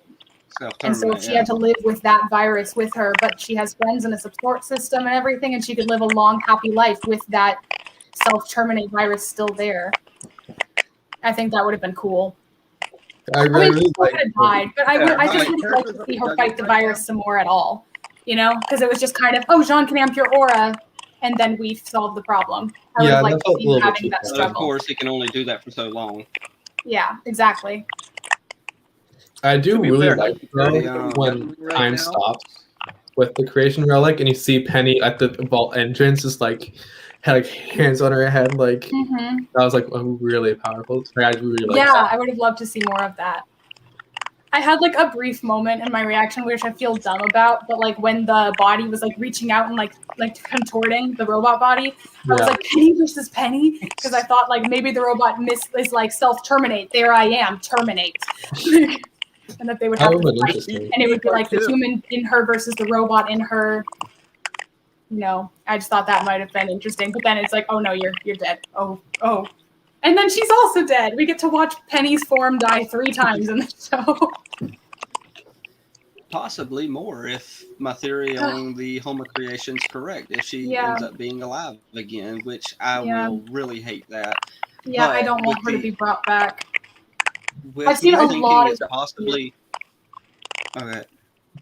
With Yeah, I me don't thinking want it's Penny to be possibly brought the back. Home of Creation, I'm thinking that when they do finally get out of there, that Salem has the Staff of Creation. So if I'm correct with them being possibly either inside the little stone area of that Staff of Creation, that they'll come out of that staff and have to Interesting. face Salem. So I'm kind of like, maybe it's the Home of Creation, maybe something within the staff, because I don't know. It Yeah. was just something I was throwing around. That One is of my But it is favorite things. definitely. One of my They got a ton favorite of things about Ambrosius was that during writing, like the writing of the script, his code name was like, wasn't it like Daddy Merlin or something like that? Because he's based on Sounds Merlin right. a little bit. I always thought that was hilarious. Like Oh my Eddie. God. That is funny. I've seen a lot of people theorizing that Penny will be brought back like with an aura transfer machine or something because, like Penny said to Winter, "I'm a part of you now." But I'm here like, no, that's what Winter said about Freya in Volume 7. They just want like to rip apart. I've seen like a lot of people who are like, just use aura machines to rip them apart, and then Winter and Penny are both live, and do the same for Oscar and Osborne so they can be their own people. Like, I don't know. It's just they feel like cop-out answers. Like Oscar and Ozpin, I could maybe see that happening, but I feel like we're too far. Like, but I think we're too far in the merge for that to happen. Like Exactly. if like early on, I could see that happening, but like Yeah, because it's like if they're already like almost one soul, it's like how do you rip apart that? Like if you have a Venn diagram that is slowly becoming a circle, you can't rip it apart because where do these things go? yeah. Well, you just Also, have like the first time they could recover Penny's core and her memories, they Yeah. can't do that. Yeah. and her core is destroyed now. Yeah. Yeah. As far as we know, they're still on Amity. Yeah, but Ruby said Amity fell, so it's like, how much did it fall? And also, there's gravity dust on the bottom of Amity, and we know that what happens when dust collides with something is it goes kaboom. I believe they So had did they have an airship on there? I know Maria had like a mech. They did they not have had, an they airship. had to have a ship to get out there in the first place. Yeah, That is kind of true though. so they probably had something, but we don't know where they is. I feel like They need to cut back to that. I think at least in Volume 9. yeah. Like there's just Well- a lot of like loose ends with Volume 9's finale Mhm. or Volume 8's finale. Sorry. Well, Sky- for Pietro, it's going to be a very missed opportunity if they don't have him alive for him to meet up with Winter. Definitely. Yeah, I As agree. a part of Penny inside her, Exactly. it's kind of like you got to have them to meet up sometime down the future.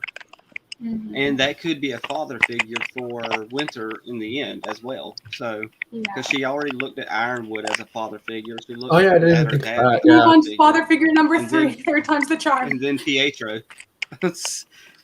So I think that'll be the final one, hopefully. Yeah. I like Skywolf's comment. I agree about not thinking the magic can allow the Maid of Oz to be separated. Because, like, you know, it's a part of you now, but it's only a part of you. Don't forget about the rest is a big thing. And Oscar's referred to Oz as a part of him before. He's like, a part of me helped make all this kind of thing. But also, like, I feel like that would demean the whole, like, you are your own person already. Like, you don't need to have your soul ripped apart. And, like, now you're fully yourself. It's like, that's the point of the arc, is that you are still you. I don't know. Oh, we lost. So What'd you say? Playing Russian roulette with people tonight. No, we lost Zen. What do you guys think about the theory that Team Ruby is going to end up with all of the maiden powers? I don't think that's. I think didn't they confirm that they're not going to put any maidens in Team Ruby? I haven't heard one way or the other, but that just seems like. Yeah, I heard that, but I haven't seen any. I haven't seen it for myself, so I don't know. It seems like too easy of a cop out, doesn't it? I don't know if it cop outs. I don't like that idea for the storyline. Yeah. Yeah, I feel like it's not. I thought Nora might have become the maiden, the Winter Maiden this volume. Like, I don't want Winter like Raven can die. I'm fine with that. But like, I don't want Winter to die because she's carrying on Penny. Yeah, Winter dying feels like unnecessary at this point. You know, like she has so much great development and stuff, and like she's such a good character, and like her stuff with Weiss going on, it just doesn't feel like it's something that has to happen. I do think there's possibly the Summer Maiden powers are like we always have like a transfer of the Maiden powers, so yeah, I'm gonna make myself not get attached to the Summer Maiden when we meet her. There's a lot of there's a big theory based on the book. The Rwby book. I'm responding to Zen. Mm-hmm. Do you think we know who the Summer Maiden is at all? What was the theory? There's the Summer Maiden. So in Before the Dawn, there's a character who her name is Star Sazang, and she's Sun's cousin. And a lot of people think that she's the Summer Maiden because at the end of Before the Dawn, like there's like a storm coming, whatever. And like they meet up with Star, and like Star's like, "Come inside. There's a storm." Or no, it was clear skies. But Star's like, "No, there's a storm coming. Like, come on, go inside." And there's like clear skies, and Sun was like, "Oh yeah, Star's always been good at predicting the weather or whatever." So it's kind of like a lot of people. Therefore, Summer Maiden. Oh shoot, my light. Well, I hate this squeaky chair. So far, every time we've had a new location change, we've seen who, a different maiden is. So I think we're probably going to find out who the Summer Maiden is when we finally see Vacuum. Yeah. Because and I can't wait for like the people who haven't read the books to meet Theodore and Rumple. Rumple especially. She's fun. Who is Rumple? She's basically like Theodore's Glenda. Gotcha. And like she's like his assistant, and she's actually plays a more important part in the books than Theodore, I'd actually say. And she's based on Rumpelstiltskin. That's fun. Nice. That's what I was guessing based on the name. That's cool. So yeah. Now I'm just thinking about Phoenix Knight's video about the Emerald being the new Glinda, or like being Oscar's Glinda or whatever. But I see more parallels with Emerald and Crow, honestly. Like a bandit thief who grew up alone, believing no one wanted you, I'm the one that no one loved, I'm the one that no one wanted, and then being taken under the wing of Oscar or Oz, and like I see good in you, I want you to come and help us fight, and being like the first person to actually reach out to them. So yeah, I think that's a pretty cool parallel. Ooh, we both got our cool lights. I know, I was about to say like I need to have my lights on too. I had to make it gay, Going to be on the back seat. I usually only have it on like I try to put for a color that is for like the anime I'm watching. Mm-hmm. So, like Attack on Titan's red, My Hero I do green. Like for my thumbnails too. Like it's funny, like Rwby, like I wanted to do like red, black, yellow, and white, but like I can't do that for thumbnails or like the light effective. I just picked my favorite color, purple. Mm-hmm. Purple's a good color, good choice. Color loyalty. I just lost the remote that lets me choose the color, and so now when I plug it in, it just does this. It looks like it's changing colors. It is. I just don't have the remote to like make it a certain color. You just plug it in and it automatically goes rainbow, which you know what? I'm fine with. I'd probably have it on rainbow most of the time anyway. Do any of you guys have a theory that's like really out there that hasn't been disproven yet? I don't know. Do you have one? You got a thought? You want to start off? I have one, but I want to see what you guys say first. I'm sure I do. It's just hard to remember. So, I mean, let's see. since I'm caught up, I'll probably come up with something that's out there here soon. Nice. All right. Well, my theory was a simple one. It's that shopkeep is actually the relic of choice. I saw there being a theory that A lot of people used to Shopkeep think God that of Light. Glenda was a relic of choice. Yeah, Well, I think that one has validity because like No. her cape has the crown on it. right, but think about it. Like Oz said, he hid it in a place no one could find. So how do you explain that shopkeep is able to run every single shop in Vale at the exact same time? Wait, so then in chapter 5, why did Shopkeep look at Glinda all shocked when when they were watching the broadcast? Where he was like, "What maidens and magic and relics? Oh my!" Like I said, it's an out there theory. I know. I'm just like adding to the theory, not trying to poke holes, but in the sense of like, what would that mean? But yeah, Shopkeep is just so I don't know. fun. Maybe he was just looking at I haven't seen Glinda a character in fiction like him. Shopkeep's so fun. because TV potential. because her name did come up when they were watching the broadcast, and he's like right next to her. It's like, hey, wait. Yeah, man. Yeah. That's okay. Anywho. Oh yeah, Zen left. Yeah. Well, he was trying to find a spot to interject and let us know, hey, he's got to head out because there is a bit of a time difference. It's almost 11 o'clock here. It's probably like 8 o'clock for everyone on the West Coast. Yeah. So, Right here, it's almost 8. Yeah. It's actually airline oh, it's time. yeah, almost 8. 7:47. Okay. California.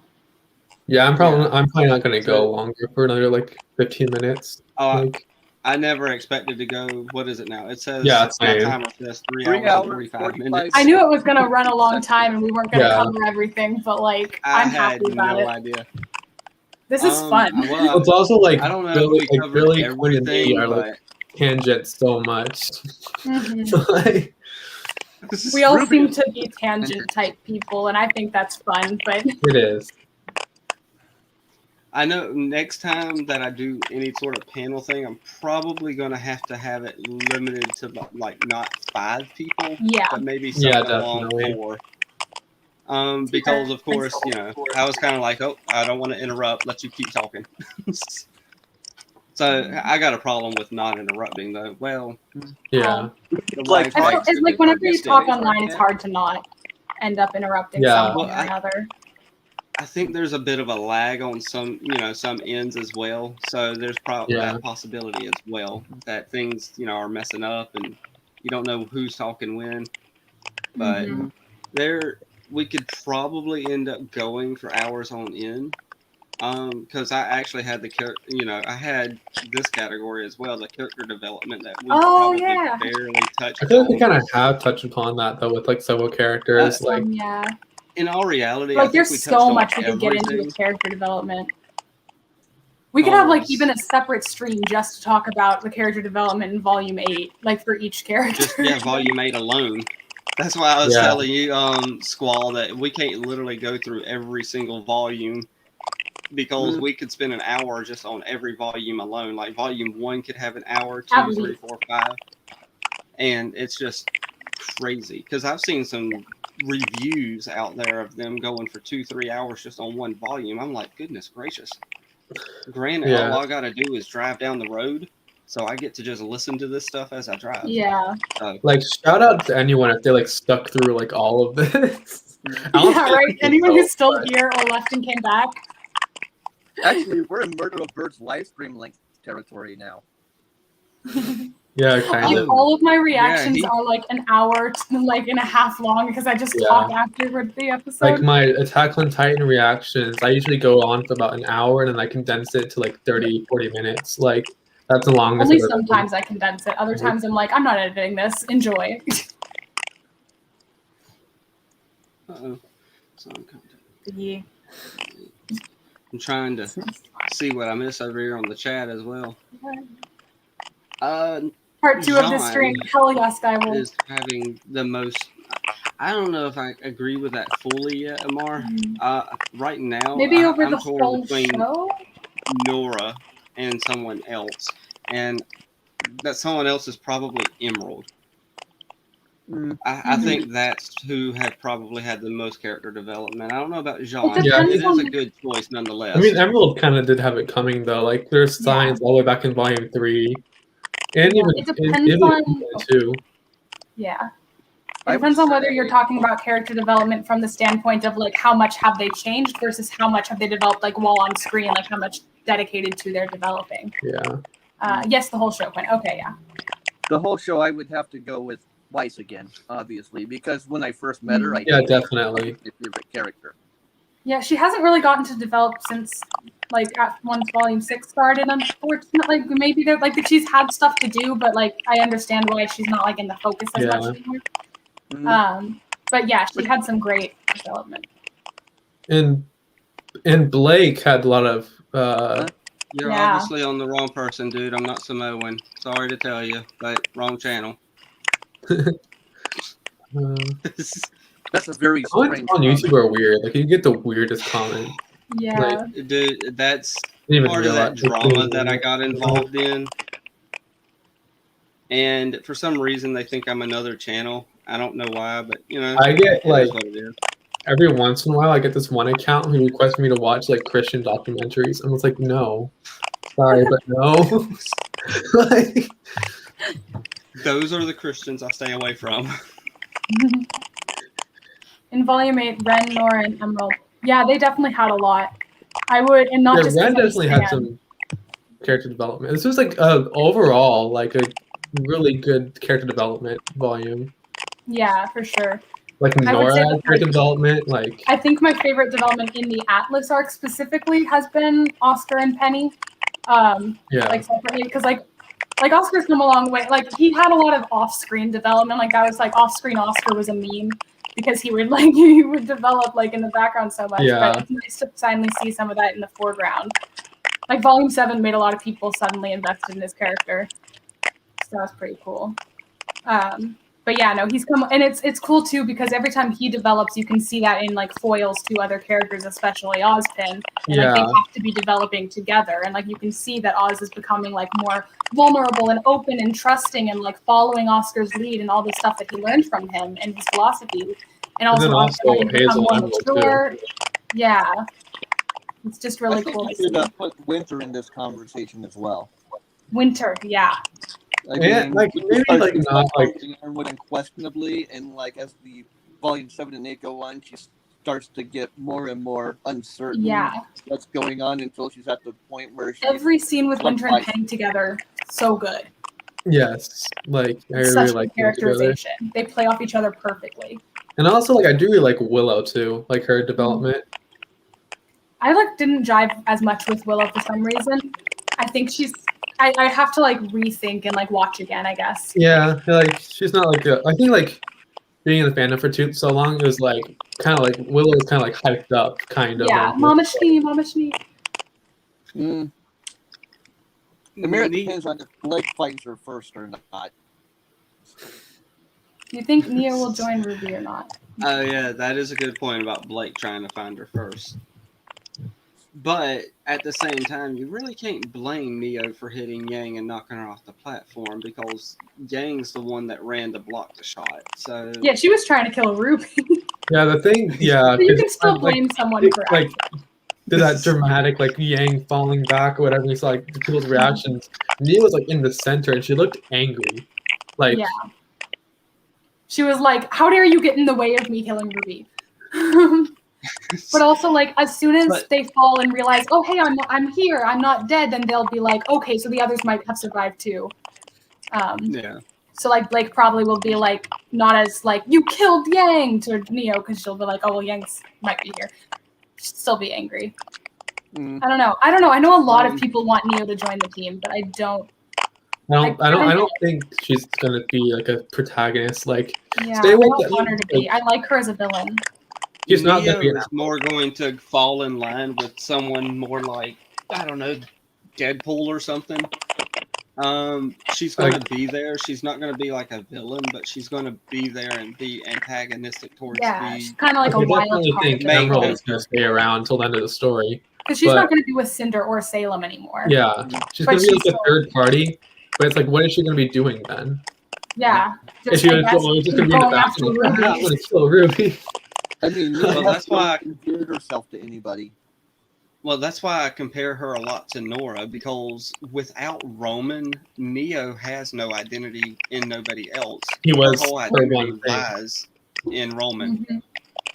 So without him, she has to go off and find out who she is now. So maybe there's that character arc, but she's still always going to be her playful self. Yeah, it's So- also kind of hard to develop a character that doesn't talk. I guess like it's interesting how they handle Neo, but like I think she's so expressive, and that's so good. Yeah. I think push them to make the other characters more expressive too. I feel. There's something I did see though. So, some of you might already know this, but Fox from Tea Coffee, his semblance is telepathy basically. Yeah. So people are saying if he meets up with Neo, then we can finally Yeah. see what's happening. Have a And conversation. something I really liked about After the Fall too was how it would flash back 2 scenes like through volumes 1 through 3, and you get to see like Fox was actually like talking like the whole time, like in people's heads, so we just couldn't see. Yeah. And then like also when Weiss and Ruby are going to go to where Pyrrha is at the finale, whatever, they actually pass by I think that's all of Team Coffee actually, and they have a conversation. Like it's just like lots of like cool content, like added I didn't content. see that one. That's cool. I didn't notice that part. Yeah, I do like the but- topic that is brought up with all of humanity must stand against Salem to win. And that brings up the whole, like, do you guys think that the God of Life's task is even possible? I don't Like, think do you think it it's is, possible to unite all honestly. of humanity? Well, depends on what they're united. Are they like Exactly, united it's pretty in vague. Salem? Like, if they're united in taking down Salem, she's kind of unwittingly done the job for them, hasn't she? Mm-hmm. So the wording's not that specific. Yeah. Yeah. It's really hard to know because, like, humans are always going to fight. Like, that was the whole point. The God of Light and Darkness created humans to be beings with both light and darkness within them, creation and destruction, good and bad. And so then the God of Light showing up and being like, make sure everyone chooses me. And then we'll Yeah. come back. Like, it feels kind of like you should know that that's not a thing, right? But it's like, is it, or would they be fine with like a little bit of like, you know, disagreements and stuff? And is it just like, don't have war? I don't know. Like, it depends. But That's an interesting question, though, but it is interesting to see how the way that the different people like in the inner circle and stuff have come at the whole unite humanity thing. Like they seem to have different ideas of how to do it, like Ironwood and Ozpin and stuff like that. Like Ironwood was like, yeah, I'll abandon the rest of humanity because we'll have some people left and then we can unite them or whatever. But and Ozpin was very much like, oh, we can't risk panic. We can't risk fear. That will cause fear. That will cause grim. He says panic and fear so many times. Take a shot every time that he says that. I know, right? Fear and panic. I really wish we got to see more of like Leo, like Yeah, instead of just like what he was, like it's always in fear of Salem. Like I just wish we got to see, like Ozpin said, like we don't know like who he was before then. I wish we did. Yeah. It's interesting. I do want to like hear about that as well. And then there's like the whole, like the difference between like Ozpin's whole like we need to unite humanity, like seeing it kind of as a monolith, like almost like he's above and like needing to make it all happen. And then you look at like Oscar's steps he's taking, where it's like individual level, like not just he's bringing humanity back to the people who feel like they've lost it, like bringing that, extending that to Hazel, to Ironwood, to Emerald. And like uniting humanity one by one because you need every piece of a puzzle for it to be complete. And I think that's kind of cool too, that it's like that's why I was commenting about Skywolf's thing about like all of humanity has to stand against Salem and like the Neo stuff. I don't know how it's all gonna happen, but I'd be fine if they just we won't fight get to the the gods. end of the show, I'm pretty sure. The gods. Maybe fighting the gods isn't a good idea. I feel like we've seen how that goes. I can see them I can see them fighting the gods. That would be interesting. But it's like they tried that before. Yeah. But I feel like Rwby obviously has different motivations and thought process than Salem was back then. Absolutely. Because like they were like, your arrogance and your selfishness have led you astray, whereas they're literally fighting for remnants. Like they're I just trying realized we to. haven't even brought up the Hound at all. We So, kind of Hound, did, Uh, but like, there's everyone's theories about like, you know, like Summer and like other Silver Red Warriors and like what if Ruby becomes a Hound and has to fight against it and like all that other stuff is like, oh boy, Ruby is just like Salem's interested in Ruby because she's a I potential think it was experiment. the first story in the Fairy Tales of Remnant. It's Mhm. about a silver-eyed warrior, and then she just disappears one day. I haven't basically. watched that one, so I don't know the details of it, but I remember that. Yeah, those fairy tales, I definitely got to figure. I don't want to read the book. I want to just find a channel that explains Phoenix it to Knight. me. Phoenix Knight's channel just Yeah, Phoenix he Knight does a does whole series where he explains most of them, every I think.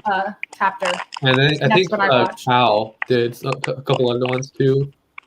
Mm. And just Yeah, also I mean, don't get me wrong. I Bill. like to read, but I'm a slow reader. Yeah, I just like Phoenix's because he like tells it like a story, and he's like, then they go and do that. Like he tells you the story and then analyzes afterwards. Yeah, like Nice hand gestures, by the way.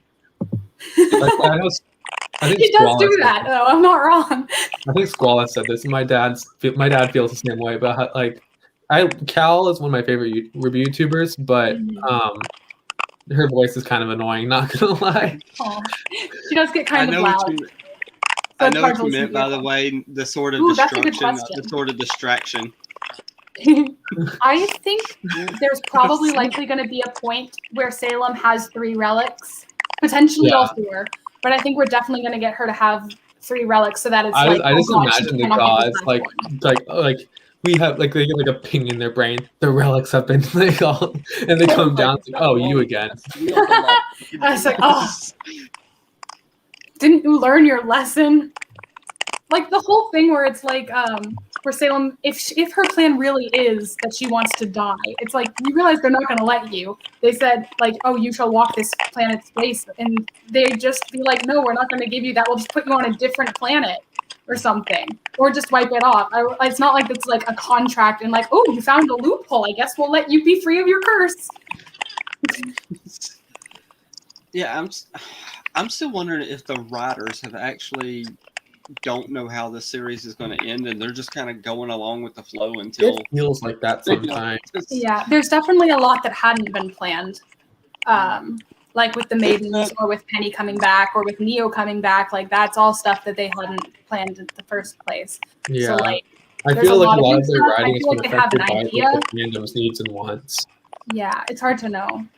Rwby has said that they do have an ending in mind for Ruby when they get there. They don't know when they're getting there, but they do know which direction they're going in. Yeah, they like to write it as they go, which isn't a bad thing, but Yeah. It only has been like detrimental when they're on like the second half of the volume and like end up having to like just really quickly get the episodes out where it's like you didn't plan the end of the volume very strongly. But I think like overall plot, they know what's going to happen. Well, they were writing Volume 9 before Volume 8 even started. Yeah, which is like, why didn't you finish writing Volume 8 before it started airing if you've already finished Volume 9? Come on, go back. But that gets me really excited for Volume 9, thinking about like it might be a really good one writing-wise because they've had so much time. That's the one thing we really do need to announce is that Volume 10 has been greenlit. Yeah, I really hope we get a Volume 10 greenlit announcement. Mm-hmm. I mean, RTX is coming up. But it's actually kind of interesting. There is a one reactor. I don't know her channel name, but her name is Erin, like just like Blitz's voice actor, and she just got hired for damage. Yeah, she got hired for to be a graphic designer or to be a animator or something like that. So she got to read the entire script of Volume 9, and she was a reactor, and she was just like, I have no words. She pretty much just popped the channel flat screen of the finale and said, "You aren't ready." Yeah. What I miss? I was just talking about one reactor got hired by Rooster Teeth to be an animator. Yeah, Puns of Damage. Yeah, Puns of Damage. Yeah, that's what it was. I'm gonna miss their reactions because they always like talked really about a lot of stuff at the end and had like all this really good insight and got emotional. And so they were like, oh, I don't want to stop reacting, but hopefully this is my last ever reaction video because that means keep getting to work on Rwby. So I'm excited for them. So That is before interesting we that they wrap got up, I have a question, reactor guys. for that. Mhm. Yeah. What do you want to see happen or get answered in Volume 9? If you can pick one thing. One thing to be answered in Volume 9? One thing you want to see or one answer you want to get. Oh. Well, Well, most of the stuff I'm excited about is going on in Vacuum, and we're probably not going to get that in Volume 9, so I'm trying to think. Yeah, I was about to say, considering it's like a shorter volume from what you tell us. Yeah, I are don't you know how many saying you're episodes theorizing that's it'll be gonna shorter, or they said it would be shorter? They said Volume 8 was going to be a longer volume, and it ended up being 14. Yeah, I remember that. I They remember said them 9 saying would be that shorter. too. I didn't hear the Well, it was last part. Did they say longer that 9 would be? runtime. Yeah, I know they Yeah, said so 8 I would be imagine longer, it'll but they just also be said like- 9 would be shorter. I imagine it'll be like somewhere between 10 and 12. And then yeah. usually at RTX, they might not this year, but usually they release like a trailer for the next volume, or at least a sneak peek, Mhm. like a 10-second or 20-second long clip of an episode, like just like a for a scene, even if it's not like fully finished. Maybe we'll get something then. Yeah. I'm kind of like low-key bummed because I'm going to Disneyland like the 10th to the 14th, which is like fun, obviously, but it's like RTX and E3 is happening that week, so I can't record reactions to anything. Actually, I should have gone to RTX back when I lived in Austin. No, I guess when after I move out, like, and I can go places, like I'm going to RTX, like Heck yeah. first con Are you I'm talking going about to. July, Grievous? What? Are you talking about July? Or it's in June, isn't it? RTX. No, it's in July. I was pretty sure it was June. They're having a good conversation about the Hound stuff and Silver Eyes, by the way, RTX is July. in the comments. Because like it's true, they didn't specify whether they have to be silver-eyed warriors. That's just implied. But Yeah, she just said it was a pet project, but it was interesting. Oh. Silver Eyes. Yeah, it is July. I don't know where I got June from. Oh, that's cool then. I can record that. But as Maybe far we'll as start with Volume the 9, I guess I'm ready for the last episode to be proven that I was right and they come out of the scepter or the staff and they're there with Salem. I know it's an oddball theory, but I think I'm right. I don't know how likely it is, but I like it a lot. Yeah, same. It's like they created a location that's outside of the staff so that they could carry it, and then they fell. I always thought it was weird. Like, why A lot did of people think the tree is Yggdrasil? Yeah. Yeah, Which I don't know enough about. I heard about the World Tree as well. There's a lot. Yeah, there's of so many theories out trees there, people but Blackened it too. Something else from the books. It actually how Sun unlocked his semblance. Basically, he said that he was like meditating one day or something, and then he saw a gigantic golden tree, and then after that, he unlocked his semblance. And a lot of people are making that parallel. That's where semblances come from, or something like that. That's pretty cool. Just a giant semblances don't grow on trees, you know. But yeah, we will definitely see a little later on there, Mar. Because you won't find me still streaming whenever you come back. Don't worry. I'd had no idea it was going to go on this long. Now, unless y'all would rather me just go to bed and I just leave y'all here to talk about it. But I mean, yeah, Volume 9. That's all I'm looking forward to is finding out where exactly they are, so everyone can quit theorizing and one person could just say, "Hey, I was right. Y'all were wrong." Not necessarily me, because I'm usually wrong on my theories. I just feel like we have so little to go on for theories for this. Yeah. That that it's like I could just be wildly speculating. Whereas I still have theories going on for the stuff that we have established that still aren't answered otherwise. So like those are the things that I'm thinking about the most because those are the pieces I'm picking up. Now, if we're talking about Volume 9 being in Vacuo, there's a lot of threads I want to start seeing get filled, especially if there's some Vacuo stuff in 9. The Vacuo people dealing with the Schnees. Mm-hmm. That's something I'd like to see. But then we get into the political structure and corporations and... Yeah. Vacuo is really interesting because within the books, they were able to flesh it out a lot more than like any other. Like they're able to flesh it out even more than Vale, I would think. Like, Wow. I really need to read those. I keep saying that, and I keep like not. they have like lots of moments where they're just like going through like alleys or just like, you know, here's a monument. Like it's just like they flesh it out really well, I think. Cool. That's like the mines and stuff. Like, Yeah. I just hope that they don't rely on people having read the supplemental material, because they've done that before with like character shorts and like, what is it, World of Remnant? And there's a lot of people who watch the show and didn't watch those things. And so it's like you have extra homework to do in order to understand the show. Well, some of the stuff from the World of Remnant really doesn't apply now anyway. So yeah. Like I remember one of the sorry, there's a big door closing. One of the design team, I think Monty had someone draw and figure out how a dust-powered engine would work. And that they're kind of like a full-on design for it, but then never ended up using it. Like it's like so many unused. They did use gravity dust in Atlas for the cars that they had. They didn't have wheels; they just had like glowing purple. Yeah, it was like gravity. Well, there was cars in like Volume 2. Yeah, which I think is cool. I like seeing like uses of dust that aren't necessarily combat. You know, just to show like it's not just huntsmen who rely on this stuff. Like it. Like in Volume 8, several times they just like chucked fire dust crystals into a furnace. Yeah. Like just to stay warm on the streets. I would have liked to see some more of those riots. Yeah. Oh yeah. Speaking of that, Billy, do you have any like particular feelings about any of the Happy Huntresses, or like any favorites? I never really actually delved in and actually paid much attention to them, believe it or not. Yeah, that's kind of fair. Like just go through it. Because whenever they were on screen, it was just like really a split second that they were on screen, and then they were like doing their own thing in the background type thing. So I guess literally the only person you could really say is, you know, the one that was like pretty much Robin's right-hand girl. Yeah. So I really like May. We've seen her the most. So like May. Woo, May Miracle. I also really like Fiona. Like especially her she's adorable.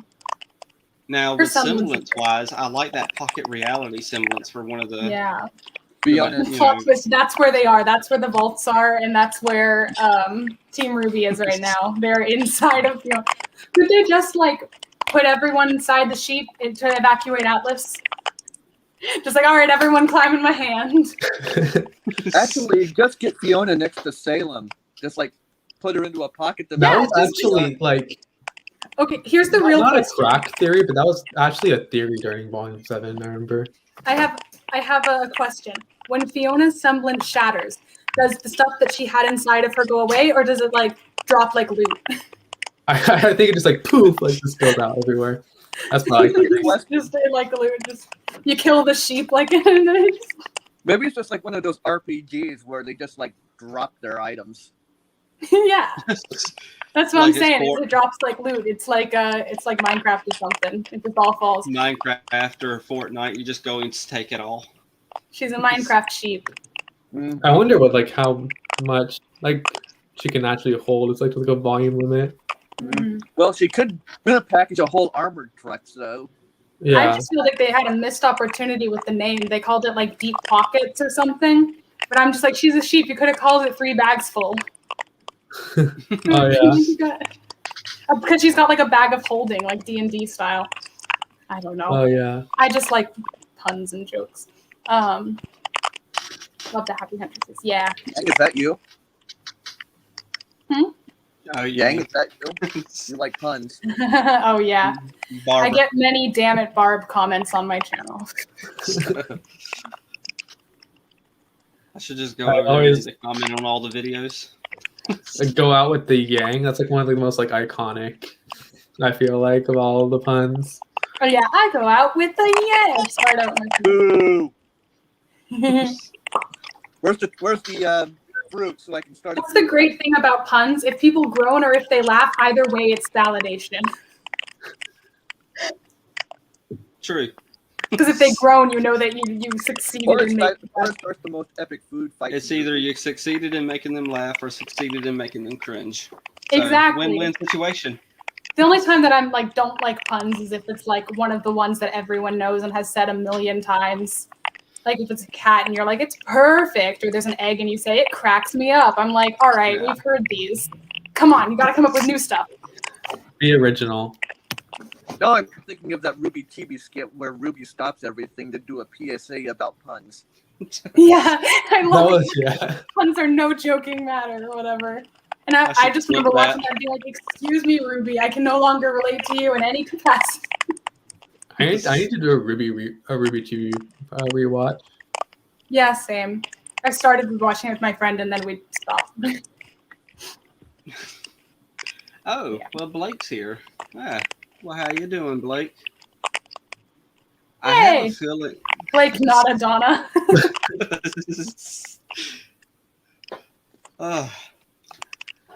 Well, I'm not sure exactly where to go from here, but Yeah. I'm We could possibly keep going to doing go this. to bed. We could go on Well, a while. It's 11:20 where I am, and I know that. Yeah, we don't. Yeah, we don't want to make you stay up too late. Yeah, literally, the wife is like, "I'm That's going the to cool bed." thing is we could do this. Yeah, tell Dawn we're sorry. Well, I Like, mean, there is a possibility of part 2 or something like that. Yeah. There are a maybe. couple people in the comments asking for a part 2 of the stream, so some people would watch it at least. And I know there's a few people. I shared the link on Tumblr, and there were like several people. Yeah, I like, posted can't it. make it today, so I'm in like a Rwby Reactors Discord, and I posted it there. But I didn't see anyone in chat. That was there. I posted on my Twitter too. But I know a couple of y'all can feel the pain of this comment too for college, so there you go. all I have left for my junior College is year pain. is my math final, and I don't want to do it. So I'm just putting it off. Speaking of Rwby, Yeah, Jelly was over there in the Discord talking about trig, and I'm like, oh, I don't even want to touch that. I don't know nothing about trigonometry. What were you saying, Squall? I said, speaking of Rwby, this is a quick reminder to everyone. Don't forget to hit the Oscars tomorrow when it comes out. Yeah, Yeah. It's gonna be like gonna react 4:30 to that. It's 1:30 p.m. Pacific. It's 4:30 p.m. Eastern, and it's that would be 10:30 in Europe, I think. Oh, We goodness. just got to see if an That's too Oscar much math finally for goes me. to Oz or Oscar. Well, I guess they made them the same character in the categories. I'm upset about that. Like, it was like, who's your favorite leading character? Oscar Pine / Ozpin. I'm like, they're different people. And then they had supporting voice actor Ozpin and lead actor Aaron. And so I'm like, so yeah, why are you separating the voice actor? Whatever. It's fine. It's just Ozpin was a supporting role for us. I have issues with some places, people in Yeah, some of the choices were weird. But at the same time, I'm not gonna go after him for it. There were 'cause also, people are putting this together. there were also not categories, but like there were options and categories that they didn't add until later, and so some people didn't even get a chance to vote for them because they didn't see it, because they voted early. Yeah, I didn't go added back in a and few look at things. those afterwards. Like they Yeah, added I Fiona love the Uncle to that categories. list and stuff. I tried to get over there and put a vote in, but I was obviously a little too late. So Yeah. I'm trying Yeah, all I'm good. trying to get back over here to the thing that Squall put up for me with all the. Oh gosh, what's that? Camp Rwby. That's Oh, yeah, I Oh yeah. Grievous. It's the camp intro, but with Rwby characters instead. It's With Rwby amazing. This place I characters. know that tucked away, a place for you and I can stay. I'll shut up. And it's like when he does that like That's how they tangent, say like it. we've got Archie hacking. It's Archery, like archery, striking for and section, it's no like signature, when modern they're section, pointing the bow at Pura. Yeah, archery. Too Falling soon. both science, hunting, precast, spaceship treasure, hunting, bomb defusal, no. I'm gonna Bomb defusal, no refusal, focus, Turkish puppies, fights and goes and places, and dance and waits. It's camp. You're like my So- echo. Through that without stuttering, then you're a true reactor. So the best meme creation, Oh yeah. is that actually a category? Yeah. Yeah, there were only a couple in there. I don't really know why they chose some. Like some of them I hadn't actually seen. Yeah, same. And like, like number I've one seen better done, memes than Like, that was were like in an obvious one, but Read the sign, Bill. Read the sign. Rip to Bill, #1 dud. In our hearts gone, but never forgotten. Oh gosh. There is a theory out there that that's actually Velvet's dad. Yeah, there's some theories for that, but because in the books, Velvet's dad is one of the scientists in that list, because like that's how she was able to get like such a high tech weapon, and hard light dust is like really expensive and hard to get because it's synthetic. That's how she's able to get so much of it. Why is it so expensive if it doesn't actually work as a shield ever? It just gets blasted through immediately. By the Leviathan, by the Grimgunk, by Ironwood's gun. Get better hard light dust. Yeah, there is a ton of categories in there. Environment is a Have category. you noticed that everything built by Best Atlas environment was like designed? Inside the vault, inside the Grim Whale, inside the Stream Manor, like different The environments were so good. Also, the concept art was so hard to choose because they were all so beautiful. The concept art was amazing this volume. It's always great, but yeah. I'm surprised the rats have not made any noise throughout this entire Little recording. rats. Yeah. Usually during recording, they make so much noise. It's not even fun. Aww. I'm actually allergic to them, so I don't even have them out that much. My roommate has a cat and I'm allergic. But I love him too much to care. Like, it's like I can barely, like, they don't break, my hands break out, but like if they come in contact with my arms or like any other part of my body, I break out in like mini hives there. Like it gets that bad. Like I can't have them out that much. So sometimes when I'm recording, I have them out, but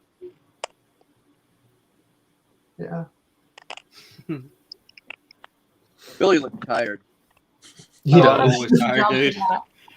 Last week they had me running so much, it was crazy. In fact, I didn't even record but 2 reactions, and I still don't have one of them up for MLP. So hey, we made it to 420. hey, well there you go. Blaze it. Well, it's been a fun night, everybody. Guess we gotta go. Well, I'm really surprised it lasted this long. I never expected I still that. gotta go buy some party poppers. Like I'm surprised. Probably Dollar Tree. I don't know if you got a Dollar Tree near you, but I love them. Yeah, there's a 99-cent store. I'm gonna go. Yeah, so you'll probably be able to find some party poppers there. If I was to react to the Oscars, granted 2.5 hours, I don't think I will, but it'll be on that TV, and it just like the Rwby soundtracks, it's not going to sound right. So yeah, I don't know. I might just chill out and watch y'all's or something. Yeah. Now I am wondering now with StreamYards if I can use the screen share button and actually. You can. There was like a tutorial on that when I signed on.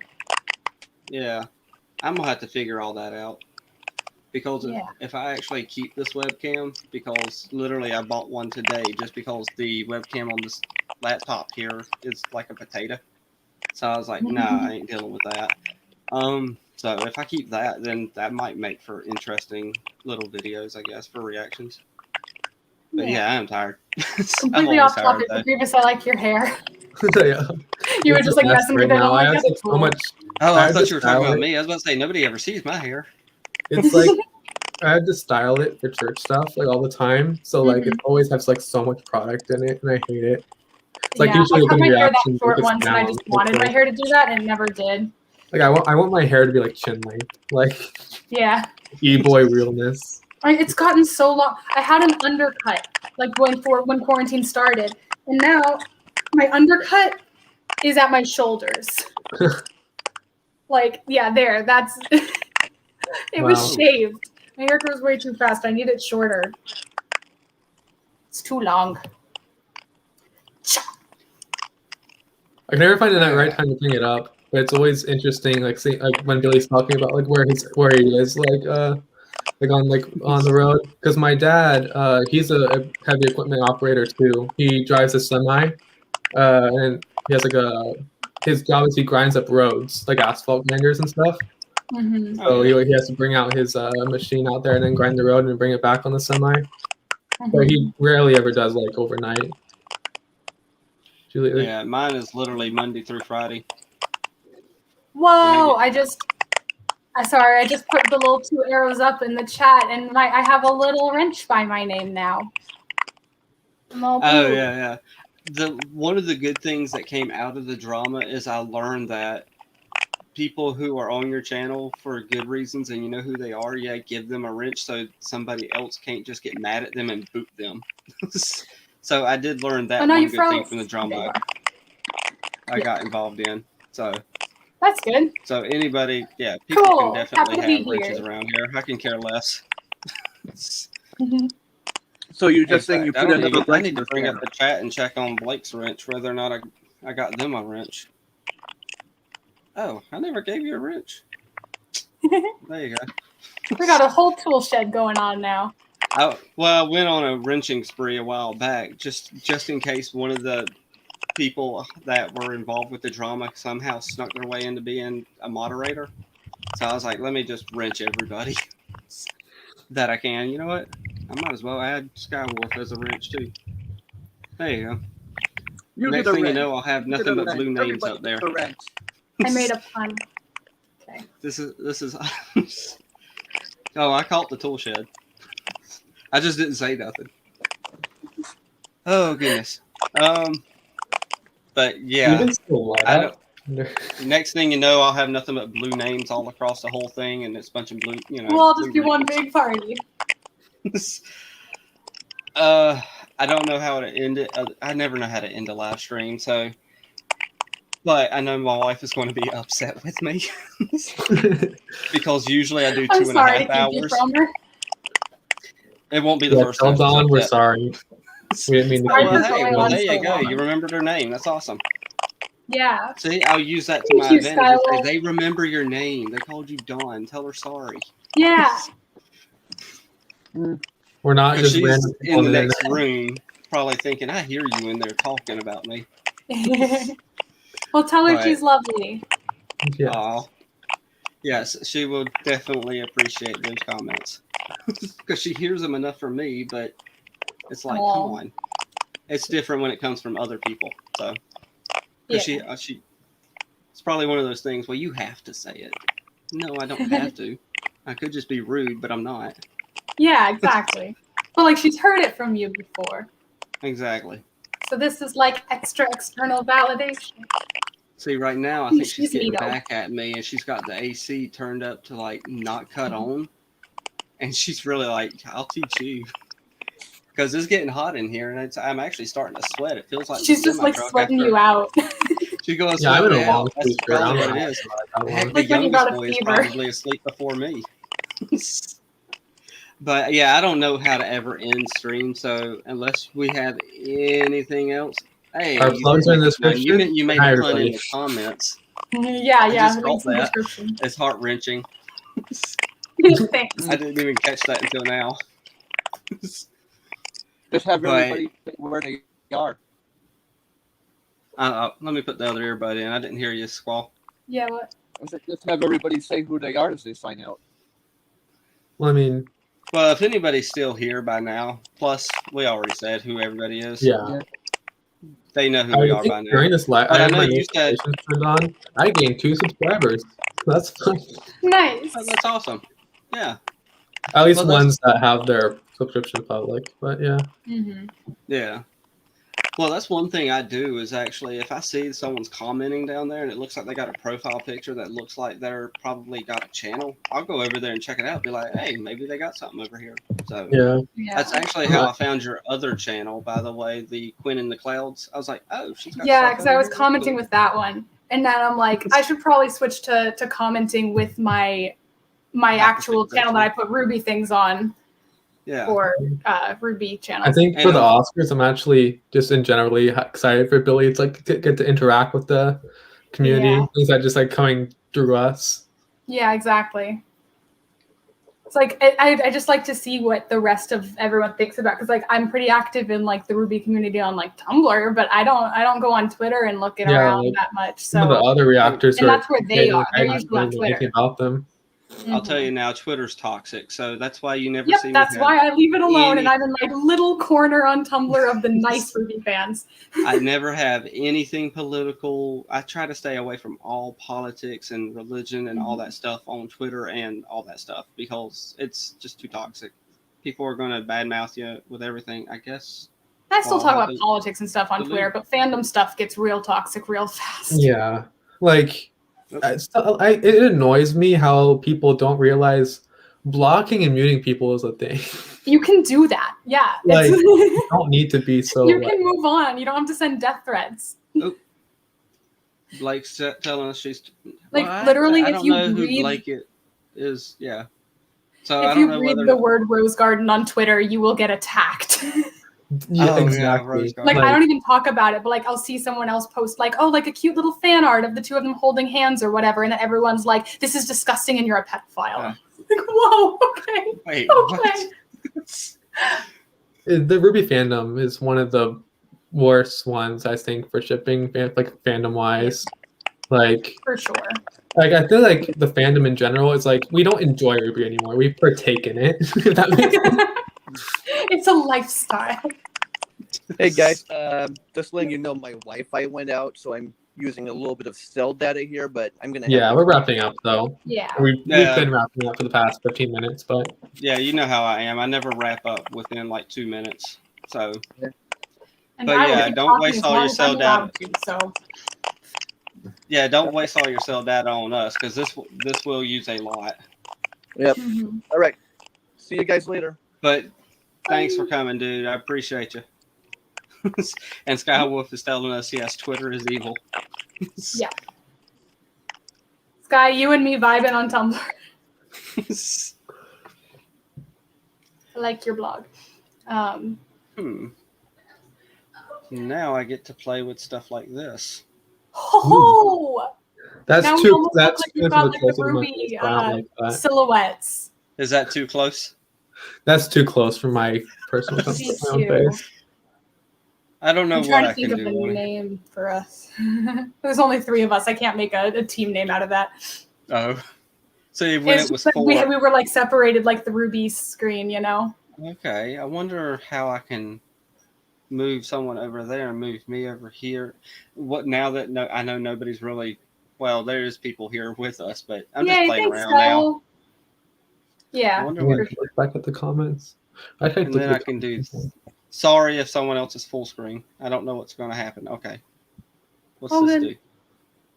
do? Just pushing buttons. You got some Nora in you.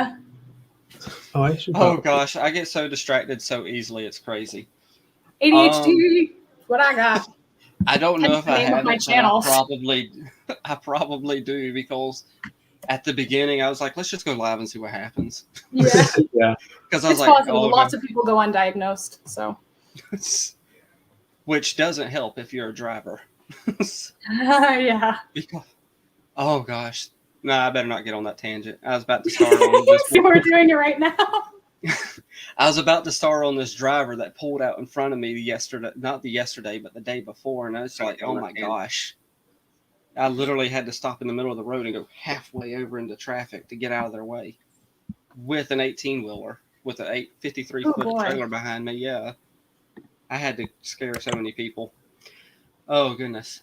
But I don't know if y'all are on the West Coast, but it is 11:30 over here, so Yeah. I don't want to make my wife more mad at me than she probably is. Because even though we are the little cutesy little couple who nobody thinks, bicker, we bicker. Yeah, that's Who doesn't? yeah. Everybody does. All right. But yeah, I don't want to keep you from her. Yeah. So we should head on out. Yeah, because we are hitting murder of birds territory with almost 5 hours. Because I seen one of his streams was like 5 hours just on one chapter. I was like, what the heck, dude? Now I see how it happens. Nice. So, yeah, I don't know how to ever end streams. Audience interaction is the bane of every live stream. Exactly. StarCraft Wi-Fi is back, but I'm pretty much out of content XD. That's cool, dude. Like I said, we're trying to end, but I never know how, so I'm just going to awkwardly say the same thing I always do. So, Take a like and don't forget to subscribe, and as Mr. Rogers always says, And I like you as you are. Oh, y'all actually stay for that. Oh my gosh. Yeah. I do. See, people listen to your rambling. Let's see. I say don't text and drive, but sometimes I will be using the. I'm gonna admit to being a hypocrite. I use the talk to text function, so just on the phone to get those out, and that's how I interact so quickly with people. But yeah, I guess I am going to try, and I don't know if it's going to be loud, but I'm going to possibly end it with the. Oh, I should have added that into these videos. The Mr. Rogers clip. We can do that for a next one. Yeah, there you go. All right. So y'all know the drill. Hit the like, tickle to subscribe. Don't be texting and driving. And this is not Mr. Rogers, but it is a clip of the next intro for Volume 9 for my reactions. If it plays.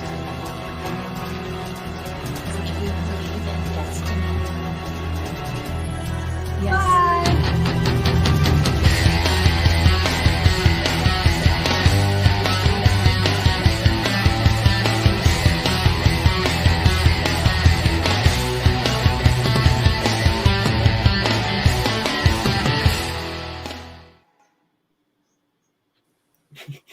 Bye, everyone. Good night, everybody. Mwah. Bye.